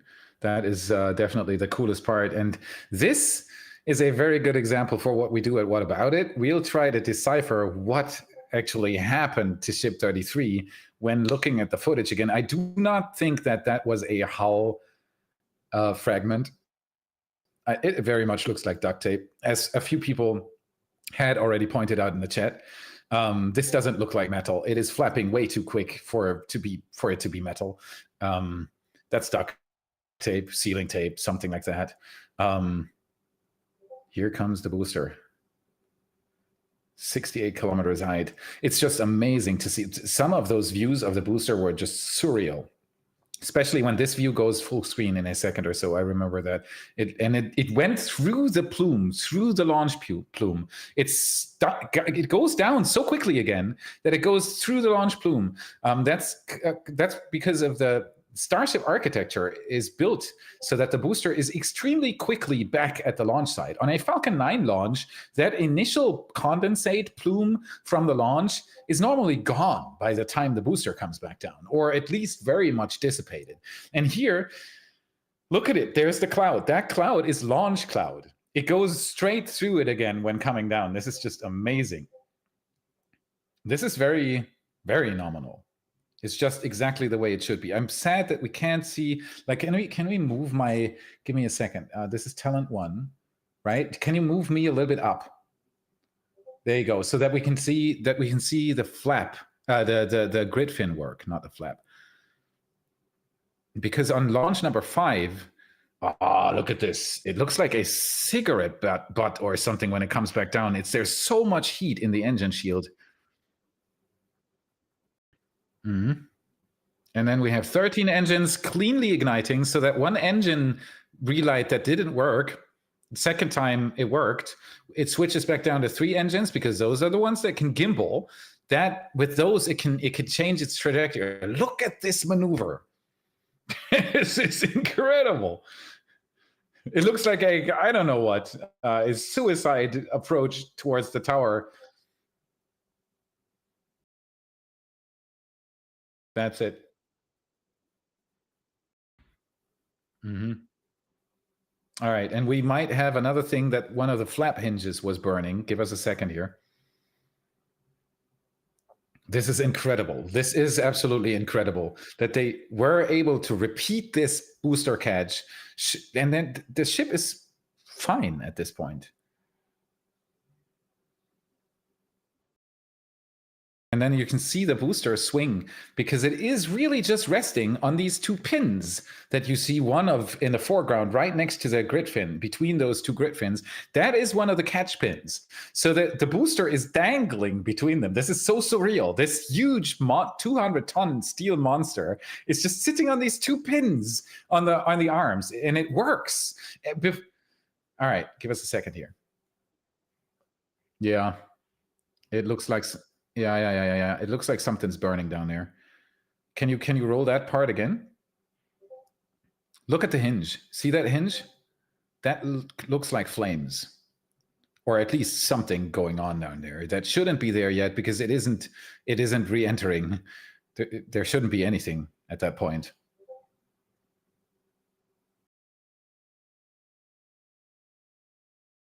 Oh, can we bring up we might have pictures of the ship burning up over Turkey. I hope nobody's going to get hit by that somewhere. So it's not Turkey.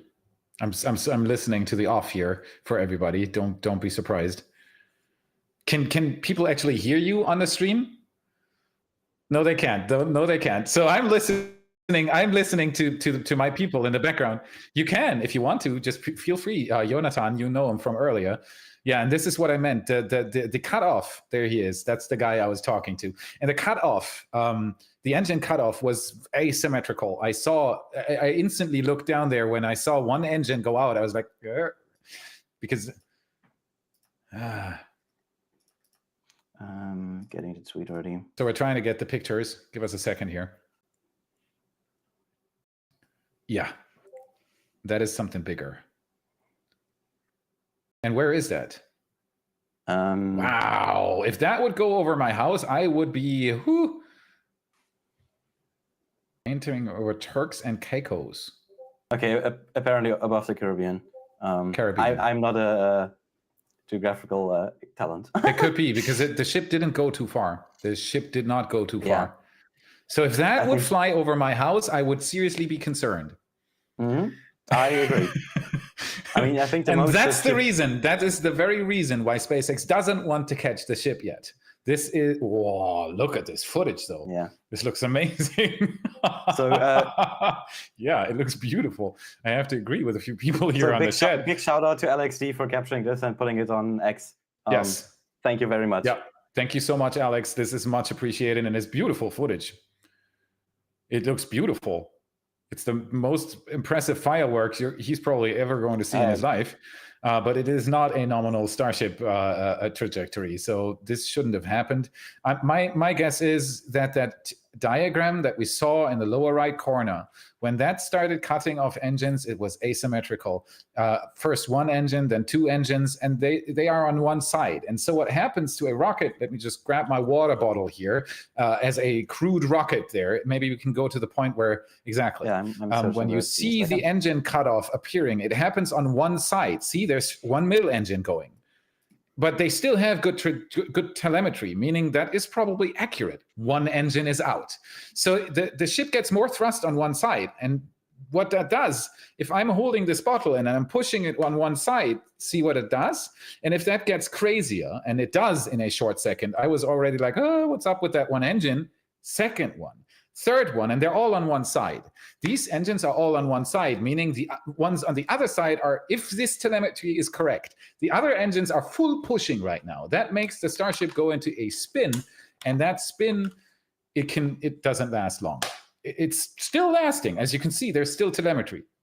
Two engines burning rest off. And then at some point, that's it. End of the telemetry. Yeah, and it was still accelerating quite a long time, even with one engine.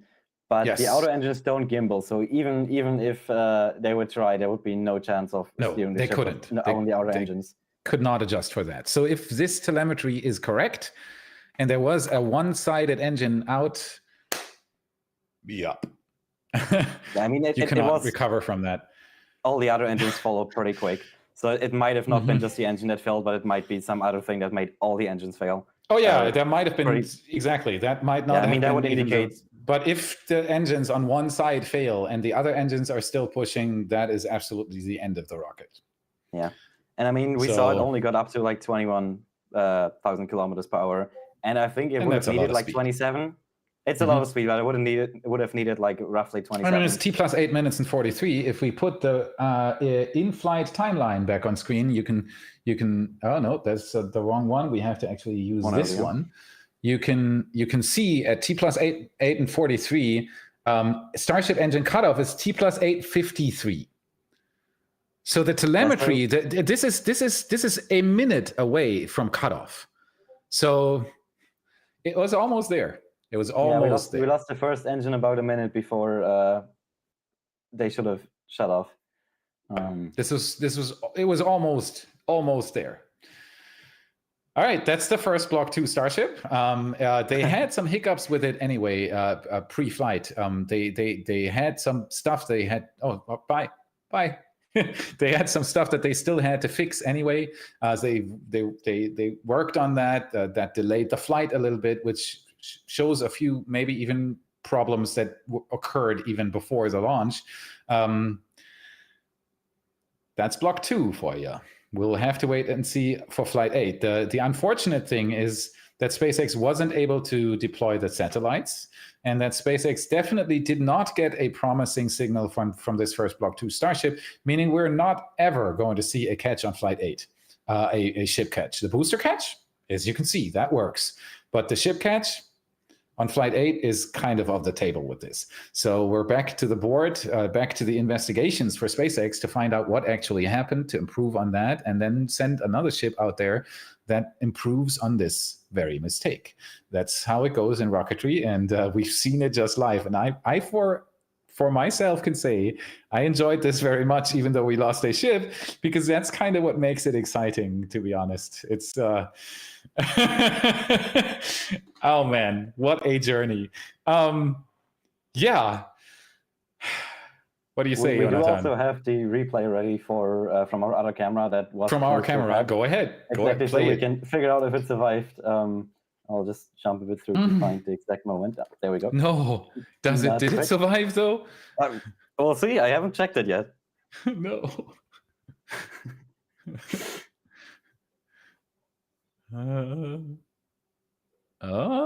This looks good.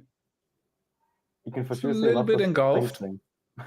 There's A a tiny few bit. rocks flying, but not much.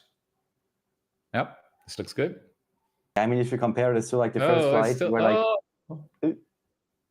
oh, I think looks fine now.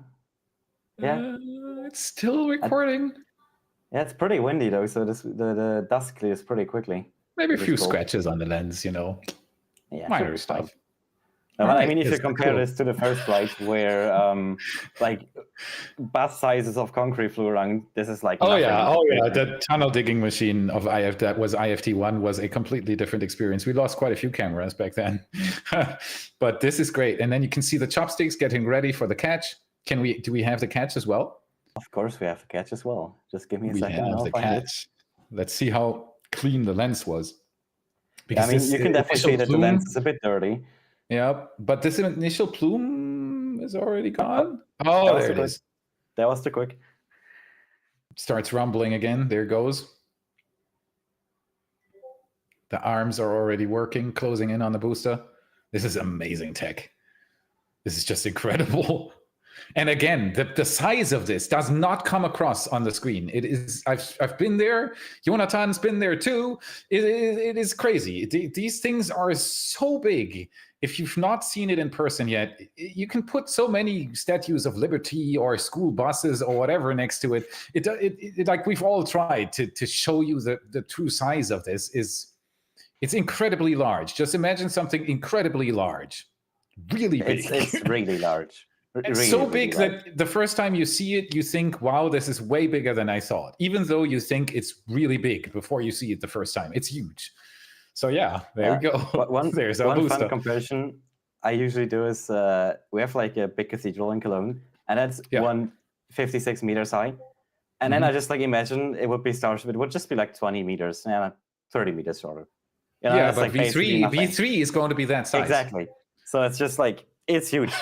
You can't measure it just looking at the videos. It's incredible. It is absolutely incredible. We should also have another shot, by the way. Go ahead. But I will need to pull that, so that might take me a second. All right. What I wanted to say is, we're already losing viewers, and this is always a very important part for me. Thank you very much for watching this with us. Thank you for going on this ride with the Y team. This is so much appreciated.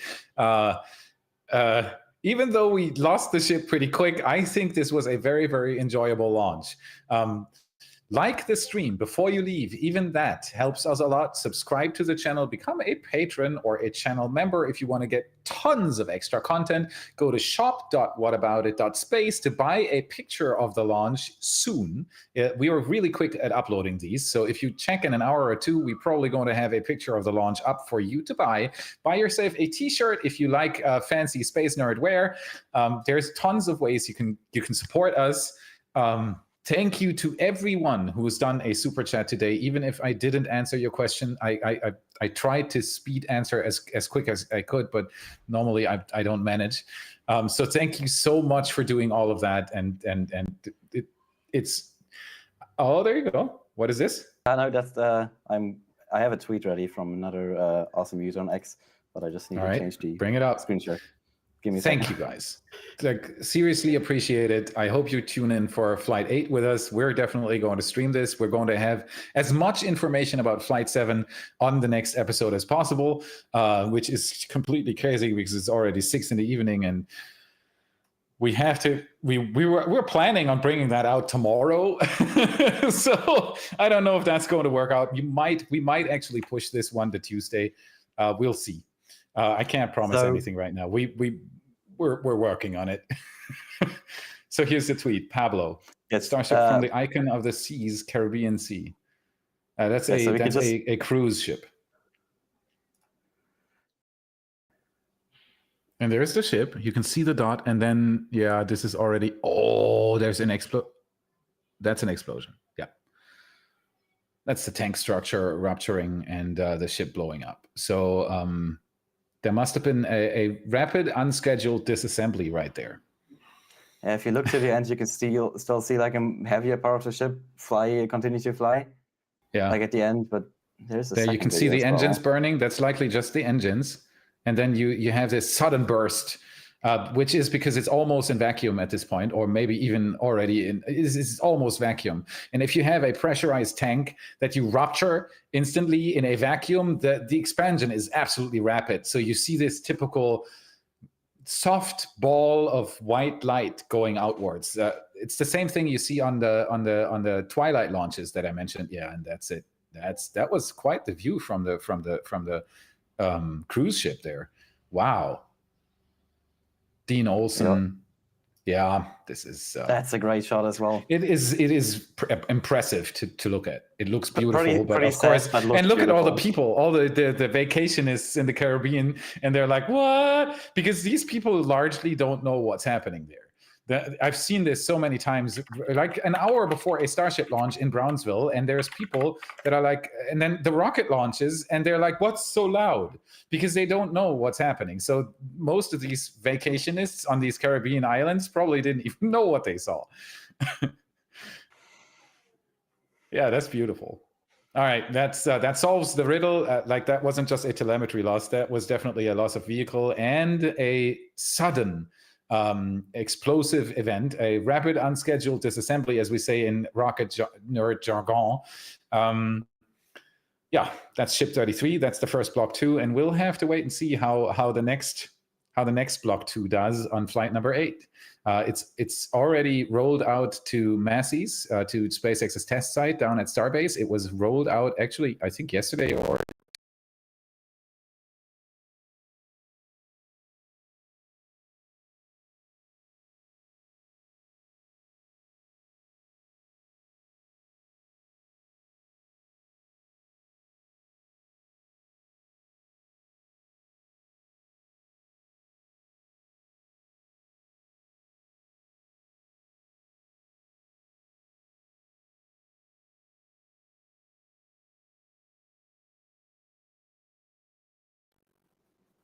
Why is that? Test. I'm back. I'm sorry. I saw the chat. Yeah. That was us messing up the audio settings there in the background. No sound. Not hear you. Audio again. Yeah, should be back.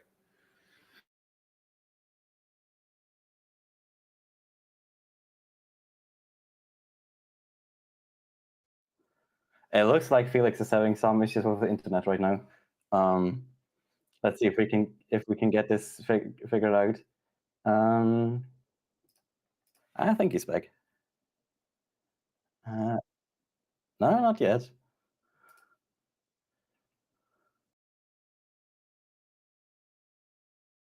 Yeah, he'll just reconnect real quick.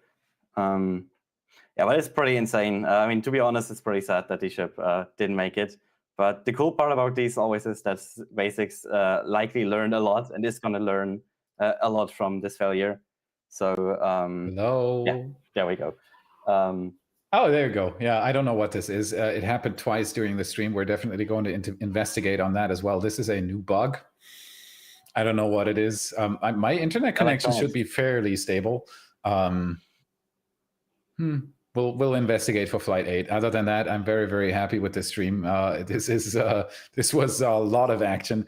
Again, I was just about to call this the end of the stream. Thank you guys so much for watching with us. Thank you for watching the episodes, for liking what we do, for supporting us. All this would not be possible without you guys. You are what carries What About It. So thank you so much for that. Thank you for all the super chats that were done. Maybe those that I didn't even shout out, especially because there were so many. It's really hard to answer all the questions, even though I speed talk like crazy. There's the next one. Anthony, so much. Thank you so much to everybody who supports us. This is so much appreciated. We're going to leave you with a view of Starbase, I'd say. We have... I think 3 cameras are still standing, so we're going to make a nice composite of that, and you can enjoy the scenery a little bit more, because seeing that dangling booster in the evening sun is actually a pretty appealing thing.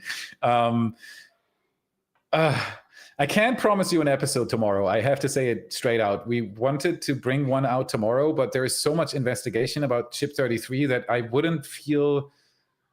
I wouldn't feel that good about releasing an episode tomorrow without most of the information. So you might get our investigation on Tuesday. I can't promise an episode for tomorrow because we want to be able to talk about something.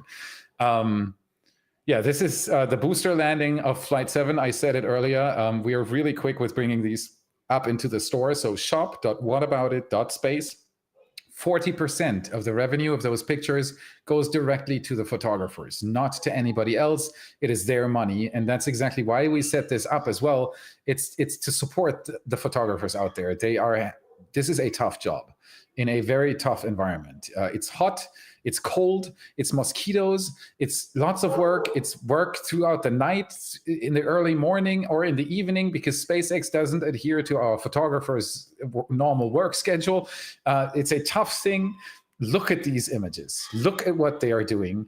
If you like it, if you want to have a museum quality print of a Flight 7, this is like fresh out of the oven, and it's really worth it. Put it on your wall and make the photographer smile. Buy yourself a t-shirt, become a patron, become a channel member. All this gives you a huge amount of extra content, our picture galleries and all that kind of stuff. I really don't want to do that sales pitch again, but it is very important for our team. It's actually what keeps us going. So with that, I'm going to leave all of you. Thank you so much, my friends, for watching this with us. I couldn't have hoped for a better crowd to do this together with. And I'll probably see you tomorrow on the episode or on Tuesday. Thank you so much. Enjoy the rest of your day. Bye. All from me real quick. Thank you so much for watching. It was an amazing stream. And yeah, awesome mission still. And let's hope we get some info on that Starship upper stage from SpaceX on X soon.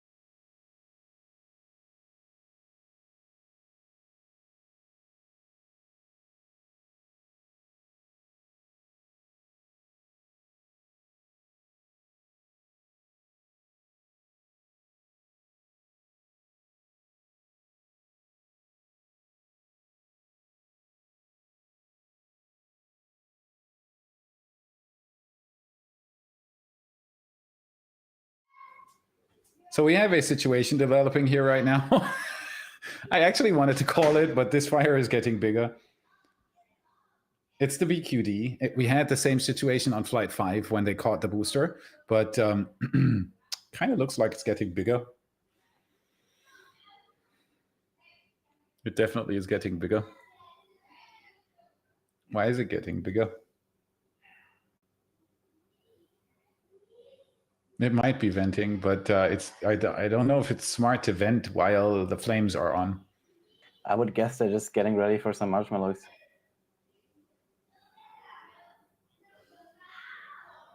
Yeah, I know. I'm getting this from the off right now. They need to vent the methane, but if the business end of the booster is still hi again. If the business end of the booster is still too hot, it ignites the methane that is vented out through the booster quick disconnect that is normally hooked up to that little hood you see sitting on the orbital launch mount. This square little thingy there is the booster quick disconnect, and that's the panel out of which they are venting this. Well, might not have a reflight of booster 14. Yeah, I mean, we did also lose an engine on that booster. Yeah, yep. So, but engines are replaceable. It's definitely a nice candle. So I agree with that.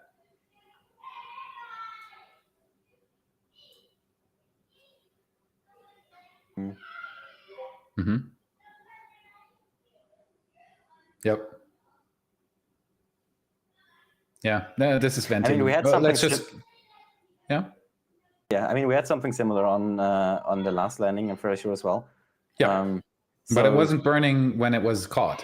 That's the difference here. No, SpaceX should still be in control of that manifold. So if this is getting too crazy, they can just shut the methane off. Yeah, and they did also move the chopsticks down already. So when they catch it, they were basically all the way on top, and now we can just lowering it down again. It's basically halfway down already. So they definitely still have control of the tower. Might even be nominal that they can vent it when burning. It's a flare. Another thing for us to investigate on the next episode, I'm going to call it. Same here. Thank you so much, everybody. I fingers crossed that this booster isn't going to explode. We're going to keep this running for you guys so that you can take a look and see this develop in real time. But I'm going to call it. Thank you very, very much for watching, guys. You rock. You seriously do. Thank you. And while we're at it, once we do stop the stream, you can for sure see this live cam on our 24/7 stream. So it's available there 24/7 all week, all year, basically. Once we do stop the stream, just head over there. And I think we're just going to redirect you all to there. And then you can continue watching the booster, hopefully not dying. See you all soon. Bye.